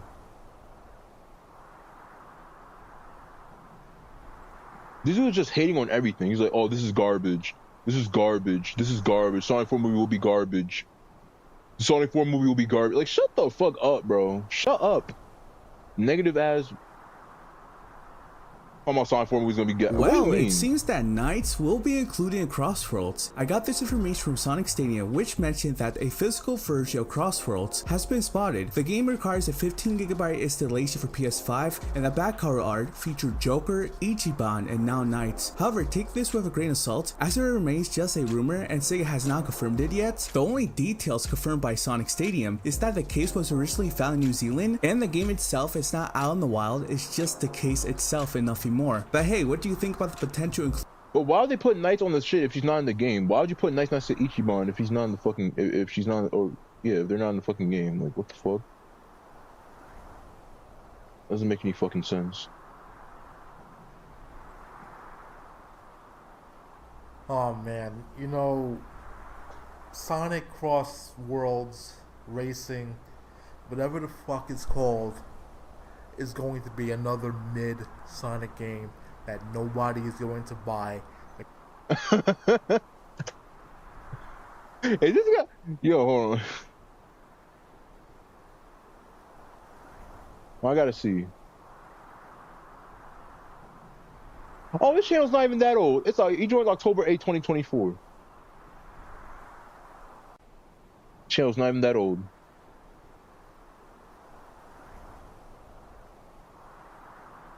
Alright, go back to the video. There's no Sega characters. There's no Sega characters in my Sonic racing game. Okay? Sonic All-Stars Racing and Sonic All-Stars Racing Transformed were phenomenal games. Why does this guy sound sped, bro? I ain't gonna lie. I don't mean to be to throw personal attacks, but like the way he just sounds like a I don't know what to call it, bro. You sound like a fucking you sound like a dumbass. The way he's talking, it sounds like a fucking dumbass. Not to show his accent or something or whatever the fuck. It's just the way he's talking, and he just sounds like a fucking like a dumbass, like a Discord mod or whatever the fuck. No offense to my Discord mods, y'all are awesome. No offense, but I mean like what people typically call a Discord mod, not y'all. Y'all actually cool. And people bought them for the Sega characters, not for the Sonic characters. They bought them for the Sega characters to relive their childhood. But all this Sonic spamming, all this, you know, nostalgia baiting the Sonic fangs. Sonic fangs? No, okay, yeah. This dude's definitely sped. I'm sorry. What the fuck? Like what the hell is this shit? What the hell is this shit? Okay, the game looks mid as fuck. It looks mid as fuck. It looks like a Mario Kart rip. A Mario Kart. Oh, okay. This was 6 months ago. Okay, this was 6 months ago. I want to see this dude's opinion now. This is way before. I want to see his opinion now. After playing, he's probably still gonna say it's ass because now he can't back out. After talking all this shit, he can't back out. He has to double down. He's probably gonna still say that's ass. Well, it looks like a reskin of Team Sonic Racing. It looks like an asset flip. That's what this shit looks like. But I'm not gonna hold him too hard against it because I thought it was also gonna be like, I didn't say it was gonna be ass, but I was kind of worried about it. I'm not gonna lie. Initially, before I even played this game, I was a little bit worried. I was like, yo, this low-key kind of looks like Team Sonic Racing. I ain't gonna lie to you. So I was a little bit worried, but I wasn't like actively shitting on it. I was just a little bit worried. I was like, I hope it's not fucking mid. This shit looks like garbage, dude. This shit looks like X4 Life says, okay, I will not be same buying here, I this was a fucking little game. skeptical about this I game. will not be buying this game. Okay? Get the fuck out of here. Where are all the Sega characters? Where's Kiryu? Where's Vice? Where's Joe Musashi? Where's Joe? So what? You're complaining about the character? So basically, you're bitching about the character roster. I mean, the character roster is not that. It's not that bad. Like, I understand you want like all the other old characters back. Don't get me wrong. Like, you know what I'm saying? Like Joe Musashi, fucking Knights, fucking even from Sega All Stars Racing, like fucking like the Bonanza Brothers, Zobio and Zobiko. You know what I'm saying? I like the characters, but you can't just fucking start just shitting on the fucking game because it doesn't have your favorite character in it. Like, what the fuck? Ooh la la. Like, cause does it have ooh la la in the fucking game? Like, are you dead ass, bro? Like, don't get me wrong, I understand, but it's like, there's not a reason to just go fucking ape shit. Like, where are all the Sega characters, dude? Nobody wants this crap. Nobody wants this shit. And it's just not even good, dude. It's just Sonic and All-Stars Racing without the Sega characters. And you got Sonic doing all these shitty, stupid, retarded-looking tricks in his cars. It's like... What? What are you complaining about? You're just bitching just a bitch. What do you mean? What is he talking about? Oh, he's doing all these retarded ass tricks in his car. Is that supposed to wow me? Is that supposed to get me This excited? is Is mad that supposed to get negative. me on board for this extremely mid-looking Sonic game? Just complete trash. Same exact gameplay as Team Sonic Racing, dude. At least with Sonic and All-Stars Racing Transformed, not only you had the Sega characters, but you had boats. They were racing in boats. They were racing in planes. Are you okay? Okay, is he actually slow as fuck? Is he actually stupid? Is he actually stupid? At least in Sonic All-Stars Racing Transformed, we had boats. We have planes. Hey, dumbass. This game also has boats and also has planes. What the actual fuck is your point?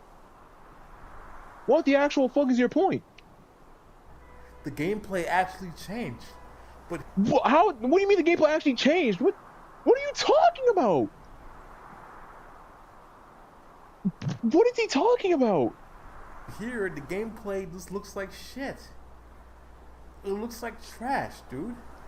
You just He's literally saying, oh, at least Transformed had boats and planes. But this game apparently doesn't have boats and planes, so it's ass, even though there's literally boats and planes in this game. This guy doesn't know what he's talking about. This guy is low-key sped. I like how he's going this game retarded, but he's saying all this dumbass shit. I find that very ironic. Very, very ironic. Hashing old Sonic content and trying to pass it off as new. It's just complete garbage, dude. Nobody wants these Sonic racing games. I don't care that you brought back Jet the Hawk and you brought back the hoverboards. Who gives a shit? What? Saying nobody cares about the Extreme Gear coming back? Do you know how many people love? Like, I haven't played fucking Free Riders or anything, but you know how many people fucking love Free Riders? I've heard so many people talk about how much they love Free Riders. Saying that no one gives a shit is fucking so disingenuous. That is so disingenuous. I've heard so many people glazing that fucking game. fucking Free Riders. I have not set foot in that game. I really haven't touched that game at all. But I've heard so many things about that fucking game. Saying nobody cares about fucking Extreme Gear is fucking crazy. Who gives a shit? Okay, dude. We want the Sega characters. MetalFaceX657 says, That's what we want. Free Riders sucks. I don't know. I heard differently. I heard a lot of people say they like it. I don't know. Maybe I don't know. Maybe now I don't know. Things have changed, but I don't know. I've heard varying things about the game. Some people had positive outlook on the fucking game. I heard a few negative shits, but I don't know. Dude. To be honest, I haven't touched the game at all, so I wouldn't know. That's just what I've been hearing. No, we don't want this Mario Kart looking rip-off of a... Mario Kart looking rip-off. Episode 7. Wait, first of all, hold on. Let's try this one. What is this? Well, it seems that... Okay, you already showed me this one.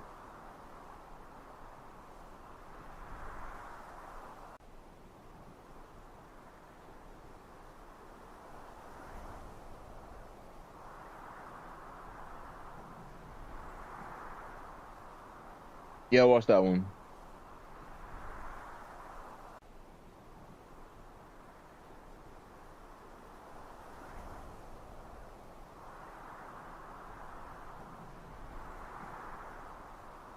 I did already watch that one. Yo, holy shit, there's so many fucking dumbasses. The fuck? Yeah, there's so many fucking dumbasses, bro. I don't know, that's what I'm saying, bro. There's two types of fucking Sonic Crossworld haters. There's the Mario Kart It's for life says. Honestly, all these people that are coming out making these fucking videos, they feel insecure cause they know that Mario Kart is finally being challenged. Nah, bro. That's what I'm saying. I feel like they just feel personally attacked. Because Mario Kart is actually putting up a challenge. That's what I think it is. I think you just feel personally attacked. The thing is that I want Mario Kart to be better. I love Mario Kart and I want it to be better, but like I'm not gonna defend the shitty ass game. I'm gonna be real with you. I love Mario Kart, but if it's shitty, I'm not gonna fucking defend that shit.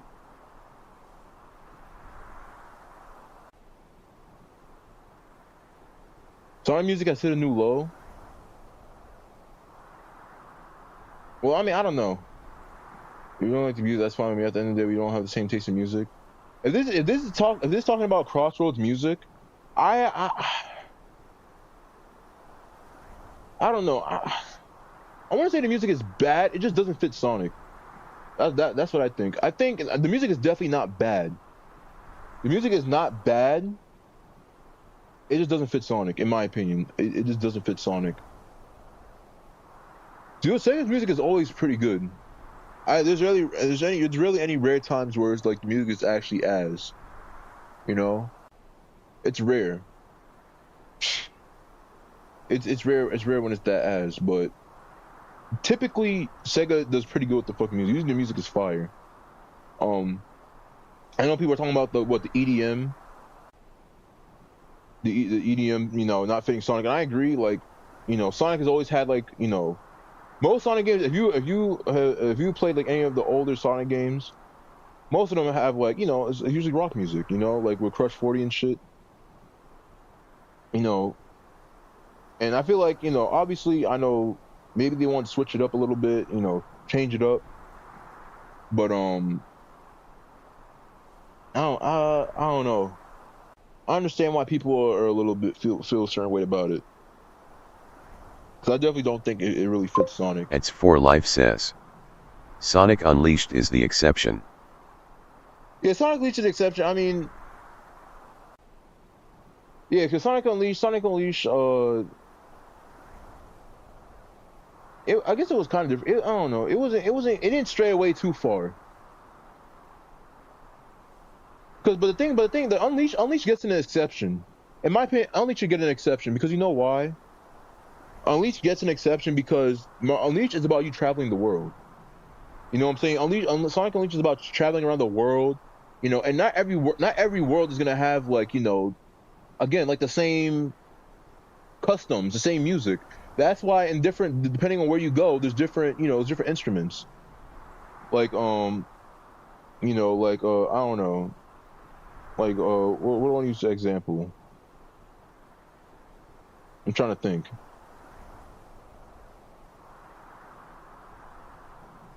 Like how, like Rooftop Run.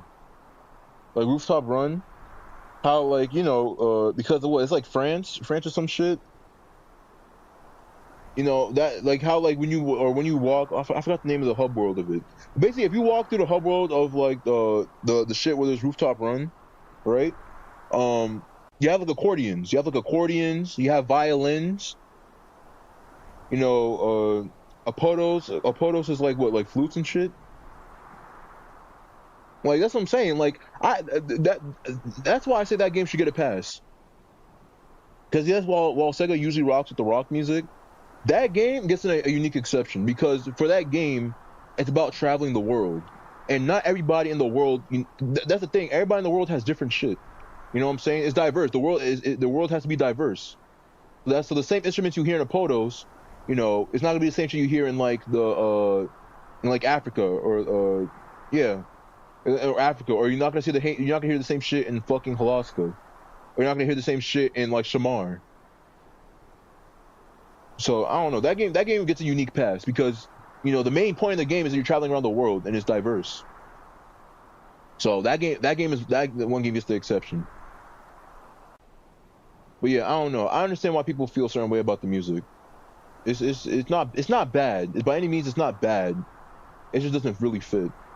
Hey, what's up guys, it's Unleashed here today, and we are back with another video on overpriced racing.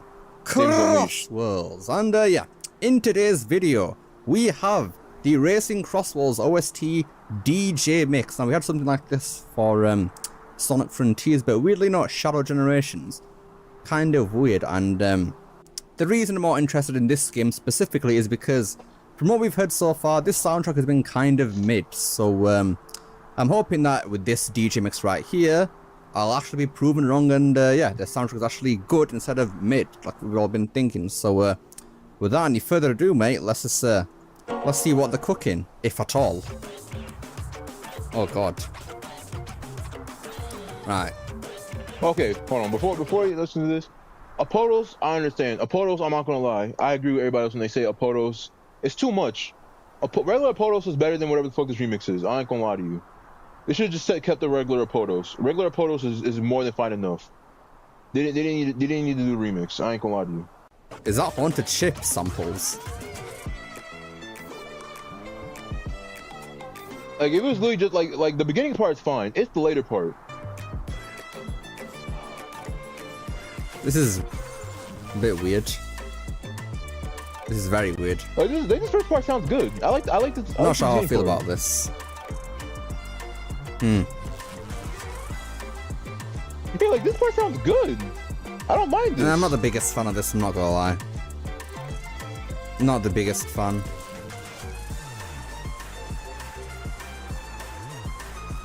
Yeah, I'm not a fan, to be honest. I think my issue with this one is that they add a lot of random noises in the background. I actually thought it was pretty good. For me, the beginning, like this whole beginning section up till now, I think it sounds good. It's the later part. It's the later part that's kind of like, yeah. It's the later part. Like, but up till now, it's for life says. But half of it was too much bumping. That's what I'm saying. Yeah. Cool, but then they keep the main original lead from the straight original without changing it. Yeah, it's this part.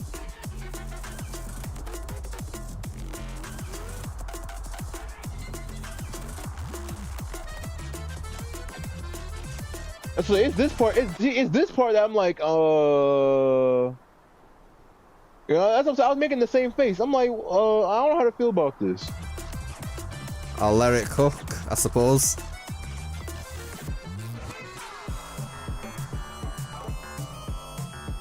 The hell is going on? It's for life says. What is this music? Yeah, that part I hate. Why the hell are we going to Genesis music now? What the hell is going on? Okay, now we're gonna transition to the next song now.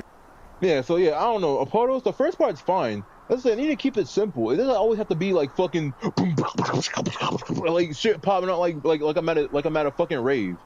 It don't always gotta be like I'm at a fucking party or a rave or some shit. You know what I'm saying? Like the beginning part was fine. I actually like the beginning part. It's different, but it's not too different. You know what I'm saying? It kind of sticks to the main, the main music. But then the later part is just like fucking. It just goes to like fucking a rave.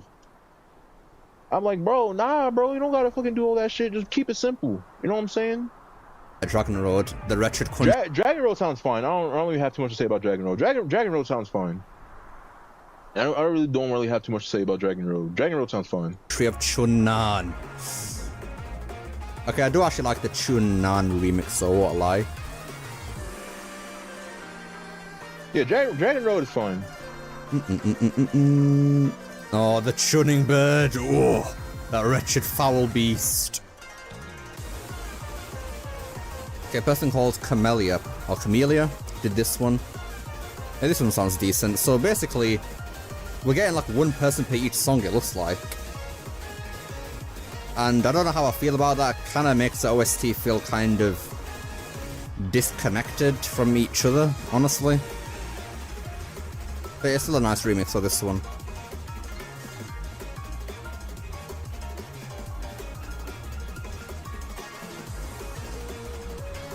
Okay, yeah, this is still Heat, yeah. Apatos is made. This was pretty good, I do like this remix. The bird. Whoa. Love all that popping on the $70 game right there. It's pretty good. Alright, what's next? Right. Okay. This one. Toriana did this one. This is Galactic Parade. I didn't see the name. Galactic Parade. Hopefully I like this one. That's a shame because this sounds kind of mid so far from the gameplay we've seen of it and this.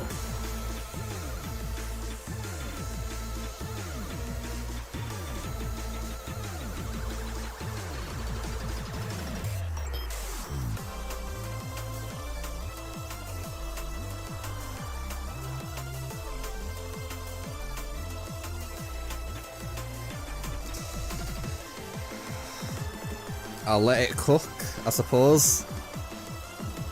I'm not impressed so far, as you can already tell. Definitely not impressed.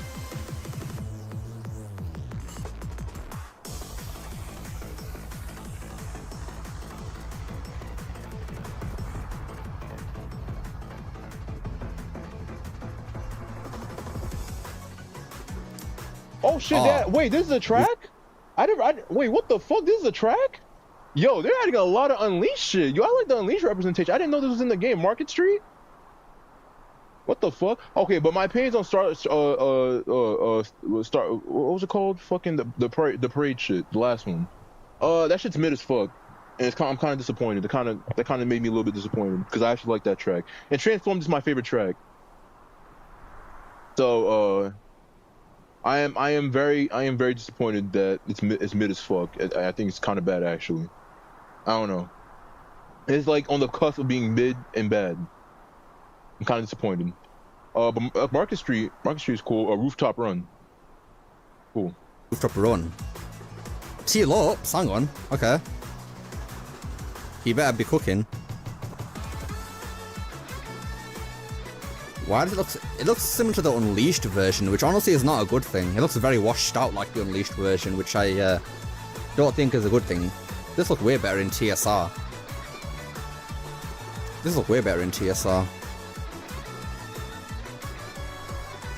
remix is okay.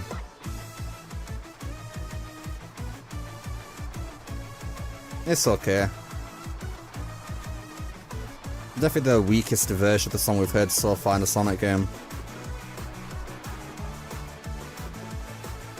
Can't lie though, I think we've had too much Unleashed in this game, and obviously I'm in the Unleashed guy, so when I'm saying that, you know that something's wrong. I don't mind the Unleashed shit. I don't mind the Unleashed representation. Unleashed has a lot of good shit. I don't mind the Unleashed. It's just the music, bro. Like, don't bring back Unleashed and give it shitty ass music, bro. Come on, man. Like, that game has debatably some of the best fucking music, and then you bring it into this game and you give it some shitty ass fucking music. That shit kind of pisses me off low key. That shit kind of irks my nerves a little bit. Was it the 4th Unleashed track in this game? And we haven't seen any SA1, Sonic 06. Sweet Mountain. Right, Nanobi. Okay, random person.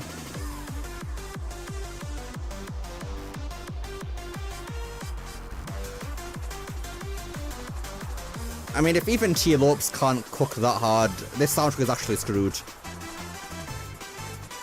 This soundtrack might actually be mid. Is Wonder Museum gonna be the only good song in the game? The only good one so far is Dragon Road. Why is it the Mania trumpets there? Where's is the pirate guy here from fucking Sonic Colors? Is it the pirate This boss? part's alright.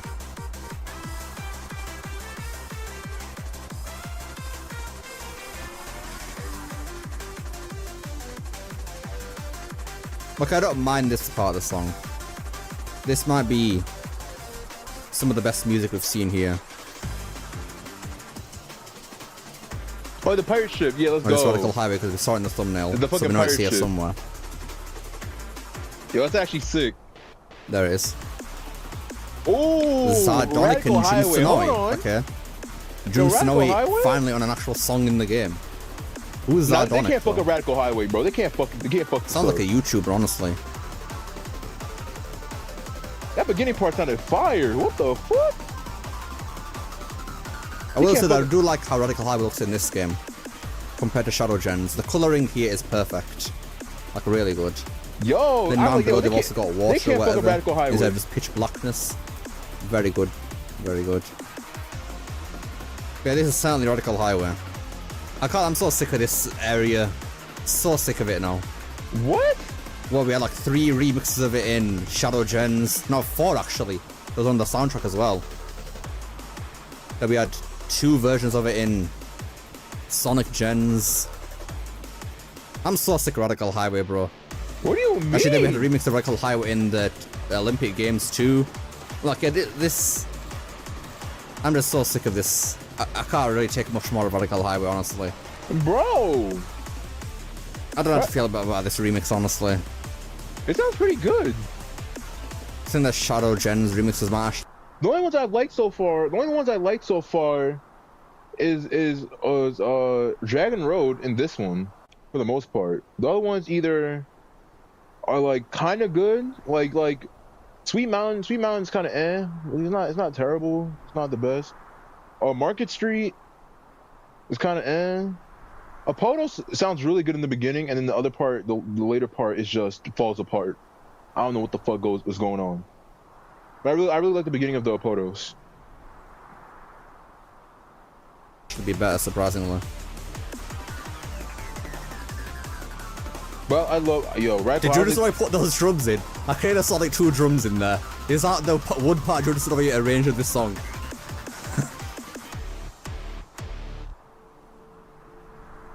So yeah, the verdict is that the soundtrack is actually gonna kind of suck. That did not convince me that it was gonna be good at all. If even Tia Lopes could even cook anything, there's no hope for this soundtrack, except for one song, which is Wonder Museum. That was extremely... I forgot. Yeah, Wonder Museum. Yo, Wonder Museum is really fucking good. Wonder Museum is really fucking good. Halaska is fine.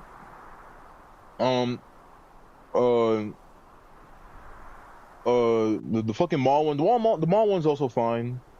Apollo's is kind of the beginning part is fine. The last part is kind of like that's what's going on. Sweet Mountain's kind of mid. It's kind of like Market Street's kind of Starlight Carnival is fucking damn near trash. Radical Highway is pretty good. But yeah, most of the soundtracks in this game are kind of just fucking shitty, which is kind of sad.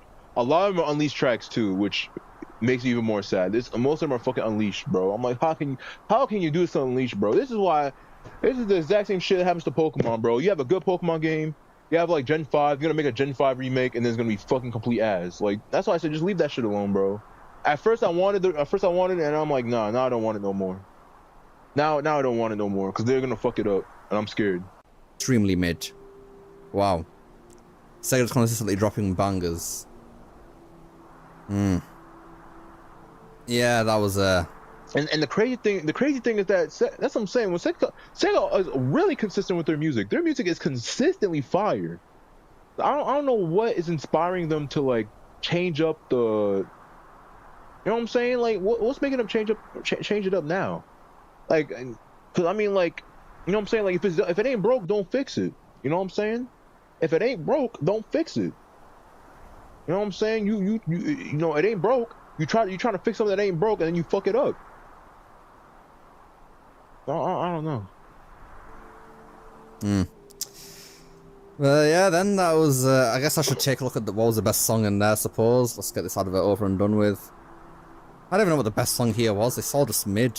Dragon Road. I guess Dragon Road was the best song here. I think that was actually one good song in here. So I gotta watch that one too. There's this one.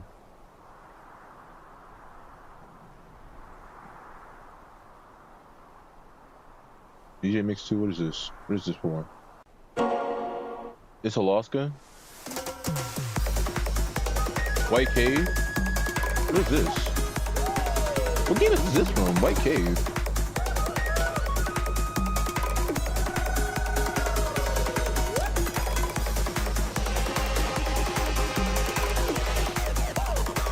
I don't know what game this is from. Oh yeah, I didn't play Riders. This sounds kind of good though. This sounds kind of good though. Hold on. What the fuck?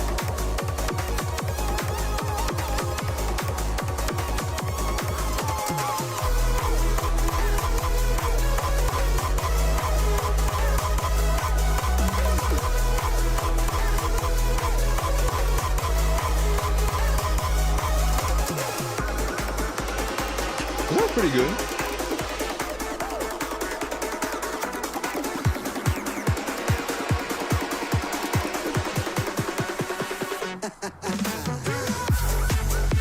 Oh, yeah, Sand Road. I forgot. Yo, Sand Road's a fucking banger.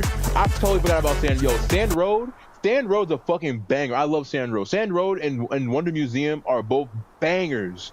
Bangers. These two are fucking good at golden shit.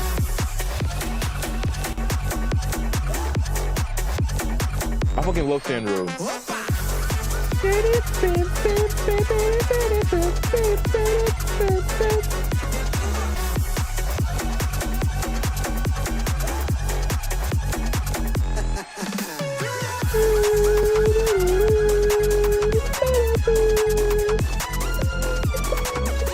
Yo, Sand Road is fucking perfect.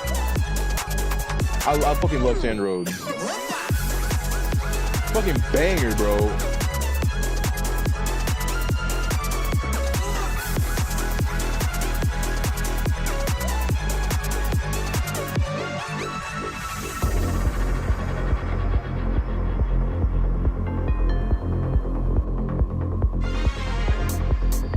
What else do I actually want to listen to? I really pay attention too much of it while playing the beta.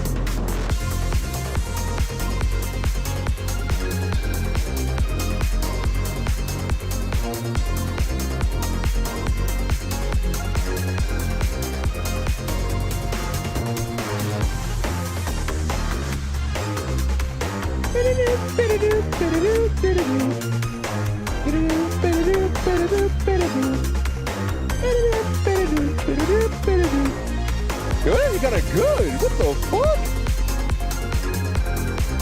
Yo.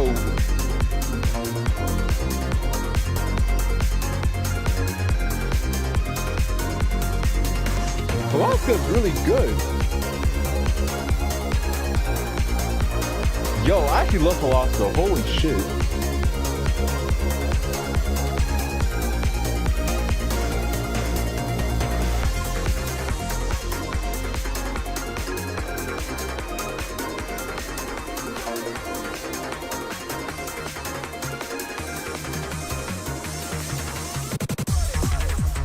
Hidden World.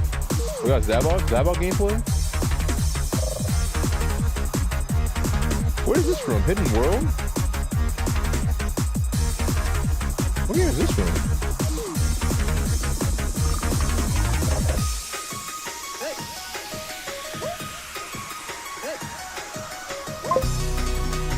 Lost World? Really? Why have we Lost World on the wall?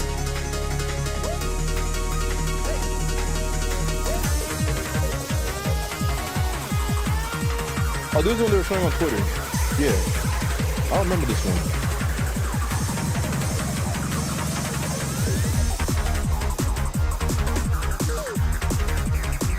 This doesn't sound that bad. This one sounds alright.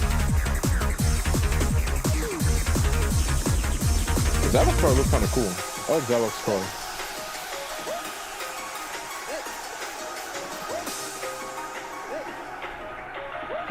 All these sound really good. Oh, Kronos Island. Oh, let me listen to this one.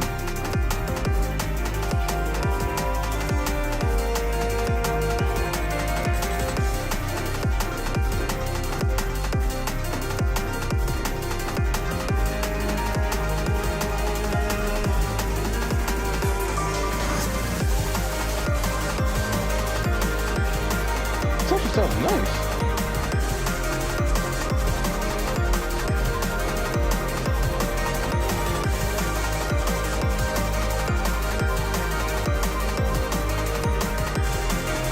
It sounds nice. I like it.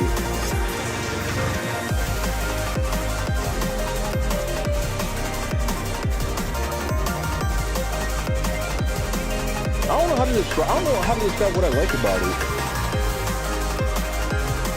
It just sounds beautiful.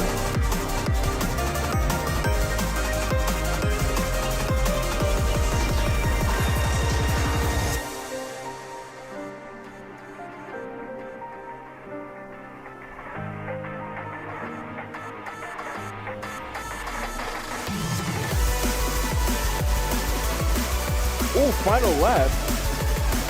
Oh, I forgot, yeah, they played I'm Here.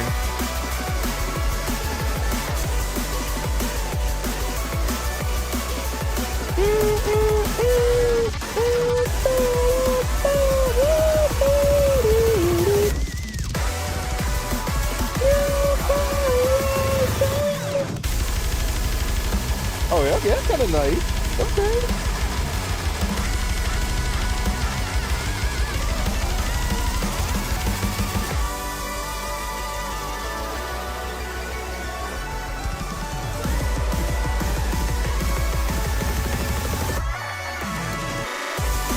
Oh, yeah, that's actually sick.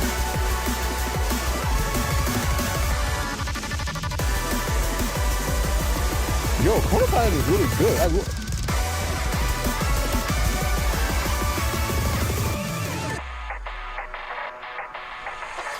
This one had a lot. This one had a lot of better soundtracks. This one was 10 times better than the other one. What the fuck?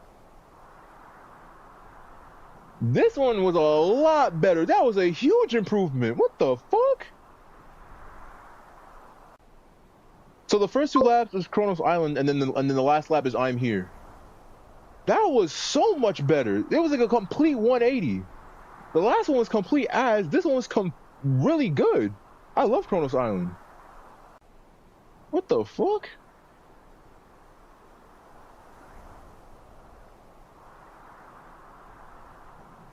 It's 41 minutes. What the fuck? Yo, call me a network test where I'm laying it in the nest. Hey everybody, what's up? Welcome back to the Games Cage today. And only test of the servers, effectively the big test of crossplay, if it works and all that stuff. And holy shit, I gotta say, this thing was way bigger than even I expected. Like, I really thought this was gonna be, you know, fairly bigger, right? But like, I saw people like XQC streaming this. I saw Maximilian Dude stream this. I saw RDC World streaming it. Like, people that are not usually in our realm playing our stuff, talking about our games, were trying this thing out. You know, the word of this network test spread out to more than just Sonic fans. I saw a lot of big streamers that normally don't, you know, play this. You know, I've seen even Dotto and a bunch of others make like videos on it, just saying it's incredibly fun. Like, this did exactly what we needed this thing to do, which is officially put the game in more than just the Sonic fans' eyes. Member of Team Sonic. Dude, what the? I'm not Team Sonic, I'm Team Zaz. And it seemed I'm like from Team the time I was Zaz. watching them that they were all like really enjoying it. I even saw that like on Steam. Apparently it was like the second biggest Sonic concurrent players at once since like ever. You know, I think the only one maybe ahead of it was like Shadow Legends, but like it broke a ton of those records. Even the game before it was even out officially, like when it was like in network test before it was open, where people were kind of like, you know, sneaking their way through it to get in. It had more players than TSR ever did on Steam. And again, these are just Steam numbers. So imagine on PlayStation, Xbox, everything, like, and the game is charting super well. Like, holy shit, this is awesome. This is some big stuff, especially when they pretty much really well timed. I mean, I saw advertisements for this network test. Like, it was to the point where I was going on Instagram and I would get ads for the network test, you know, or you would see them on YouTube or whatever. Like, it's kind of crazy how much they really push this out there. And it really hit. I mean, obviously, I've seen a ton of the community talking about it. Memes have been formed, you know, like. It is something that was all over the timeline all weekend. The fucking Asgore This is meme. such a rarity with Sonic, you know, especially with a franchise that's so, you know, usually character-based, single-player based. To have a game in the series that's a multiplayer-focused game, that's a big success like this, is huge. And, you know, a lot of people have been talking about this game, not only because, you know, it's a big Sega game that they're advertising, but, you know, all the crossovers have gotten a lot more eyes into it. You know, obviously we have stuff like Pac-Man, SpongeBob, Ichiban, Miku, like all this stuff that, you know, all the word spread on all the different social media platforms, and it looked like it really came through here and it worked. Now, I'm not going to get into the mechanics and the gameplay in this video. I actually recently got a preview video where I got to play the game even earlier than this, going all into all the nerdy stuff about the game. You know, and I'm sure the next time I'll do that will be when I get to review the game, hopefully.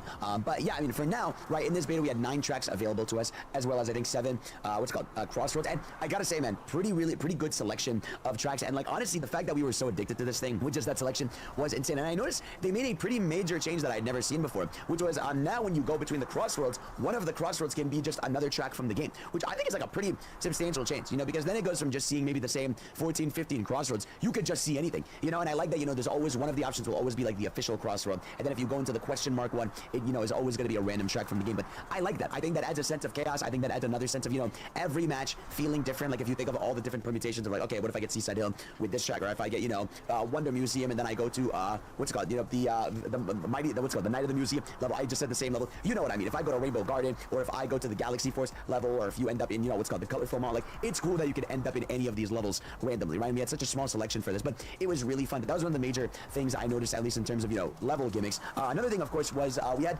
items, right? Items have been something I've talked about for a long time, you know, and it has been a big discussion point since the first beta. And I remember I said this in my preview video. I was like, okay, playing with these bots, the items don't seem that bad, but playing online did make a difference, and I knew it would, because items are definitely more balanced, right? I remember obviously in beta number 1, the spinning, like, not the spinning, you know what I mean, the spinner move, everybody had that. The slicer was coming out left and right, like, it felt way more brutal. Now, I will say the items are more balanced now. You know, you have more options, you know, people have learned the game, like, you know, boosting at the right time to get out of a situation, using the shield, using the right gadgets, you know, maybe if you get the level 4 drift, you're shielded. There's a good way to get through items, but I will say there's still some brutality with the items. I mean, you can definitely get absolutely destroyed by some of these items in this game. I mean, you can get slimed into, you know, yeah, you can get comboed. You can still get comboed in this game, but it's a lot less frequent. It's a lot less frequent than Mario Kart. I will say that.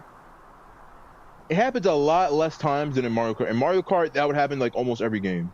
In this game, it can still happen it can still happen, but it's a lot less. It's a lot less frequent.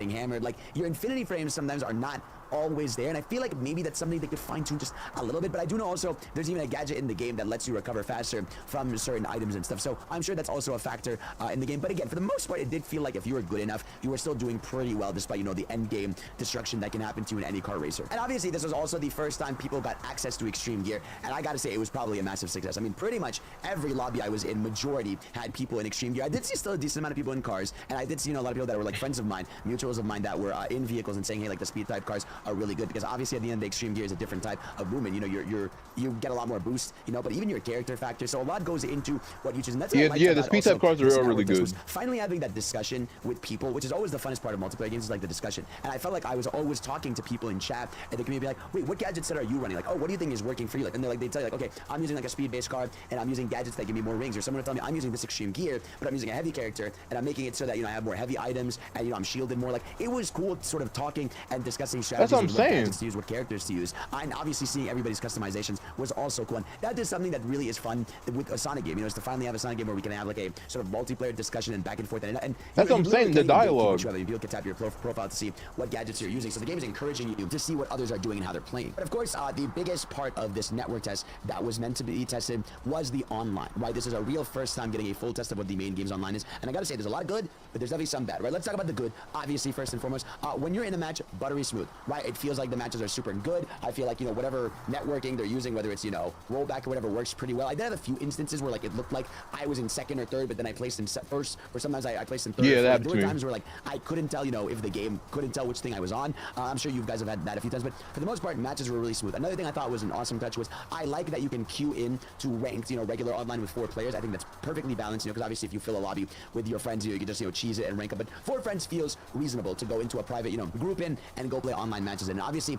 inviting people was really smooth. You can add people, or you can just add people to your lobby, or people can invite you to theirs. Like the online adding process and bringing people in felt super easy across all platforms. It didn't feel like there was any issues. And obviously, you know, the lobby system was fun. I think the lobby system is so much fun. How people have like the different horns on their card that they're pressing, or they're waving different character emotes. Like it's little stuff like that, little moments like that that you cherish when you're playing these games, right? And I felt like it did a pretty good job, you know, overall. And you know, I do think I wish we could get into matches like a little faster. I do think sometimes it's like you finish a race and they'll say like waiting for squad members, and like you guys are all just kind of sitting there waiting, like stuff like that, where like it takes a little bit longer to get into games than I'd like. I hope maybe they address it and becomes a little snappier at launch. Again, I know this is a network test, and they're trying things out, but yeah, for the most part, I'm really happy with it. But obviously, a major issue a lot of people were having were disconnects, right? Disconnects, timeouts, even some people were getting game crashes. Now, again, to stress out, this was the point of this, right? This was that was the point of the beta. This was them stress testing. This was them wanting everyone to play this so they could account for this and obviously test it out to make sure shit is okay. But yeah, it did happen more times than I would have liked. You know, and it wasn't just to me. I know people in my chat that were playing together being like, oh, I just DC'd. Oh, I just DC'd time yet. Sometimes you'd get this weird bug where like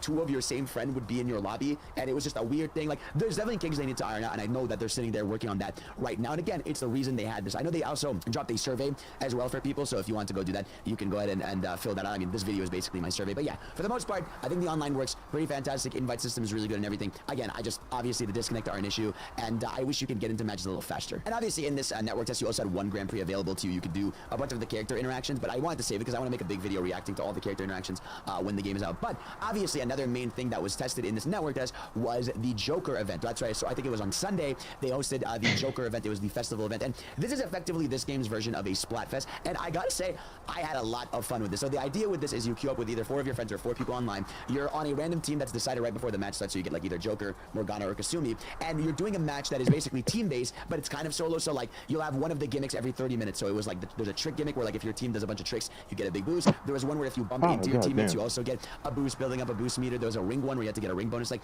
it had a decent amount of different modes to try out. And I did notice that there were a lot of people that are kind of like, all right, well, I like this, but I would like my regular races back. And I don't know if that's because, you know, we had a limited time, or if it's because people just kind of prefer the regular races. But no, I just prefer the regular races. The Joker event. Obviously, I think when you get everything, because the idea of the event is that there's a mini battle pass that gets unlocked when you're doing it. So when you're playing through it, a battle pass is like filling up. You know, you're unlocking decals. You can unlock a horn. You can even unlock these nameplates that are super cool. I love the nameplates, by the way. I hope they add a bunch of them in school, that every time you start a race, you can see everybody's nameplates, because it makes you stand out a little bit more. Besides just, you know, being like a high rank, you know, and that way in the future when you play the game, you're like, oh shit, they played that Joker event, or oh, they did this event. And I assume every character DLC that launches in the game will be able to do that. And you got to try Joker, and he was pretty cool too, as well as his Carson in there. But yeah, I will say overall, I really love the idea of this, but I also do want the option to do regular races while this event is running. Now, yeah, I don't see why it wouldn't. If you notice in the game, like in the main menu, it would show World Match and Festival on 2 different menus. But I think for the sake of this network test, they made you play it because they're like, we need all hands on deck. Yeah, like, we need to test, see. Make sure that when we stress that everyone is in here, that everything works. So it's important. Yeah, for them to do yeah. that, So that makes sense. Overall, that makes sense. Idea. I like the idea of each event having a battle pass. It's something again that'll keep you coming back to the game. These are things that are important, and I'm happy that they are doing it. I don't see why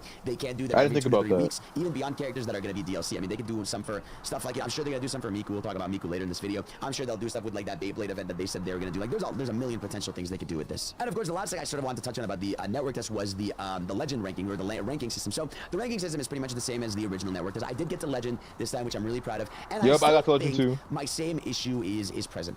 I do think that you can get to, well, actually now my issue is different, right? I used to think you would lose a lot more points when you lost, and I feel like they lowered it a bit. But I do think you can get to legend way too soon. I mean, the fact that we were getting to legend ranks by like day 4 is kind of crazy. I know there's legend like 8, 7, 6, 5, but I really feel like between A and legend there should be an S. Like I think legend should be like, oh fuck, like you really played this a shit ton. Whereas if you had A and then you had an S rank and then you had legend to like really show where the top of the top are, I think that would hit different. Now maybe they're gonna plan to add more ranks later, right? Maybe just for launch they want to have it up to legend and then people can go crazier with it. But yeah, at the very least, like I mean, S rank I wouldn't mind. System, it's fun, gives you something to strive for. But if you want people to strive for even more, put an S rank in between or add more legend ranks later on or something. But yeah, I mean overall, but the legend ranks, I think it's very. But the thing is, the legend ranks have tiers. There's tiers to the legend rank. Like you have like what? I was at legend 9, and I think as you go, it goes down to legend rank 1. So there's different legend ranks. Like they have legend rank 9, 8, 7, 6, all the way down to 1. I'm guessing. So I was at the first legendary. But I mean, I don't know. They could add S.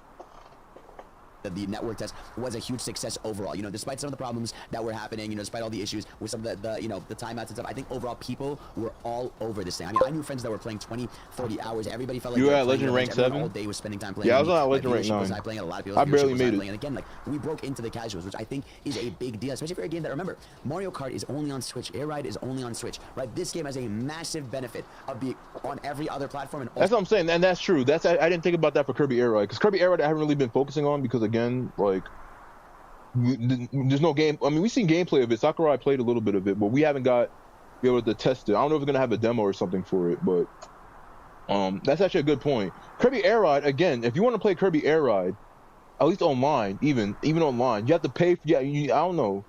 I'm pretty sure you're gonna need a Switch 2. You're probably gonna need a Switch 2. You're probably gonna, you definitely have to play for online. You have to play for Nintendo Online and shit. So that really is gonna limit the game. But Sonic Crossroads is on everything. If you have a console, you can pretty much play it. Pretty much. If you have a console, you can pretty much play it. You know what I'm saying? Most people have at least one console, right? Like, usually you have somebody, you know, maybe you have like an Xbox fan who's on like the latest Xbox. Then you got like a PlayStation fan who's on his latest PlayStation 5. Like, then you might have somebody like me who's on PC. And you know what I'm saying? Like, you're gonna have at least one person who has one console they can play it on. Like, I have a Switch. I played on my Switch. I played on my PC. I know 4Life has like he has a PS5. He played on his PS5. You know what I'm saying? Like, you know, we all have different fucking, you know, devices on me. It don't matter. We don't matter. All you gotta do is drop the 90 or 70 or 80 for the game, and you can play with pretty much anybody as long as they have like at least even one console, one of the latest consoles. So I don't know. That's a really big buff. Also being crossplay, like, we might see some big stuff. I'm sure Sega's gonna invest into, you know, doing sponsored streams with some big creators and stuff. I think this shit's about to go crazy. And also, right after the network test ended, right, we got a message from the account saying Sonic Racing Crossroads network test has officially ended. Thank you everybody for participating. And in case you missed it, a single player demo will be released mid-September. So really looking forward to that. I assume that's just gonna be like maybe like you get 2 to 3 cups available to you, as well as some time trials. I don't think it's gonna have any online, but that's cool that they're still gonna be offering that, which they've done for pretty much every major release that they've had. But we also do have some extra news to talk about. That's right. Since our last episode, another crosstalk has dropped with actually more tracks that were not revealed that are now revealed. So let's, without further ado, as always, lickety lock in and check this out and talk about it. So here we go. Pumpkin Hill. I gotta pause that for a second, and there it is, bro. We have a why are my subtitles in Arabic? Oh, That's yo. hella random. But anyways, yo, banger, by the way. Track over here, right? Look, like this Mystic Mansion level. Oh, look how cool this level looks, right? I want to ride in here, bro. I want to drive. I want to be right in there, man. Yeah. What y'all got, boys? Another look at Rooftop Run. A look at the Chaotix. Yes, sir. I love the enthusiasm, Team Sonic. Hell yeah. Look at Vector, bro. I like that they bring back the old music. That's crazy. Yeah, God, look at Cyber, dude. I cannot wait to race in this cyberspace. Oh, the cyberspace. I forgot about cyberspace. I ain't gonna lie to you. Perfect. I love it, man. It's awesome. That's crazy. Yes, sir. SPO. It's so weird seeing SPO acknowledgement in Big 2025. I mean, he's usually in stuff, but still. God, bro, look at this mansion level. It just looks SPO's car looks kind of cool. Good, man. It looks so good. Look, going into the mansion looks very Sonic Heroes. I love this outdoor area too. Look, it looks like you'll be able to like hit the pumpkin and take 2 different paths. Like, it looks like you can go to that left or right path over here, right? It looks like there's 2 arrows here. Maybe it changes on lap 3, but yeah. Oh, dude, even like look at this, like this top road with the invisible. This level looks awesome, man. I want it. Yes, sir. I'm just saying, it's the principle of the matter. Good for them, man. Sonic Heroes, yeah, I know. That's why I said it's a banger. That's what I'm saying, Sonic. Let him know, bro. Let him know what's up, man. Yeah, okay. I mean, this guy, bro. There they go, bro. Charmy. This little freak, dude. I do like his animation here. Guys, look at this little freak, bro. Dude, Charmy would fucking rock the monster truck first in the beginning of the race item. Charmy. Look. Psychopath, bro. That's awesome, man. I like that every shot has it with the monster truck. Hell yeah. Also, is this... Oh, this is E Stadium. I was like, wait a second, it looks a little different. I can't wait to see what they bring to the Yes, sir. But yeah, that was another crosstalk, so we got an extra look at those 2 levels. Yo, this, okay, so a new, sorry if I look different and I look like crazy. That Literally, one as I person was while about he to playing finish, Charmy, real. editing this video, a new crosstalk drop, so let's check it out. This one's gonna be fully fresh. I haven't seen this. Come back, get stream, yeah. Yo, there's so many What was that? courses. Whoa. Eggman, yeah, Eggman Expo. Egg Expo? Yeah, so we saw this Oh, one. that's sick. Hold on. Yo, what is this? This track looks fucking awesome. What the hell? Okay, well, that's 100% the last cut, but damn. Hell yeah, dude. Oh, that looks sick. All right. That's awesome, man. What the fuck? There's this theme playing, okay. Oh, dude, look at it. Oh, it starts with a little flinger from Green Hill. Wow. Slouch and a decent pilot. That is true. Then why do we end up working with him half the time? Because treasure beats scruples. Treasure beats. Okay, now hold on. What's this area? What, bro? There's a snow level. They just casually revealed 2 levels here, bro. So we have the Snow level? like ice cap zone. What the hell? What the fuck? Hold on. Oh, I love you can see this is the wind blowing there. Hell yeah, dude. Also, holy shit, yeah, these are different machine parts. I mean, this might be for the big cars. Bro, we about to get a Ford F-150, bro. Then I remember seeing for a car. Hell yeah. Sure, the doctor will have fine-tuned his ride. This is awesome, dude. Yeah, but that's why I've got you on my crew. Yeah. We'll make sure our extreme gear is second to none. Some big love. It's what I do. Who? No. Oh God. What is that? Not the That's Zaz. Zaz, one of the deadly No, bro. Zeddy from the mysterious Get him Lost away Tapes. from me, bro.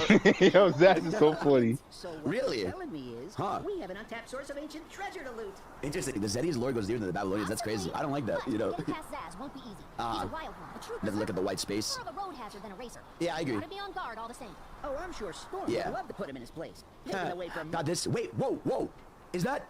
Wait, is this that snow level we saw? Oh, this is the snow level we saw. I was like, wait, is that Chaos What is Island? that? This is wait, it might. Hold on. I actually can't tell. If What this is Chaos that? Island, so, I mean, it has a giant ice block, but Chaos Island has ice blocks. Taken away from I'm not sure actually. Shit. What the hell? This is the canyon level we saw in one of the early ones. Hold on. Whoa, what is that? What is that? Go back. Okay, this rooftop run. Give this Zaz guy a beating he'll remember. That's crazy. Yikes. Oh God, I bro. do not like the vibe on this guy. There's more. That's Zavok, leader of the Deadly Six. I can't believe. Yo, Zavok looks Listen, sick. I know there's people in I my ain't gonna lie, comments, Zavok looks there's kinda like sick. 3-4 people in the comments like, I hate how you hate the Deadly Six. I don't really care, you know. I just think it's funny. But 2 of those Nah, bro, they gotta add Xena in, bro. At least add the most relevant ones. Those are the only ones that I think are relevant. The other ones I don't really give a fuck about. But Zavok is sick as fuck. Come on, man. Zaz looks crazy, All right, let's but see. This Zavok guy looks like he means business. Yeah. He's cruel and cunning. A Yeah, dangerous well, mix of brain cunning is a and strong power. term. He's all about conquest. What do you mean? He's smart as fuck. And won't care who gets hurt along the Alrighty. way. Now that sounds like my kind of challenge. Yeah. Of course, that'd be your reaction. God, this level looks so sick. This is like the Eggman level. You can see all the. Oh, dude, there's the fucking Unleashed boss right there. Oh, the Unleashed robot, that, yup. enemy from that game. Let's go, bro. And then more look at this one forest level. You're crazy, Jet. Metalface X657 says, Bro, Bro is still see, down that- bad that for is- her. That is such project. See, I don't want to hear you. First of all, Metallic, shut the fuck up. I don't want to hear you say shit, Mister. Let me put a fat titty Asian on my profile every damn week. I don't want to hear shit from you. All right. You can shut your bitch ass up, all right? The one time I want to appreciate a female character, of course, you're the one projecting, saying, oh, well, you're just down bad for her. You're just down bad for No, you're down bad for her. All right? Well, yeah, that was fucking dumbass. That was fucking awesome. And we also did get our next set of DJ mix music. So let's go ahead and listen to some of these over here. The White Cave music. So this one's listening to you, so good, bro. Metalface X657 says, having obviously Jet in this grinning, level. squinting They're face. doing a major Like, collaboration bro, with you. Miku called, I don't want to hear shit Project from you. Onsoku. Now, I will not play the songs because Miku music is a little more difficult on copyright. But as you can see, they're doing a whole collab with Miku inside. They have a whole logo over here, which looks fantastic, bro. And you have to understand how much of a big deal That this is is, bro. I pretty. mean, like Miku is huge, you know, huge in Japan, huge all over the world. And so for them to actually do a whole collab around her being in the game, and this fit is so good. It is like it's a Yeah, big her deal, fit is man. actually This really stuff nice. It that looks matters, pretty. you know? So Sonic the Hedgehog and Natsune Miku are coming together for a special music collaboration. Yeah, So, Miku is They huge. go a little bit about the Sonic series, about Miku series, and then you thought about her being in the game. But they're also doing weekly music videos for the next 5 weeks. So, you know, I'm not going to play them, but they do get, you know, I'll play a little bit just so you get like a sense of the sound, right? But I'm not going to play too much, but it's fucking awesome, bro. It's fucking awesome. Let me skip to the chorus. Hey, it's super good. And then they just released a song called We Are Pico Pico Hammers, which is a song about, you know, the girly pops in the game. But again, this shit is a big deal, y'all. And they even have like little descriptions over here saying like, I went all in to cram every bit of rush I felt during my early Sonic days into this piece. That wind sensation resulted in a song that's akin to zipping down a roller coaster track. If something goes with you gets the urge to take off after listening, I'll have achieved my goal. I hope my song gives you a spring in your step. And then they had over here Cosmo Boso. I like how they have their Twitter and YouTube linked over here saying, my name is Cosmo Busupi, and I was in charge of creating a song for Amy. I'm thrilled I got to contribute to the song and Hatsune Miku collaboration. I went into writing the lyrics by trying to incorporate as much of Amy's trademark cuteness as possible, which was quite refreshing since I normally don't get to dabble with cutesy lyrics. I kept visualizing Sonic while creating the track itself, and all my double bass drumming gave it an up-tempo rock feel. I hope it becomes one of your favorite go-tos. They even have like art accompanied with it, which is really cool. Now, this is dope, but I really, and I mean really love this art because this is so much more like Miku, and I'm glad that they have the artists on them. It's so good. They would have like more assets over here just showing her like full model with this. Like they have like this cool art wall of all, you know, the Sonic character stuff over here that looks amazing. So that stuff is really cool. They have like, you know, the official art wall. They have the official logo, which I love the look of this. But again, I need you guys to understand how big of a deal this is because Miku in Japan is massive. Not obviously Miku in general, an icon, but it's a big deal to be getting this kind of stuff because this is the type of stuff. Yeah, because Miku's huge worldwide. Fans end up really loving it. And it just again, it goes like Miku is obviously by far treated as the biggest guest. Yet, you know, I feel like even the fact that she's getting all these songs, she's one of the only DLCs that's voiced. It's crazy. Yeah, and also if we go on their Twitter account over here, they show a bit of the other songs over here. If we look right here, so that's song number 2, and then we're gonna get a third song right here with Miku and Shadow. I can't wait to hear this one, Jet Black by Yonosuke. We're gonna get another one, I guess, with the Chao over here that looks really cute, and then this one looks fucking awesome. This is gonna be with Camellia.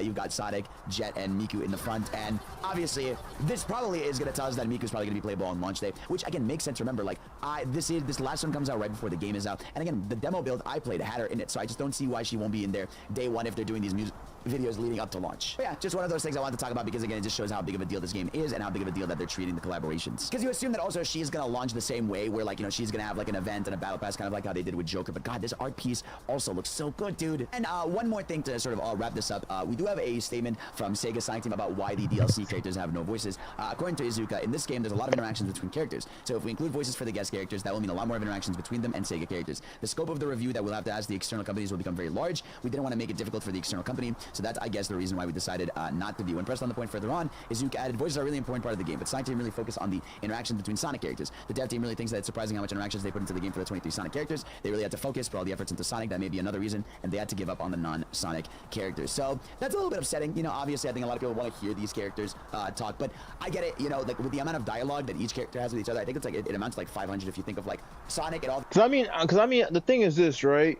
I mean, I understand the first part. The first part is just they don't want to make it difficult on the they don't want to make it difficult on the companies. But I mean, even then, like if it's not interaction, like just make them say shit like during their fucking, you know, like during their fucking race that they're doing tricks and shit.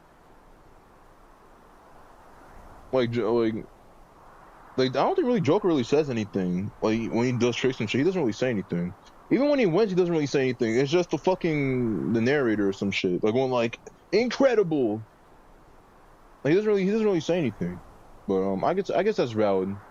All the others, and then all the others with Sonic, and then all the others with, you know, this guy, that guy. It amounts to a lot, but yeah, I don't know. I feel like they could have. It's definitely like half a cop out. I mean, they also did say, I think, that it would be a budget thing. But yeah, I don't know. It would have been nice to still have him. Also, I did do a reaction to it, but I did kind of want to talk a little bit about the animation. And man, I just want to say how blessed we are to just get these things. You know, I did see some criticism that it was shadow focused, and people, you know, are like, all right, give other characters some shine. But obviously, it's clear that the studio Geekix has a really big passion for Shadow, and obviously, this was probably made during the year of Shadow. But regardless, like, it's a year of Shadow, bro. Like, why are you surprised? You know, another friend of mine, creator buddy, and everything, be like, dude, you guys are so spoiled. You guys are so lucky. It's like, I think people forget, like us in the inside that are used to getting this, like how cool this is. It's so rare that games are getting these sick animated things right before a game comes out. You know, we've been eating the last few years with these. Like the one they did for Sonic Superstars was awesome. The Knuckles prologue is fantastic. Shadow Dark Beginnings, like these are getting noticeably. Yeah, the Shadow Dark Beginnings was also pretty good. Came out, they're a little more like silly, cartoony, and it feels like they're getting up in quality. Whether it's like more chaotic, whether it's more cool. Like I'm so happy we have this. I can't stop watching it because it's so gorgeous, and it's just I'm happy we have it. But yeah, and with that, we are now 3 weeks from the launch of Sonic Racing Crossroads, and obviously let me know in the comment section below how you feel, but I really do think we are officially in the best spot we've ever been. I feel like now the excitement has gone bigger than ever, and you know, I've seen people unironically now compare it to Mario Kart and be like, well, I like this a lot more than Mario Kart, and you know, well, obviously some people will be like, that's hyperbole, that's too much, why are you saying this? I think it's not about the fact that like people are getting too confident or whatever. I think it's the fact that it's even a discussion point of being able to compare a Sonic thing to a Mario thing and have it be reasonable, you know, and you're seeing people kind of like, oh shit, like I get this one, like this one stands out a lot, whether it's the extreme gear, the car customization, the type of tracks they have, whatever. There's something about this network test this weekend that really put this game on the map. I think it's going to be a much more exciting launch coming in the next 3 weeks. I really do think this is the best idea they could have done because a lot more eyes are on the game now than ever. So guys, thank you all for watching. Let me know what you all think in the comment section below. What gets you most excited? What do you Yeah, Joker not anything. I'll let that slide because Joker barely says anything in his own game. Yeah, I mean, I guess I understand. Like, I mean, I guess you're not wrong. Joker doesn't really have too many lines in his own game. But that's the thing. I'm like, even if he doesn't say a lot, like at least let him say shit like when he tricks. You know what I'm saying? Cause look, hold on. Before I end stream, before I wrap up stream, cause I got work in a few hours. I get a little bit of sleep. Let me just show y'all the Joker mod. Let me see. Sonic Crossroad Joker mod. With 3 S's.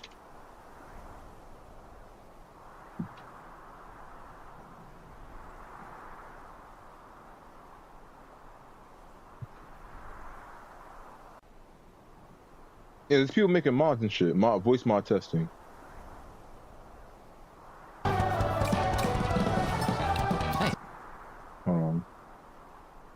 Go back to normal speed.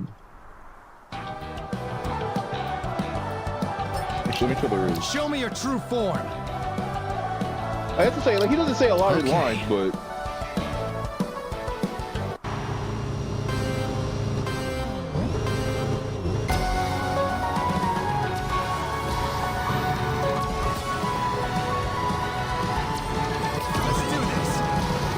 yeah, like he doesn't say a lot of shit, but still.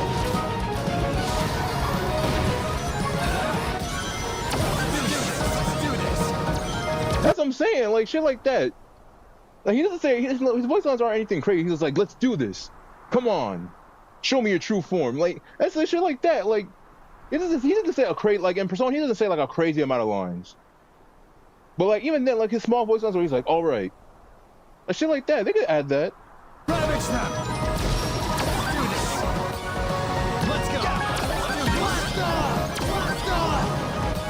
go.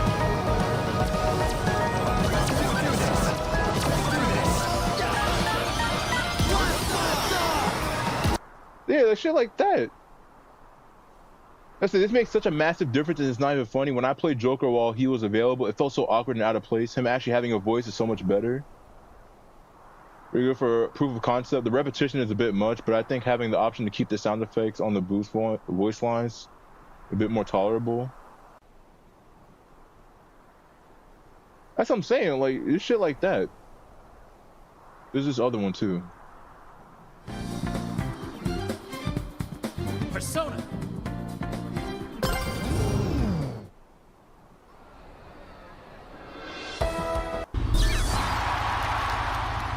You play online with the mod? That's fast. What the fuck? He's already playing online with the mod? Let me see.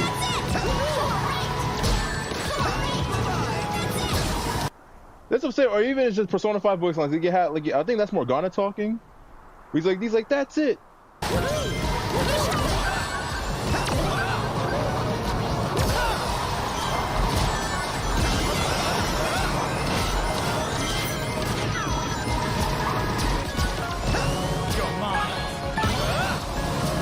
That's what I'm saying. Yeah, I think he took voice lines from Smash Ultimate. He's like, you're mine. That's what I'm saying, like shit like that, bro. That's what I'm saying. That's why I'm getting on PC. Cause like, yo, I'm sorry, bro. You got me fucked if you think I'm about to play these DLC without no voice lines. Like I gotta figure out. Hopefully make it easy to mod the game. Cause like, yo, that's what I'm saying. It changes the gameplay so much. Like, holy shit. It's crazy how simple it is to mod this game. This is a win scenario. That's what I'm saying. If they already, this is during the beta. This was the beta, I think. This was during the beta. That was 4 days ago. They modded it so fast.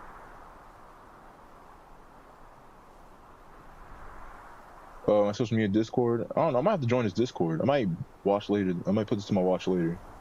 Join his Discord. But yeah. This is a video showcases mod for Joker Crossroad. There's now added voice lines for this mod for Persona 3 Reload. Used in Race 3. Let me see. Race 3. New voice lines. What is this? War Palace new voice lines. What about this one? Is there different voice lines here? But see, is that easy or worse for them to mod it within like literally 4 days, 3 days? That was mad fast.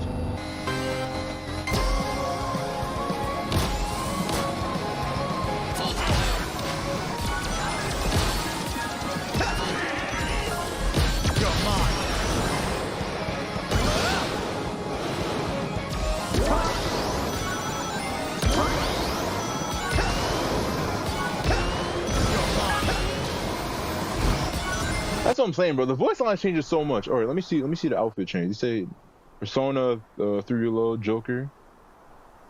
Let me see this shit. Is this a different outfit for him? Yeah, cause he's a boss. He's a boss in Persona 3 Reload. What's different about it? It looks the same.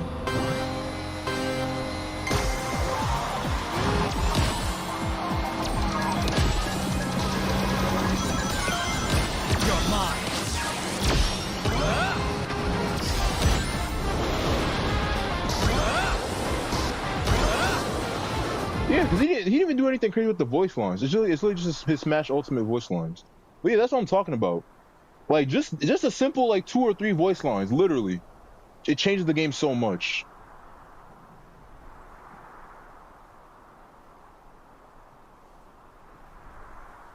It's 4 Life says. I'm going to bed. Alright, bro. Good night, 4 Life.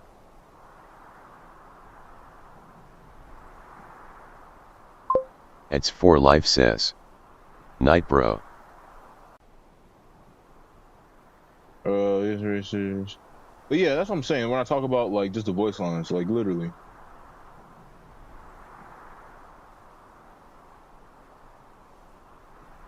Persona 3 Real Joker, Shawn Race. Fun fact about the first, I accidentally turned on assist drive without knowing it. Ended up there.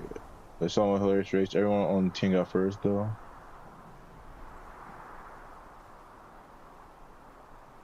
If they reuse voice lines, that wouldn't upset me as much as them. That's what I'm saying. If they reuse voice lines, exactly.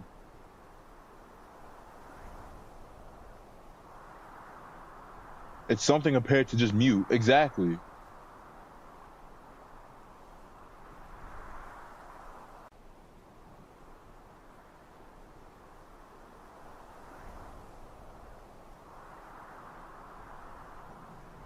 That's what I'm saying. Like even the Werehog, just give the Werehog reused voice lines. I don't care.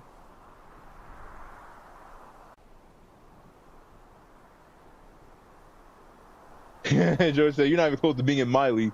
Doesn't he say that when you try to like I think he said that in Persona 3 when he's a boss. If you try to insta kill him, he's like, "You're not even in my league," and he fucking just obliterates you. That shit is funny as fuck. You're not even in my league.